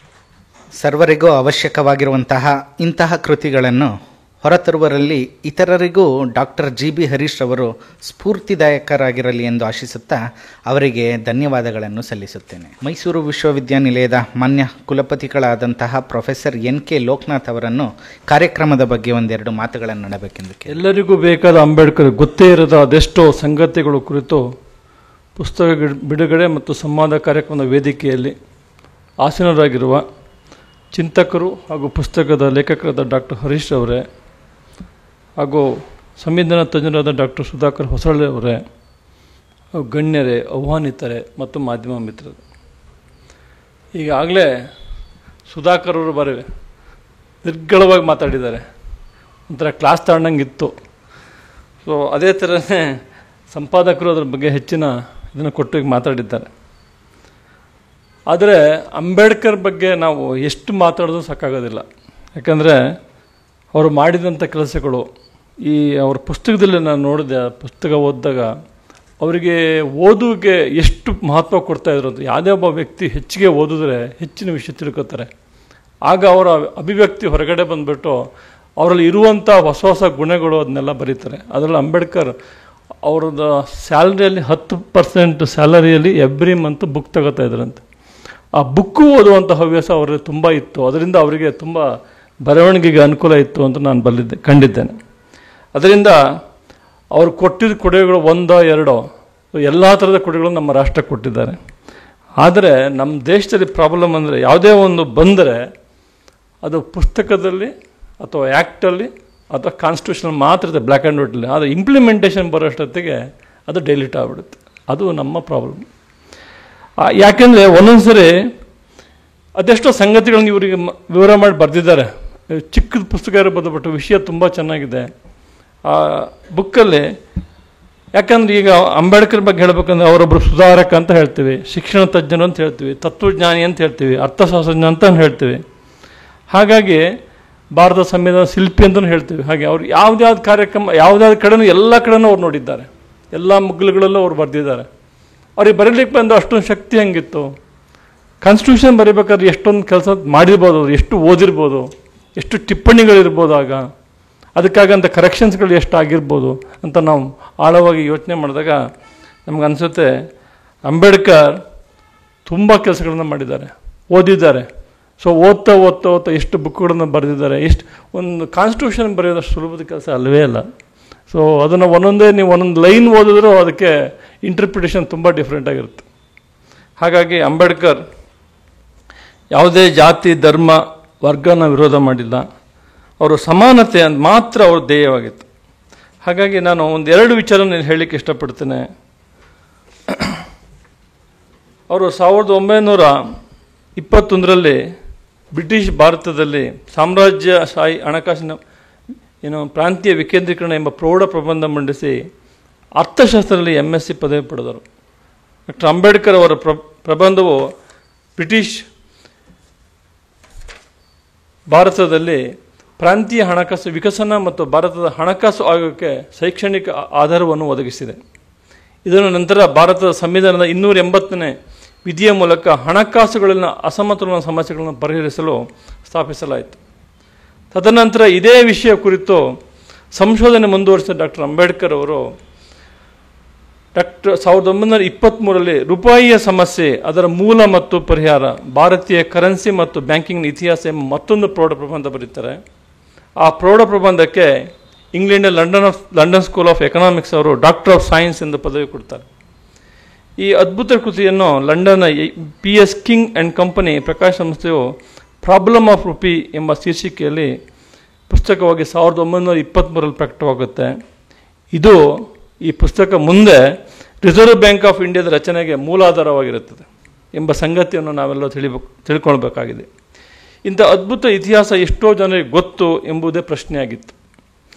ಸಣ್ಣ ರಾಜ್ಯಗಳು ಉತ್ತಮ ಅಭಿವೃದ್ಧಿಗಳನ್ನು ಸಾಧಿಸುವ ಹೆಚ್ಚು ಅವಕಾಶಗಳನ್ನು ಹೊಂದಿವೆ ಎಂಬುದು ಅಂಬೇಡ್ಕರ್ ಅವರ ದೂರದೃಷ್ಟಿ. ನಿಜವಾಗ್ಲೂ ಹೌದು, small things are making more beautiful ಅಂತ. ಸೊ ಅದನ್ನು ಸಣ್ಣ ರಾಜ್ಯಗಳನ್ನು ನಾವು ನಮ್ಮ ರಾಜ್ಯಗಳ ಮರು ಸಂಘಟನೆ ಸಂದರ್ಭದಲ್ಲಿ ಅಂಬೇಡ್ಕರ್ ಅವರು ಥಾಟ್ಸ್ ಆನ್ ಲಿಂಗ್ವಿಸ್ಟಿಕ್ ಸ್ಟೇಟ್ಸ್ ಎಂಬ ಪುಸ್ತಕವನ್ನು ಹೊರಬರುತ್ತೆ. ಈ ಕಲ್ಪನೆ ಆಧಾರದ ಮೇಲೆ ಇಂದಿಗೂ ಸಹ ದೇಶದಲ್ಲಿ ರಾಜ್ಯ ವಿಂಗಡಣೆ ಮತ್ತು ರಾಜ್ಯಗಳನ್ನು ಜಿಲ್ಲೆಗಳ ವಿಂಗಡಣೆಗಳಿಗೂ ಸಾಕ್ಷಿಯಾಗಿದೆ. Doctor B.R. ಅಂಬೇಡ್ಕರ್ ಅವರು ಇನ್ನೊಂದು ಭಾರಿ ಮುಖ್ಯವಾದ ಅಂಶ ಅಂದರೆ ಕಾರ್ಮಿಕರಿಗಾಗಿ 14 ಗಂಟೆಗಳ ಕೆಲಸ ಮಾಡ್ತಿದ್ದನ್ನ 8 ಗಂಟೆಗೆ ಇಳಿಸಿದವರನ್ನೇ. ಅಂದರೆ ನವದೆಹಲಿಯಲ್ಲಿ 1942 ನವೆಂಬರ್ 27 ನಡೆದ ಭಾರತ ಕಾರ್ಮಿಕ ಸಮ್ಮೇಳನದ 7ನೇ ಗೋಷ್ಠಿಯಲ್ಲಿ ಕಾರ್ಮಿಕ ಪರವಾಗಿ ಮಂಡಿಸಿದ ವಿಷಯವನ್ನು ಐತಿಹಾಸಿಕ ತೀರ್ಮಾನಕ್ಕೆ ಕಾರಣವಾಯಿತು. ಪ್ರಸ್ತುತ ದೇಶದ ಎಲ್ಲ ಕಾರ್ಮಿಕರು 8 ಗಂಟೆಗಳು ಮಾತ್ರ ಕೆಲಸ ಮಾಡುವಂತಾಗಿದ್ದು ಆ ಅಧಿವೇಶನದಿಂದಲೇ. ಇದಕ್ಕೆ ಅಂಬೇಡ್ಕರ್ ಚಿಂತನೆ ಹೋರಾಟದ ಫಲವೇ ಎನ್ನುವುದು ಕಾರ್ಮಿಕರು ಮರೆಯುವಂತಿಲ್ಲ. ಅದೇ ಮುಂದುವರೆದ್ಬಿಟ್ಟು ಡಾಕ್ಟರ್ ಅಂಬೇಡ್ಕರ್ ಅವರ ಮಾರ್ಗದರ್ಶನದಲ್ಲಿ ಜಲವಿದ್ಯುತ್ ಕೇಂದ್ರಗಳ ಸ್ಥಾಪನೆ ಮತ್ತು ವಿದ್ಯುತ್ ಉತ್ಪಾದನೆ ಸಮಸ್ಯೆಗಳನ್ನು ಮೊಟ್ಟ ಮೊದಲ ಬಾರಿಗೆ ವಿಶ್ಲೇಷಿಸಲು ಕೇಂದ್ರದ ತಾಂತ್ರಿಕ ವಿದ್ಯುತ್ ಮಂಡಳಿಯನ್ನು ಸ್ಥಾಪಿಸಲು ನಿರ್ಧಾರವಾಯಿತು. ಸೊ ಇದು ನಾವು ಅರ್ಥ ಮಾಡ್ಕೋ. ಅವರು ಕಾನ್ಸ್ಟಿಟ್ಯೂಷನ್ ಬಗ್ಗೆ ಇದ್ರ ಬಗ್ಗೆ ಬರೆದು ಎಕನಾಮಿಕ್ಸ್ ಬಗ್ಗೆ ಬರೆದುಬಿಟ್ಟು ಈಗ ಅವ್ರು ಬರ್ತಾ ಇರೋ ಮುಂದಕ್ಕೆ ವಿದ್ಯುತ್ ಕೇಂದ್ರಗಳ ಸ್ಥಾಪನೆ ಮತ್ತು ವಿದ್ಯುತ್ ಉತ್ಪಾದನೆ ಸಮಸ್ಯೆಗಳ ಬಗ್ಗೆ ಮಾತಾಡ್ತಾರೆ. ಆಗ ಅವರು ಈ ಗ್ರಿಡ್ ಸಿಸ್ಟಮ್ನ ತಗೊಬರ್ತಾರೆ, ಅದ್ರ ಬಗ್ಗೆ ಎಕ್ಸ್ಪ್ಲೇನ್ ಮಾಡ್ತಾರೆ, ಹೇಗೆ ಗ್ರಿಡ್ ಸಿಸ್ಟಮ್ ಕೆಲಸ ಮಾಡುತ್ತೆ ಅನ್ನೋದ್ರ ಬಗ್ಗೆ ಕೆಲಸ ಮಾಡ್ತಾರೆ. ಇಂಥವು ಎಷ್ಟೋ ವಿಚಾರಗಳು ಇವೆ. ಅದರಲ್ಲಿ ಸುಮಾರು ವಿಚಾರಗಳನ್ನು ಈ ಪುಸ್ತಕದಲ್ಲಿ ಹೊರತಂದಿದ್ದಾರೆ ಡಾಕ್ಟರ್ ಹರೀಶ್ ಅವರು. ಅದೇ ಥರನೇ ಸಾಮಾನ್ಯ ಜನರಿಗೆ ಈ ವಿಷಯಗಳು ತಲುಪಬೇಕು. ಅದು ತಲುಪಬೇಕಂದ್ರೆ ಇತ್ತೀಚಿನ ದಿನಗಳಲ್ಲಿ ಅದು ನಮ್ಮ ಟೆಕ್ನಾಲಜಿಕಲ್ ವರ್ಲ್ಡಲ್ಲಿ ಪುಸ್ತಕ ಓದೋರ ಸಂಖ್ಯೆ ತುಂಬ ಕಡಿಮೆ. ನಾನು ವಿಶ್ವವಿದ್ಯಾಲಯ ನೋಡ್ತಾ ಇದ್ದೀನಿ, ಲೈಬ್ರರಿ ಹೋಗುವಂಥ ವಿದ್ಯಾರ್ಥಿಗಳು ಕಡಿಮೆ ಆಗಿದ್ದಾರೆ, ಲೈಬ್ರರಿ ಹೋಗುವಂಥ ಅಧ್ಯಾಪಕರು ಕಡಿಮೆ ಆಗಿದ್ದಾರೆ. ಕೇಳಿದರೆ ಸರ್ ನಮ್ಮ ಹತ್ರನೇ ಇದೆ ಸರ್, ಎಲ್ಲ ಬುಕ್ ಇದೆ, ಜರ್ನಲ್ಸ್ ಇದೆ, ನಾವು ನೋಡ್ತೀವಿ ಅಂತಂದು ಹೇಳ್ತಾರೆ. ಬಟ್ ಅದು ಆಗೋದಿಲ್ಲ, ಬುಕ್ಕು ಜರ್ನಲ್ ಆಗೋದಿಲ್ಲ. ಅದು ನಾವು ಬುಕ್ಕಲ್ಲಿ ಪ್ರಿಂಟೆಡ್ ನೋಡಿದಾಗಲೇ ಅದ್ರ ಒಂದು ನಮಗೆ ಇಫೆಕ್ಟಿವ್ ಲರ್ನಿಂಗ್ ಅಂತ ಬರೋದು. ಅದಕ್ಕೋಸ್ಕರ ಪುಸ್ತಕ ಯಾವತ್ತೂ ಯಾವುದೂ ಬದಲಾಗೋದಿಲ್ಲ. ಅದೇ ಥರನೇ ಬಾಬಾ ಸಾಹೇಬ್ ಅಂಬೇಡ್ಕರ್ ಅವ್ರ ಬಗ್ಗೆನೂ ಸಹ ನಾನು ಹೇಳೋದಂತಾರೆ, ಅವ್ರಿಗೆ ಓದಿದಂಥ ಅಷ್ಟೊಂದು ಬುಕ್ಗಳು, ಅಷ್ಟೊಂದು ಸಂಗತಿಗಳನ್ನ ಅವ್ರ ಹತ್ರ ಇತ್ತು ಅಂತ ಹೇಳೋದು ಅಂತಂದರೆ ನಾವು ಅದರ ಬಗ್ಗೆ ನಾವುಗಳು ಸಹ ಅಷ್ಟು ಅಟ್ಲೀಸ್ಟ್ ಅಂಬೇಡ್ಕರ್ ಅಷ್ಟು ಓದೋಕ್ಕಾಗದೆ ಹೋದ್ರೂ ಅವ್ರನ್ನಷ್ಟು ಓದೋಕ್ಕಾಗದೆ ಕೆಲವಾರು ಬುಕ್ಗಳನ್ನು ಓದ್ಬೋದು ಅಂತ ನನ್ನ ಅನಿಸಿಕೆ. ಆ ದೃಷ್ಟಿಯಲ್ಲಿ ನಮ್ಮ ಹರೀಶ್ ಅವರು ತುಂಬ ಕೆಲಸ ಮಾಡ್ತಾ ಇದ್ದಾರೆ ಇದ್ರ ಬಗ್ಗೆ. ಅದೇ ಥರನೇ ಇನ್ನೊಬ್ಬರು ಸಂವಿಧಾನ ತಜ್ಞರಾದ ಇವರು ಸಹ ಸಾಕಷ್ಟು ಅದ್ರ ಬಗ್ಗೆ ಕೆಲಸಗಳನ್ನು ಮಾಡ್ತಿದ್ದಾರೆ. ಅಂಬೇಡ್ಕರ್ ಬಗ್ಗೆ ಇನ್ನೂ ಹೆಚ್ಚಿನ ಕೆಲಸ ಮಾಡಲಿ, ನೀವಿಬ್ಬರೂ ಇನ್ನೂ ಹೆಚ್ಚೆಚ್ಚು ಅಂಬೇಡ್ಕರ್ ಬಗ್ಗೆ ವಿಚಾರಗಳು ಬರಲಿ. ಅದರಿಂದ ನಮ್ಮ ಜನರಿಗೆ ಅಂಬೇಡ್ಕರ್ ಬಗ್ಗೆ ಇರುವಂಥ ಒಂದು ಅಭಿಮಾನವನ್ನು ಇನ್ನೂ ಹೆಚ್ಚಾಗಲಿ ಅಂತ ನಾನು ಈ ಸಂದರ್ಭದಲ್ಲಿ ಹೇಳಲಿಕ್ಕೆ ಇಷ್ಟಪಡ್ತೇನೆ. ಹಾಗೆಯೇ ಈ ಕಾರ್ಯಕ್ರಮವನ್ನು ಬಂದು ಮಂಥನ ಸ್ನೇಹಿತರು ಬಂದು ಕೇಳಿದಾಗ ನಂಗೆ ಅನ್ನಿಸ್ತು, ಇದು ಈ ಪುಸ್ತಕ ಬಿಡುಗಡೆ ಅಂತ ನೋಡಿದಾಗ ನಾನು ಆಮೇಲೆ ಪುಸ್ತಕ ಕೊಟ್ಟವರು ಅದು ಮೊದಲೇ ಪುಸ್ತಕ ಬಿಡುಗಡೆ ಆಗಿದೆ, ಮತ್ತೆ ಯಾಕಿದು ಬಿಡುಗಡೆ ಆಗ್ತಿದೆ ಅಂತ ನನ್ನ ಮನಸ್ಸಲ್ಲಿ ಒಂದು ಸ್ವಲ್ಪ ಪ್ರಶ್ನೆ ಇತ್ತು. ಅದೇ ಕ್ಲಿಯರ್ ಆಯಿತು. ಸೊ ಅಂದರೆ ಪುಸ್ತಕಗಳು ಬಿಡುಗಡೆ ಆಗ್ತಾನೇ ಇರಬೇಕು, ಅದ್ರ ಬಗ್ಗೆ ಸಂವಾದ ಆಗ್ತಾನೆ ಇರಬೇಕು, ಅದ್ರ ಬಗ್ಗೆ ವಿಚಾರ ತಿಳಿತಾನೆ ಇರಬೇಕು. ಅದರಿಂದ ಲೇಖಕರಿಗೆ ಇನ್ನೊಂದಷ್ಟು ಹೊಸ ಹೊಸ ಐಡಿಯಾಗಳು ಬಂದು ಮತ್ತೂ ಒಂದು ಹೊಸದಾಗಿ ಬರೆಯುವಂಥ ಅವರಿಗೆ ಉತ್ತೇಜನ ಸಿಗುತ್ತೆ ಅನ್ನೋದು ನನ್ನ ನಂಬಿಕೆ. ಆ ದೃಷ್ಟಿನಲ್ಲಿ ನಾನು ಇನ್ನೂ ನೀವು ಹೆಚ್ಚಿನ ಪುಸ್ತಕಗಳನ್ನು ಬರೀಲಿ ಅಂತ ನಾನು ಕೇಳ್ಕೊತಾ, ಹಾಗೂ ಈ ಬಿಡುಗಡೆಗೆ ನಾನು ಬಂದಿರುವಂಥ ವಿಚಾರವನ್ನು ನಾನು ಇಷ್ಟಪಟ್ಟು ಬಂದಿದ್ದೇನೆ. ಅದೇ ಥರ ನಾನು ಲೇಖಕರಾದ ಡಾಕ್ಟರ್ ಹರೀಶ್ ಅವರಿಗೆ ನನ್ನ ಅಭಿನಂದನೆಗಳು. ಇನ್ನೂ ಹೆಚ್ಚೆಚ್ಚಿನ ಪುಸ್ತಕಗಳನ್ನು ಬರೆಯುವಂಥ ಶಕ್ತಿ ನಮಗೆ ಕರುಣಿಸಲಿ. ಹಾಗೂ ಎಲ್ಲರೂ ನಮ್ಮ ವೇದಿಕೆಯಲ್ಲಿರುವ ನಮ್ಮ ಸಂವಿಧಾನ ಜನ ಹೊಸಳ್ಳಿಯವರಿಗೂ ಹಾಗೂ ಇಲ್ಲಿ ಇರುವ ಎಲ್ಲ ಗಣ್ಯರಿಗೂ ನನ್ನ ನಮನಗಳು ಹಾಗೂ ನನ್ನ ಮಾತುಗಳಿಗೆ ವಿರಮಿಸುತ್ತೇನೆ. ಜೈ ಹಿಂದ್, ಜೈ ಕರ್ನಾಟಕ. ಮುಂದಿನ ಭಾಗವು ಪ್ರಶ್ನೋತ್ತರ. ಈ ಪುಸ್ತಕವನ್ನು ಕೃತಿಯನ್ನು ಕುರಿತು ಭಾಳ ವಿಶ್ಲೇಷಣಾತ್ಮಕವಾಗಿ ಬೋಧನೆ ಅಲ್ಲ, ಅದು ಬೋಧನೆ ಎಲ್ಲರಿಗೂ ತಲುಪುವಂತೆ ಹೇಳಿದ ಡಾಕ್ಟರ್ ಸುಧಾಕರ್ ಹೊಸಳ್ಳಿ ಅವರಿಗೆ ಅಭಿನಂದನೆಗಳು. ಹಾಗೆ ಫ್ರಾನ್ಸಿಸ್ ಬೆಕನ್ ಅಂತ ಒಬ್ಬ ಇಂಗ್ಲೀಷ್ ಎಸೈಸ್ ಅವರು some books are to be chewed, some are to be tasted ಅಂತ. ಇಲ್ಲಿ ಚ್ಯೂಡ್ ಮತ್ತು ಟೇಸ್ಟೆಡ್ ಎರಡೂ ಕೂಡ ಈ ಪುಸ್ತಕದಲ್ಲಿದೆ. ಈ ಪುಸ್ತಕ ನಮ್ಮ ಅಂಬೇಡ್ಕರ, ನಿಮ್ಮ ಅಂಬೇಡ್ಕರ ಅಂತ ಇತ್ತೀಚಿನ ಒಂದು ಬೆಳವಣಿಗೆ ಇತ್ತು, ನಿಮ್ಮ ಅಂಬೇಡ್ಕರ. ಇದಕ್ಕೆ ಸರಿಯಾದ ಉತ್ತರವನ್ನು ಕೊಡ್ತದೆ ಅಂತ ನಾನಾದರೂ ಭಾವಿಸ್ತೇನೆ. ಯಾಕೆಂದರೆ ಇದನ್ನು ಸಂವಿಧಾನಾತ್ಮಕವಾಗಿ ಅಥವಾ ಸಂಶೋಧನಾತ್ಮಕವಾಗಿ ನಾವು ಓದಿದಾಗ ಬಹುಶಃ ನಿಮ್ಮ ಅಂಬೇಡ್ಕರ ಅನ್ನುವಂಥದ್ದಕ್ಕೆ ಉತ್ತರ ಸಿಗ್ತದೆ. ಹಾಗೆ ಈ ಕೃತಿ ನಾನು ಮೇಲ್ಪದರವನ್ನು ಮಾತ್ರ ಕೇಳ್ಪಟ್ಟು ತಿಳ್ಕೊಂಡಿರುವಂಥದ್ದು. ಯಾಕೆಂದರೆ ಅವಿತಿಟ್ಟ ಅಂಬೇಡ್ಕರ ಕೃತಿಯನ್ನು ನಾವು ಭಾಳಷ್ಟು ಚೆನ್ನಾಗಿ ಅಧ್ಯಯನ ಮಾಡಿದ್ದೀವಿ. ಇಲ್ಲಿ ಎಲ್ಲರಿಗೂ ಬೇಕಾದ ಅಂಬೇಡ್ಕರ ಅನ್ನುವ ಒಂದು ಕೃತಿಯಲ್ಲಿ ಡಾಕ್ಟರ್ ಲಕ್ಕಪ್ಪಗೌಡರು, ಎಚ್ ಎ ಲಕ್ಕಪ್ಪಗೌಡರು ದಲಿತ ಸೂರ್ಯ ಅನ್ನುವಂಥ ಪುಸ್ತಕ ನಾನು ಅಧ್ಯಯನ ಮಾಡುವಾಗ ಪದವಿ ಹಂತದಲ್ಲಿತ್ತು. ಈಗ ಮೊನ್ನೆ ಮತ್ತೆ ಪುಟಗಳನ್ನು ತಿರುವು ಹಾಕಿದಾಗ ಅದರ ಒಂದು ಇದು ಅದಕ್ಕಿಂತ ಮುಂದುವರೆದ ಭಾಗ ಇವರು ನಮ್ಮ ಹರೀಶರು ಕೊಟ್ಟಿದ್ದಾರೆ ಅನ್ನೋಂತ ಭಾವಿಸಿ ಅವ್ರಿಗೆ ಅಭಿನಂದನೆ ಹೇಳಿದೆ. ಇದು ನನ್ನ ಅಭಿಪ್ರಾಯ ಅಷ್ಟೇ. ಹಾಗೆ ಇನ್ಯಾರು ಪ್ರಶ್ನೆ ಕೇಳಲಿ. ಅದಕ್ಕೆ ತಕ್ಷಣ ಅನಿಸಿದ್ದು ಸರ್ ಹೇಳಿದ್ದಕ್ಕೆ, ಲಕ್ಕಪ್ಪಗೌಡ್ರದ್ದು ತುಂಬ ಒಳ್ಳೆ ಪುಸ್ತಕ. ನಾನು ಕೂಡ ನನ್ನ ವಿದ್ಯಾರ್ಥಿ ಜೀವನದಲ್ಲಿ ಅದನ್ನು ಓದ್ದೋನು. ಆಮೇಲೆ ಮಾನ ಜವರಯ್ಯ ಅವ್ರು ಬರೆದಿರೋದು ತುಂಬ ಒಳ್ಳೆ ಪುಸ್ತಕ. ಅಂದರೆ ಅವ್ರು ಯಾವುದೇ ಹಿನ್ನೆಲೆ, ಯಾವುದೇ ಚಳುವಳಿ ಏನೇ ಬರೀಲಿ ತುಂಬ ಸ್ಟಡಿ ಮಾಡಿ ಬರೆದಿರೋ ಪುಸ್ತಕ ಅವೆರಡೂ. ಅದಾದಮೇಲೆ ಇನ್ನೊಂದು ಪುಸ್ತಕ, ಅಂದರೆ ಈ ಪುಸ್ತಕ ಬರೋಕ್ಕೆ ಮುಂಚೆ ನನಗೆ ತುಂಬ ಇಷ್ಟ ಆಗಿದ್ದು ಅಂದರೆ ಇನಾಮ್ದಾರ್, ಕಾದಂಬರಿಕಾರ ಇನಾಮ್ದಾರ್, ಯಯಾತಿ ಅದೆಲ್ಲ ಬರೆದಿದ್ದಾರಲ್ಲ, ಅವರು ಒಂದು ಅಂಬೇಡ್ಕರ್ ಬಗ್ಗೆ ಪುಸ್ತಕ ಬರೆದಿದ್ದಾರೆ. ಈಗ ಬಂದಿರೋ ಅಂಬೇಡ್ಕರ್ ಪುಸ್ತಕಗಳಲ್ಲಿ, ಹಳೆ ಪುಸ್ತಕಗಳಲ್ಲಿ ತುಂಬ ನೋಡಬೇಕಾದ. ಒಂದ್ಸರಿ ಬೆಂಗಳೂರು ಮೆಜೆಸ್ಟಿಕಲ್ಲಿ ಹೇಳಿದೆ. ಈಗ ನನಗೆ ಒಂದು ಲೈನಿಗೆ ಮಹಾತ್ಮರುಗಳದ್ದು ಫೋಟೋ ಹಾಕಿದರು. ನನಗೆ ಒಂದ್ಸರಿ ನೋಡಿ ಒಂಥರ ಸ್ವಲ್ಪ ತಲೆ ಚಕ್ಕರ್ ಬಂದಾಗ ಆಗ್ತದೆ. ಯಾಕೆ ಅಂತಂದರೆ ಪಾಪ ಅಲ್ಲಿರೋರಲ್ಲಿ ಒಬ್ಬರೂ ಯಾರು ಜಾತಿ ಬ್ಯಾಕಪ್ ಇಲ್ಲದೆ ಇರೋಂಥವ್ರು ಇಲ್ಲವೇ ಇಲ್ಲ. ಅಂದರೆ ಹೇಗಾಗಿದೆ ಅಂತಂದರೆ ಈಗ ಒಬ್ಬೊಬ್ಬರು ಒಂದೊಂದು ಜಾತಿಗೆ ಒಬ್ಬೊಬ್ಬರು ಮಹಾತ್ಮರು ಅಂತ ಅಂದ್ಬಿಟ್ಟು ಟ್ಯಾಗ್ ಮಾಡಿಬಿಟ್ಟಿದ್ದಾರೆ. ಈಗ ಒಂಥರ ಅವರು ಬ್ರ್ಯಾಂಡ್ ಅಂಬಾಸಿಡರ್ ಥರ. ಇದನ್ನ ನಮ್ಮ ಹಿಂದೆ ಇರಲಿಲ್ಲ. ಹೀಗೆ ನಮ್ಮ ಮಂಡ್ಯದಲ್ಲಿ ಹೋದರೆ ಪ್ರತಿ ಹಳ್ಳಿಗಳಲ್ಲೂ ನಾಲ್ವಡಿ ಅವ್ರದ್ದು ಮತ್ತು ವಿಶ್ವೇಶ್ವರಯ್ಯ ಅವ್ರದ್ದು ಕಡ್ಡಾಯವಾಗಿ ಒಂದು ಸಣ್ಣದಾದ್ರೂ ಎಲ್ಲರೂ ಪ್ರತಿಮೆ ಮಾಡಿರ್ತಾಯಿದ್ರು. ಈಗ ಹೋದರೆ ಇಲ್ಲ. ಈಗ ಕೆಂಪೇಗೌಡ, ನನಗೆ ಅವ್ರ ಬಗ್ಗೆ ಯಾವುದೂ ತಕರಾರಿಲ್ಲ, ಎಲ್ಲರೂ ಅದ್ಭುತ ಸಾಧಕರೇ, ಮತ್ತು ಅದ್ರ ಬಗ್ಗೆ ಮಾತಾಡೋದೇ ಇಲ್ಲ ಎಲ್ಲರೂ. ಬಟ್ ಜನರು ಆ ಮಹಾತ್ಮರನ್ನ ನೋಡೋಂಥ ದೃಷ್ಟಿಕೋನನೇ ಒಂಥರ ವಿಕೃತವಾಗಿದೆ ಅಂತ. ಇದನ್ನು ಸಾಮಾಜಿಕವಾಗಿ ಸರಿದೂಗಿಸೋದಾಗಿ ಈಗ ಅಂಬೇಡ್ಕರ್ ನಮ್ಮವರು ಅಂತ ಎಲ್ಲರಿಗೂ ಅನ್ಸೋದಿಲ್ಲ. ಯಾರೋ ಕೆಲವರು ಅವ್ರನ್ನ ಗುತ್ತಿಗೆ ತೊಗೊಂಡ ರೀತಿ. ಹಾಗೆಯೇ ಕನಕದಾಸರಾಗಿರ್ಬೋದು, ಬಸವಣ್ಣವರಾಗಿರ್ಬೋದು, ಇವರೆಲ್ಲ ಸಮಾಜದ ಒಂದು ದೃಷ್ಟಿಕೋನ ಇವ್ರು ಎಲ್ಲರೂ ಒಂದು ವೈಡನ್ನಾಗಿ ಮಾಡೋದಕ್ಕೆ ಪ್ರಯತ್ನ ಪಟ್ಟರೆ ಹೊರತು ಅದಕ್ಕೆ ತದ್ವಿರುದ್ಧವಾಗಿರೋಂಥ ಕೆಲಸ ನಡೀತಾ ಇದೆಯಲ್ಲ. ಒಂಥರ ಸೈನ್ಸಲ್ಲಿ ಹೇಳ್ತಾರಲ್ಲ, ಹೇಗಾಗಿದೆ ಅಂತಂದರೆ ಮ್ಯಾಟರ್ಗೆ ಒಂದು ಕ್ವಾಂಟಮ್ ಫಿಸಿಕ್ಸಲ್ಲಿ ಮ್ಯಾಟರ್ಗೆ ಆ್ಯಂಟಿ ಮ್ಯಾಟರ್ ಇರುತ್ತೆ, ನೋಡೋಕ್ಕೆ ಸೇಮ್, ಬಟ್ ಎಲ್ಲ ತದ್ವಿರುದ್ಧ ಆದಂಥ ಲಕ್ಷಣಗಳಿರುತ್ತಲ್ಲ. ಆ ಥರ ಒಂದು ಆ್ಯಂಟಿ ಮ್ಯಾಟರ್ಗಳು ಒಬ್ಬ ವ್ಯಕ್ತಿನ ಮ್ಯಾಟರ್ ಆಗಿ ಇಟ್ಕೊಂಡು ಎಲ್ಲ ಆ್ಯಂಟಿ ಮ್ಯಾಟರ್ಗಳು ತಯಾರಾಗ್ತಾ ಇದೆಯಲ್ಲ ಸಮಾಜದಲ್ಲಿ. ಹೇಗೆ ಇದನ್ನು ಸರಿಪಡಿಸೋಂಥ ರೀತಿ? ಕೇಳಲೇಬೇಕಾದ ಪ್ರಶ್ನೆ ನೀವು ಕೇಳಿದ್ದೀರಾ. ನಾವು ಈ ಪುಸ್ತಕನೂ ಅದೇ ಹೇಳ್ತಾ ಇದೆ, ನಾವು ಕುಲಪತಿಗಳು ಅದೇ ಹೇಳಿದರು. ಬಾಬಾ ಸಾಹೇಬ್ ಅಂಬೇಡ್ಕರ್ ವಿಚಾರಗಳನ್ನು ಹಿಮ್ಮುಖವಾಗಿ ತೋರಿಸ್ತಾ ಇದ್ದೀರಿ. ನೀವು ಕೇಳಿದ್ದು ಒಟ್ಟು ವಿಚಾರಗಳು ಹೀಗೆ ಯಾವುದು ಮುನ್ನಾಲೆಗೆ ಬರಬೇಕಾಗಿತ್ತೋ, ಯಾವುದು ಏಕಮುಖವಾಗಿರಬೇಕಿತ್ತೋ ಅವೆಲ್ಲವನ್ನು ಕೂಡ ವಿರುದ್ಧ ದಿಕ್ಕಿನಲ್ಲಿ ತೀರಿಸೋದು. ಈಗ ಉದಾಹರಣೆಗೆ ಸಮಯ ಇರಲಿಲ್ಲ ಅಂತ ಹೇಳಲಿಲ್ಲ. ಇಲ್ಲೊಂದು ಅಂಬೇಡ್ಕರ್ ವಿಚಾರ ಹೇಳುವಾಗ ಅಂಬೇಡ್ಕರ್ ಮತ್ತು RSS ಅಂತ ಒಂದು ಸಂಬಂಧ ಇದೆ. ನೀವು ಹೇಳಿದ ಕಾರಣಕ್ಕೆ ನಾನು ಉಲ್ಲೇಖ ಮಾಡ್ತೀನಿ, ಕೆಂಪೇಗೌಡರು ಹೇಳಿದವಲ್ಲ.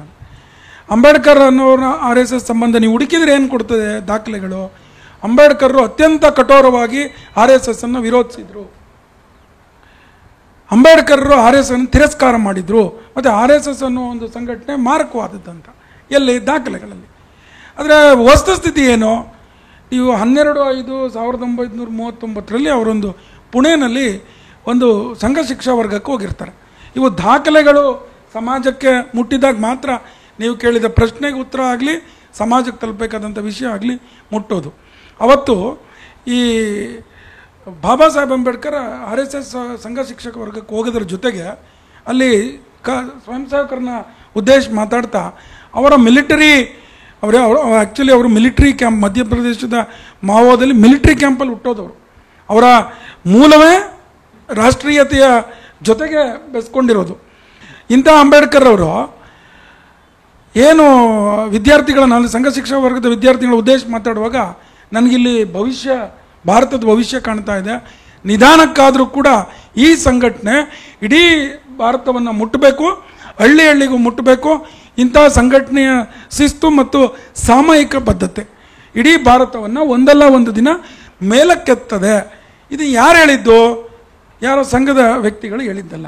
Bala Saheb Salunke, Republican Party of India ಅಂತ ಅರಿಸ್ಟ್ ಹೇಳಿದ್ರಲ್ಲ, ಬಾಬಾ ಸಾಹೇಬ್ ಅಂಬೇಡ್ಕರ್ರೇ ಸ್ಥಾಪನೆ ಮಾಡಿದ್ದ. ಬಾಳಾ ಸಾಹೇಬ್ ಸಾಳುಂಕೆ ಅನ್ನುವ ಸಂಸದ, ಅಂದರೆ ಆ ಪಾರ್ಟಿಯಿಂದ ಎಲೆಕ್ಟ್ ಆದಂಥ ಯಂಗೆಸ್ಟ್ ದಲಿತ್ ಲೀಡರ್. ಈಗ ಅದನ್ನು ಪರಿಶಿಷ್ಟ ಲೀಡರ್, ಈ ಥರ ಏನೋ ದಲಿತ್ ಲೀಡರ್ ಅಂದರೆ ನೋವಾಗ್ತದೆ, ಆ ಥರ ಕೆಲವರು ಅಭಿಪ್ರಾಯ ವ್ಯಕ್ತಪಡಿಸ್ತಾರೆ.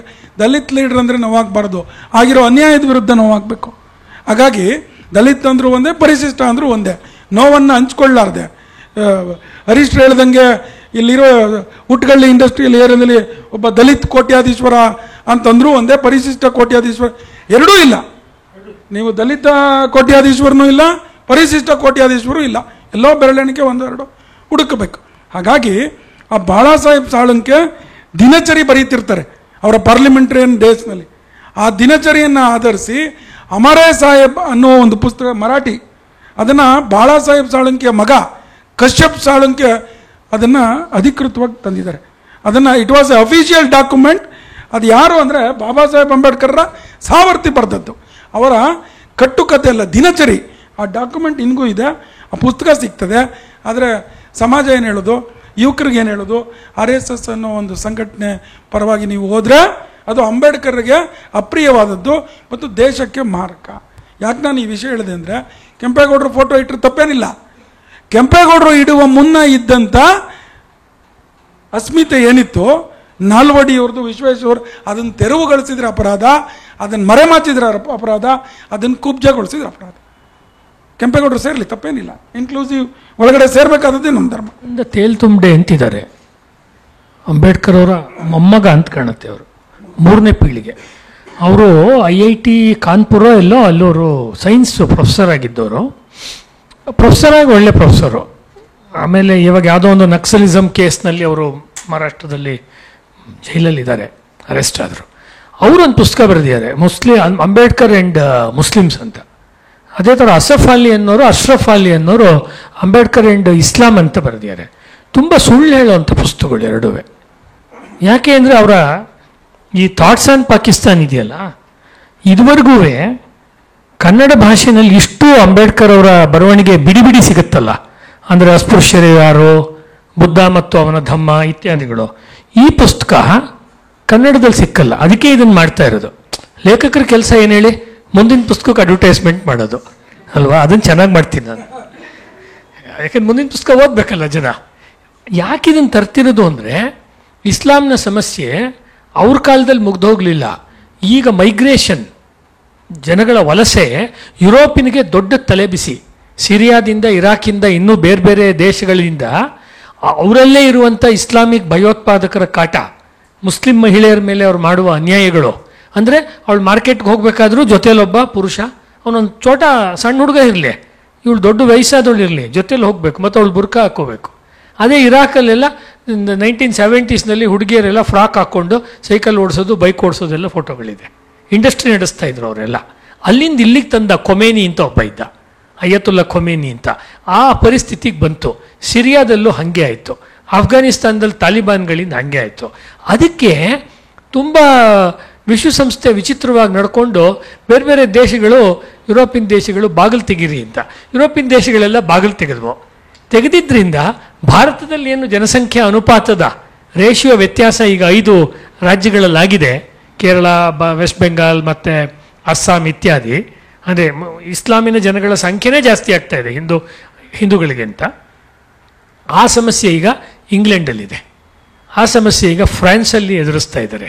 ಹೀಗಾಗಿ ಈ ಪುಸ್ತಕ 20ನೇ ಶತಮಾನದಲ್ಲಿ ಬರೆದ್ರೂ 21st ಸೆಂಚುರಿಯ ಇಸ್ಲಾಂನ ಮೈಗ್ರೇಷನ್ ಇದೆಯಲ್ಲ ತಲೆಬಿಸಿ, ಇದನ್ನು ಯುರೋಪ್ ಎದುರಿಸ್ಬೇಕಾದ್ರೆ ಅದು ಇದರ ಫಂಡಮೆಂಟಲ್ ನೇಚರ್ನ ಅರ್ಥ ಮಾಡಿಕೊಳ್ಳೇಬೇಕಾಗತ್ತೆ. ಹಾಗಾಗಿ ಇಂಟರ್ನ್ಯಾಷನಲ್ ಆದ ವಿಷಯಗಳನ್ನು ಅಭ್ಯಾಸ ಮಾಡೋರ್ಗೂ ಈ ವಿಷಯ ಬೇಕಾಗತ್ತೆ. ಏಕೆಂದರೆ ಇಸ್ಲಾಮು ಜಗತ್ತಿಗೆ ತಲೆನೋವಾಗಿದೆ, ಆಗಿತ್ತು, ಆಗಿದೆ. ಇದನ್ನು ಅಂಬೇಡ್ಕರ್ ಧೈರ್ಯವಾಗಿ ಬರೆದಿದ್ದಾರೆ. 10 ಜನ ವಿದೇಶಿ ಲೇಖಕರು ಇಂಗ್ಲೀಷ್ನಲ್ಲಿ ಬರೆದಿದ್ದಾರೆ. ಅದ್ರ ಬಗ್ಗೆ 2 ಮಾತಿಲ್ಲ. ಕನ್ನಡದಲ್ಲಿ ಅಥವಾ ಭಾರತದಲ್ಲಿ ಕಡಿಮೆ ಬರೆದಿದ್ದಾರೆ. ಆದರೆ ಆ ರೀತಿ ಇರುವ ಅಂಬೇಡ್ಕರ್ನ ಅವರ ಮೊಮ್ಮಕ್ಕಳು ಅಥವಾ 3ನೇ ಪೀಳಿಗೆಯವರೇ ಸುಳ್ಳಾಗಿ ತಪ್ಪಾಗಿ ಪ್ರತಿಪಾದಿಸ್ತಾ ಇದ್ದಾರೆ. ತಪ್ಪಾದರೆ ಓಕೆ, ಯಾಕೆಂದ್ರೆ ಗೊತ್ತಿರಲ್ಲ ತಪ್ಪು ಅನ್ಬೋದು. ಸುಳ್ಳನ್ನು ಸಹಿಸ್ಕೊಳ್ಳೋದು ಕಷ್ಟ. ತಪ್ಪು ಬೇರೆ, ಸುಳ್ಳು ಬೇರೆ ಅಲ್ವಾ? ಹಾಗಾಗಿ ಯಾಕೆ ಮಾಡ್ತಿದ್ದಾರೆ ಅಂದರೆ, ಈಗ ಜೈ ಭೀಮ್ ಜೈ ಮೀಮ್ ಅಂತ ಒಂದು ಶುರುವಾಗಿದೆ. ಮೀಮ್ ಅಂದರೆ ಮುಸ್ಲಿಮ್ ಘೋಷಣೆ, ಭೀಮ್ ಅಂದರೆ ದಲಿತ್ ಘೋಷಣೆ. ಜೈ ಭೀಮ್ ಜೈ ಮೀಮ್ ಅಂದರೆ ನಾವಿಬ್ಬರು ಶೋಷಿತರು, ನಾವು ಒಟ್ಟಿಗೆ ಹೋಗೋಣ ಅಂತ. ಇಸ್ಲಾಂನವ್ರು ಯಾವತ್ತೂ ಶೋಷಣೆಗೆ ಒಳಗಾಗಿದ್ರು? ಅವರೇ ಈ ದೇಶದಲ್ಲಿ ಶೋಷಣೆಯನ್ನು ಮಾಡಿದವ್ರು ಆ್ಯಕ್ಚುಲಿ ಅಲ್ವಾ? ಎಲ್ಲ ದೇಶವನ್ನು ಹಾಳು ಮಾಡಿದವರು, ಅಥವಾ ದೊಡ್ಡ ದೊಡ್ಡ ಸಾಮ್ರಾಜ್ಯಗಳ ಹೆಸರಿನಲ್ಲಿ ದೇವಾಲಯಗಳನ್ನು ನಾಶ ಮಾಡಿದ್ದು, ವಿದ್ಯಾಕೇಂದ್ರಗಳನ್ನು ನಾಶ ಮಾಡಿದ್ದು ಅವರೇ ಆ್ಯಕ್ಚುಲಿ. ಹೀಗೆ ಆ ರೀತಿ ಒಂದು ಕೆಲಸವನ್ನು ಇವತ್ತು ಅಸಾವುದ್ದೀನ್ ಓವೈಸಿ ಇತ್ಯಾದಿಯವರು ಹೈದರಾಬಾದ್ ಭಾಗದಲ್ಲಿ, ಇನ್ನೂ ಕೆಲವರು ಬೇರೆ ಬೇರೆ ಭಾಗಗಳಲ್ಲಿ ಮಾಡ್ತಿದ್ದಾರೆ. ಬಟ್ ಬಹಳ ಕೇರ್ಫುಲ್ ಆಗಿ ಅವರು ಕೊನೆಯಲ್ಲಿ ಜೈ ಭೀಮ್ ಅಂತ ಅಂಬೇಡ್ಕರ್ ಹೆಸರು ಜೈ ಸಂವಿಧಾನ್ ಅಂತ ಹೇಳೋದನ್ನೆಲ್ಲ ಶುರು ಮಾಡಿದ್ದಾರೆ. ಇದೊಂದು ಹೊಸ ಒಂದು ಏನು ಹೇಳ್ತೀರಾ, ರಾಕ್ಷಸರು ಮಾಯಾವಿಗಳು ಮಾಯಾವೇಶದಲ್ಲಿ ಬರ್ತಾರೆ ಅಂತ ಬರುತ್ತಲ್ಲ ಪುರಾಣಗಳಲ್ಲಿ, ಮಾಯಾವೇಶದಲ್ಲಿ ಬರ್ತಾರೆ. ಒಂದು ಅಂಬೇಡ್ಕರ್ದು ಕಾನ್ಸ್ಟಿಟ್ಯೂಷನ್ ಹಿಡ್ಕೊಂಡು ಬಂದ್ಬಿಡೋದು, ರಾಹುಲ್ ಗಾಂಧಿ ಮಾಡ್ದಂಗೆ. ಅದಕ್ಕೆ ಯಾರೋ ಕೇಳಿದ್ರು ಎಷ್ಟು ಆರ್ಟಿಕಲ್ ಇದೆ, ಎಷ್ಟು ಪೇಜ್ ಇದೆ ಅಂತೆಲ್ಲ ಒಬ್ಬರು ಯಾರೋ ಸಂಸದರು ಕೇಳಿದ್ರು. ಅಂದರೆ ಸಂವಿಧಾನ ಹಿಡ್ಕೊಂಡು ಹೆದರ್ಸೋದು. ಸಂವಿಧಾನ ಇರೋದು ಹೆದರ್ಸಕ್ಕಲ್ಲ, ಸಂವಿಧಾನ ಇರೋದು ರಕ್ಷಣೆ ಮಾಡೋದಕ್ಕೆ. ಈಗ ಸಂವಿಧಾನಿಸಮ್ ಅಂತ ಒಂದಿದೆ, ಕಾನ್ಸ್ಟಿಟ್ಯೂಷನಲಿಸಮ್, ಸಂವಿಧಾನವಾದ ಅಂತ ಒಂದು ಥಿಯರಿ ಇದೆ ಪೊಲಿಟಿಕಲ್ ಸೈನ್ಸಲ್ಲಿ. ಮಾತೆತ್ತಿದ್ರೆ ಸಂವಿಧಾನ ಹೇಳೋದು ಅಂದರೆ ಹೇಳಬಾರ್ದು ಅಂತ ನಾನು ಹೇಳ್ತಿಲ್ಲ, ಅದು ಹೇಳಿ ಸರ್ವಜನಕ್ಕೂ ಭಯಮುಕ್ತವಾಗಿ ಸಮಾನತೆಯಿಂದ ಬದುಕೋದಕ್ಕೆ ಅವಕಾಶ ಮಾಡಿಕೊಡ್ಲಿ ಅಂತ ಸಂವಿಧಾನ ಹೇಳ್ತಾ ಇದೆ. ಬಟ್ ಸಂವಿಧಾನ ತೋರಿಸ್ಬಿಟ್ಟು ಜನಗಳನ್ನು ಹೆದರಿಸೋದು. ಸಂವಿಧಾನವನ್ನು ಅಂಬೇಡ್ಕರ್ ಕೆಂಪು ಕಲರ್ ಪುಸ್ತಕದಲ್ಲಿ ಯಾವತ್ತು ಪ್ರಿಂಟ್ ಮಾಡಿದ್ರು? ಅದು ಕಮ್ಯುನಿಸ್ಟ್ ಮ್ಯಾನಿಫೆಸ್ಟೋ. ರಾಹುಲ್ ಗಾಂಧಿ ಎಂಥ ಡೇಂಜರಸ್ ಫೆಲೋ ಅಂದರೆ, he should be arrested, prosecuted before the constitution bench, full bench of the judges. ಯಾಕೆ ಅಂದರೆ ಸಂವಿಧಾನದ ಜನಪ್ರಿಯವಲ್ಲದ ರೂಪವನ್ನು ತೋರಿಸುವ ಹಕ್ಕು ಒಬ್ಬ ಸಾಂವಿಧಾನಿಕನಾಗಿ ಅವ್ನಿಗೆ ಯಾರು ಕೊಟ್ಟರು? ಅದನ್ನು ಮುದ್ರಣ ಮಾಡಿದ ಅಪರಾಧಿ ಯಾರು? ಸಂವಿಧಾನ ಹಾಗೆಲ್ಲ ಪ್ರಿಂಟ್ ಮಾಡೋಕ್ಕೆ ಬರೋದಿಲ್ಲ ಸುಮ್ಮನೆ. ಯಾರು ಮಾಡಿದರು? ಕೆಂಪು ಕಲರ್ದು ಇಷ್ಟಗಲ ಒಂದು ಯಾವುದೋ ಒಂದು ಇದ್ರ ಥರ ಪುಸ್ತಕ ತೊಗೊಂಬಂದರೆ ಅದು ರೆಡ್ ಬುಕ್ ಅಂತ ಮಾವೋ, ಬಹಳ ಇದು ಹಿಂದೆ ದೊಡ್ಡ ಹುನ್ನಾರ ಇದೆ, ದಯವಿಟ್ಟು ಗಮನಿಸಿ ಇದನ್ನು. ಮಾವೋ ರೆಡ್ ಬುಕ್ ಅಂತ ಮಾಡಿ ಕಮ್ಯುನಿಸ್ಟ್ ವಿಚಾರವನ್ನು ಕೋಟಿ ಜನ ಯುವಕ ಯುವತಿಯರಿಗೆ ಹಂಚಿಬಿಟ್ಟು ಏನು ಮಾಡ್ದ ಅಂದರೆ, ನಮ್ಮ ದೇಶದಲ್ಲಿ ಈಗ ಕೆಂಪು ಹೂಗಳು ಅರಳುತ್ತಾ ಇದೆ. ಕಾವಿಮಯವಾಗಿ ಮಾತಾಡ್ತಿದ್ದ, ಎಲ್ಲ ಕಡೆ ಕೆಂಪು ಕೆಂಪು ಕೆಂಪು, ಕೆಂಪಾದವೋ ಎಲ್ಲ ಕೆಂಪಾದವೋ ಅಂತ ಸಿನಿಮಾ ಹಾಡೆಲ್ಲ ಬಂತಲ್ಲ, ಹಾಗೆ ಎಲ್ಲ ಕೆಂಪು. ಇಲ್ಲಿ ಯಾರು ಬೇಕಾದರೂ ಅಕಸ್ಮಾತ್ ಗೊತ್ತಿಲ್ಲದೆ ಹಿಂದೆ ಸರ್ಕಾರದ ವಿರುದ್ಧ ಮಾತಾಡಿದ್ದೀರಾ, ಈಗ ಸರ್ಕಾರದ ವಿರುದ್ಧ ಮಾತಾಡಿರೋರು ಪರ ಮಾತಾಡ್ತಿದ್ದೀರ, ನಮ್ಮ ಪರವಾಗಿಲ್ಲ, ನೀವು ಯಾರು ಅಂತ ಗುರುತಿಸ್ಕೊಳ್ಳಿ, ಇವಾಗ ನಿಮಗೇನು ಭಯ ಇಲ್ಲ ಅಂತ. ತುಂಬ ಜನ ಪ್ರೊಫೆಸರ್ಗಳು, ಸೈಂಟಿಸ್ಟ್ಗಳು ಅವನ ಮಾತನ್ನು ನಂಬ್ಕೊಂಡ್ಬಿಟ್ಟು ಅವರು ಪಬ್ಲಿಕಲ್ಲಿ ಕಾಣಿಸ್ಕೊಂಡ್ರು. ಹೆಂಗೆ ಅವ್ರಿಗೆ ಚಿತ್ರಹಿಂಸೆ ಕೊಟ್ಟ ಅಂದರೆ ಮಾವೋ, ಅದ್ರ ಬಗ್ಗೆನೇ ಬೇಕಾದಷ್ಟು ಪುಸ್ತಕ ಇದೆ ಆ್ಯಕ್ಚುಲಿ. 4000 ಮೈಲ್ಸ್ ಅಂಡರ್ ದಿ ಸನ್ ಅಂತ ಇತ್ಯಾದಿ ಬೇರೆ ಬೇರೆ ಪುಸ್ತಕಗಳೆಲ್ಲ ಇದೆ ಆ್ಯಕ್ಚುಲಿ. ಅದರೊಳಗೆಲ್ಲ ನೋಡ್ಬೇಕು ನೀವು, ತುಂಬ ಮಜಾ ಇದೆ. ಒಬ್ಬ ಪ್ರೊಫೆಸರ್ನ ಅವ್ನ ಕ್ಲಾಸ್ನಲ್ಲಿ ಏನೋ ಲೇಟಾಗಿ ಬಂದ ಅಂತ ಅವ್ನು ಆಚೆ ನಿಲ್ಸಿರ್ತಾರೆ ಹುಡುಗನ ಅಷ್ಟೇ, ಪಾಪ ಇನ್ನೇನಿಲ್ಲ. ಮನೆಗೆ ಹೋಗಿ ಎಳ್ಕೊಂಡು ಬಟ್ಟೆಗಿಟ್ಟೆ ತೆಗಿಯಲ್ಲ, ಅವನನ್ನು ಎಳ್ಕೊಂಬರೋದು. ಅಂದರೆ ಅವಮಾನ ಆಗುವಂತೆ ಒಂದು ನಾಯಿನ ಅಥವಾ ಇದೊಂದನ್ನು ಕೋಲ್ ಹಾಕಿ ಹಿಡ್ಕೊಂಬರೋ ಹಂಗೆ ಅವನು ಎಳ್ಕೊಂಡು ಬಂದು ರಸ್ತೆ, ಇದು ದೊಡ್ಡದೊಂದು ಸ್ಟೇಡಿಯಮ್ಮು ಅಥವಾ ಆಟದ ಮೈದಾನದಲ್ಲಿ ಅವನು ನಿಲ್ಲಿಸಿ ಎಲ್ಲರೂ ಅವನಿಗೆ ಬೈಯೋದು. ಎಲ್ಲರೂ ಒಂದೊಂದು ಜೋಕ್ ಮಾಡೋದು, ಎಲ್ಲ ರೆಕಾರ್ಡ್ ಆಗಿದೆ ಕಮ್ಯುನಿಸ್ಟ್ರು ಹೆಂಗೆ ತಮ್ಮ ಮೇಷ್ಟ್ರುಗಳನ್ನು ನಡೆಸ್ಕೊಂಡ್ರು ಅಂತ. ಇವರು ಅಂಥ ಮೇಷ್ಟ್ರುಗಳೇ ಇಲ್ಲಿ ತುಂಬ್ಕೊಂಡಿದ್ದಾರೆ ಯೂನಿವರ್ಸಿಟಿಗಳಲ್ಲಿ. ಇವ್ರು ಹುಡುಗರು ಬಿಡ್ತಾರಾ? ಕೊಂದವರು ಉಳಿವರೇ ಕೂಡಲ ಸಂಗಮ ದೇವ. ಹೆಂಗಿದೆ ಅಂದರೆ ಈ ರೀತಿ ಒಂದು ದೊಡ್ಡ ಮಟ್ಟದ ಚೀನಾದ ಕಮ್ಯುನಿಸ್ಟ್ ಕ್ರಾಂತಿಯ ಮಾದರಿಯನ್ನು ಪಾರ್ಲಿಮೆಂಟ್ನಲ್ಲಿ ತೋರಿಸಿದ ಅಪರಾಧಿ ಈ ರಾಹುಲ್ ಗಾಂಧಿ ಅಂತ ಹೇಳಿದ್ರೆ. ಪ್ರಾಸಿಕ್ಯೂಟ್ ಮಾಡಬೇಕು ಅವ್ರನ್ನ. ಯಾಕೆ ನಂಗೆ ತೋರ್ಸೋಕ್ಕೆ ಬರೋದಿಲ್ಲ, ಸಂವಿಧಾನನ ಬಾಯಿಗೆ ಬಂದಂಗೆ ತೋರ್ಸೋಕ್ಕೆ ಬರೋದಿಲ್ಲ. ಮತ್ತು ಅವ್ರು ಹೇಳಿದಂತೆ ಸಂವಿಧಾನದ ನಿಜ ಆಶಯಗಳಿದೆಯಲ್ಲ, ಅದು ಯಾವುದನ್ನು ಹೇಳ್ತಿಲ್ಲ. ಭಾರತದ ಸಾಂಸ್ಕೃತಿಕವಾದ ಎಲ್ಲ ಚಿಹ್ನೆಗಳು ಕೂಡ ಅದರಲ್ಲಿ ಬುದ್ಧ ಇದ್ದಾನೆ ಆ ಸಂವಿಧಾನದಲ್ಲಿ. ಉಪನಿಷತ್ನಲ್ಲಿ ಒಬ್ಬ ಋಷಿ ಮುಂದೆ ವಿದ್ಯಾರ್ಥಿಗಳು ಕೂತು ಪಾಠ ಕಲಿಯುವ ಗುರುಕುಲ ಪದ್ಧತಿ ಇದೆ, ರಾಮಂದಿದೆ.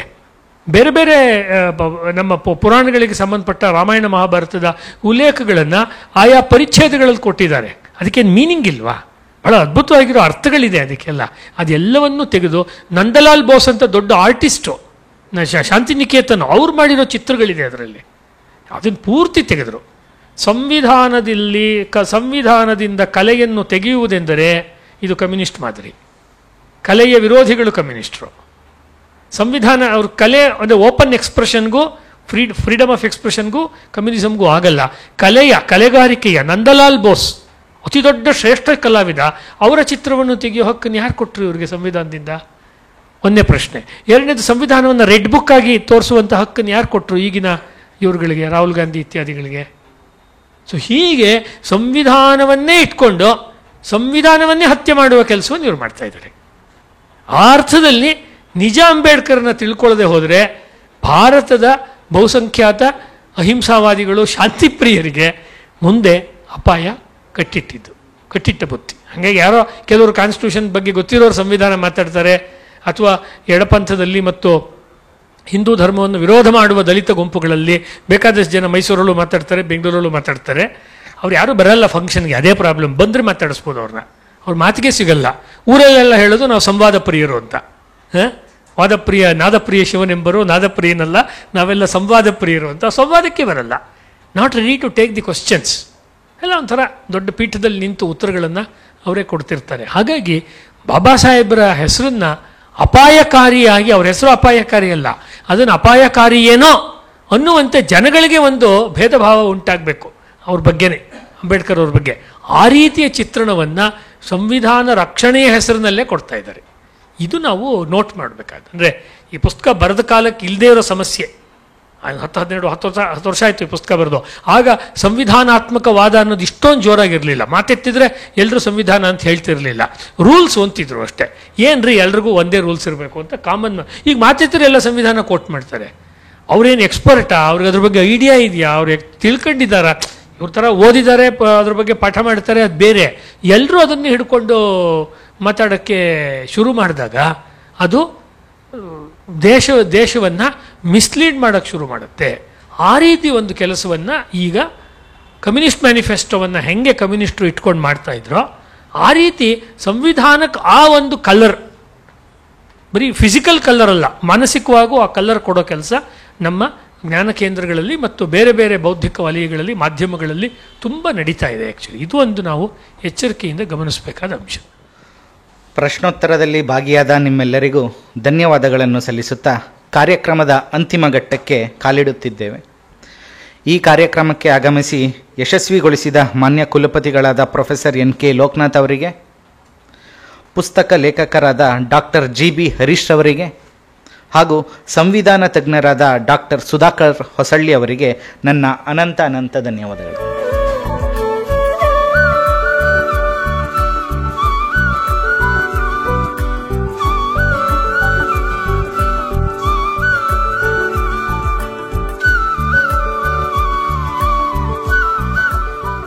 ಭಾನುವಾರದ ರಜಾದಿನದಂದು ಸಹ ಈ ಕಾರ್ಯಕ್ರಮಕ್ಕೆ ಆಗಮಿಸಿರುವಂತಹ ಪ್ರಜ್ಞಾವಂತ ಸಭಿಕರಿಗೆ, ಸಾಮಾಜಿಕ ಕಳಕಳಿಯುಳ್ಳಂತಹ ಮಾಧ್ಯಮ ಮಿತ್ರರಿಗೆ, ರಕ್ಷಣೆ ಹೊತ್ತಂತಹ ಆರಕ್ಷಣಾ ಸಿಬ್ಬಂದಿಗಳಿಗೆ ಹಾಗೂ ಪರೋಕ್ಷವಾಗಿ ಸಹಕರಿಸಿದವರೆಲ್ಲರಿಗೂ ಮಂಥನ ಮೈಸೂರಿನ ಪರವಾಗಿ ಹೃದಯಪೂರ್ವಕ ವಂದನೆಗಳನ್ನು ಸಲ್ಲಿಸುತ್ತಾ ಈ ಕಾರ್ಯಕ್ರಮವನ್ನು ಮುಕ್ತಾಯಗೊಳಿಸುತ್ತಿದ್ದೇವೆ. ಜೈ ಭಾರತ್, ವಂದೇ ಮಾತರಂ.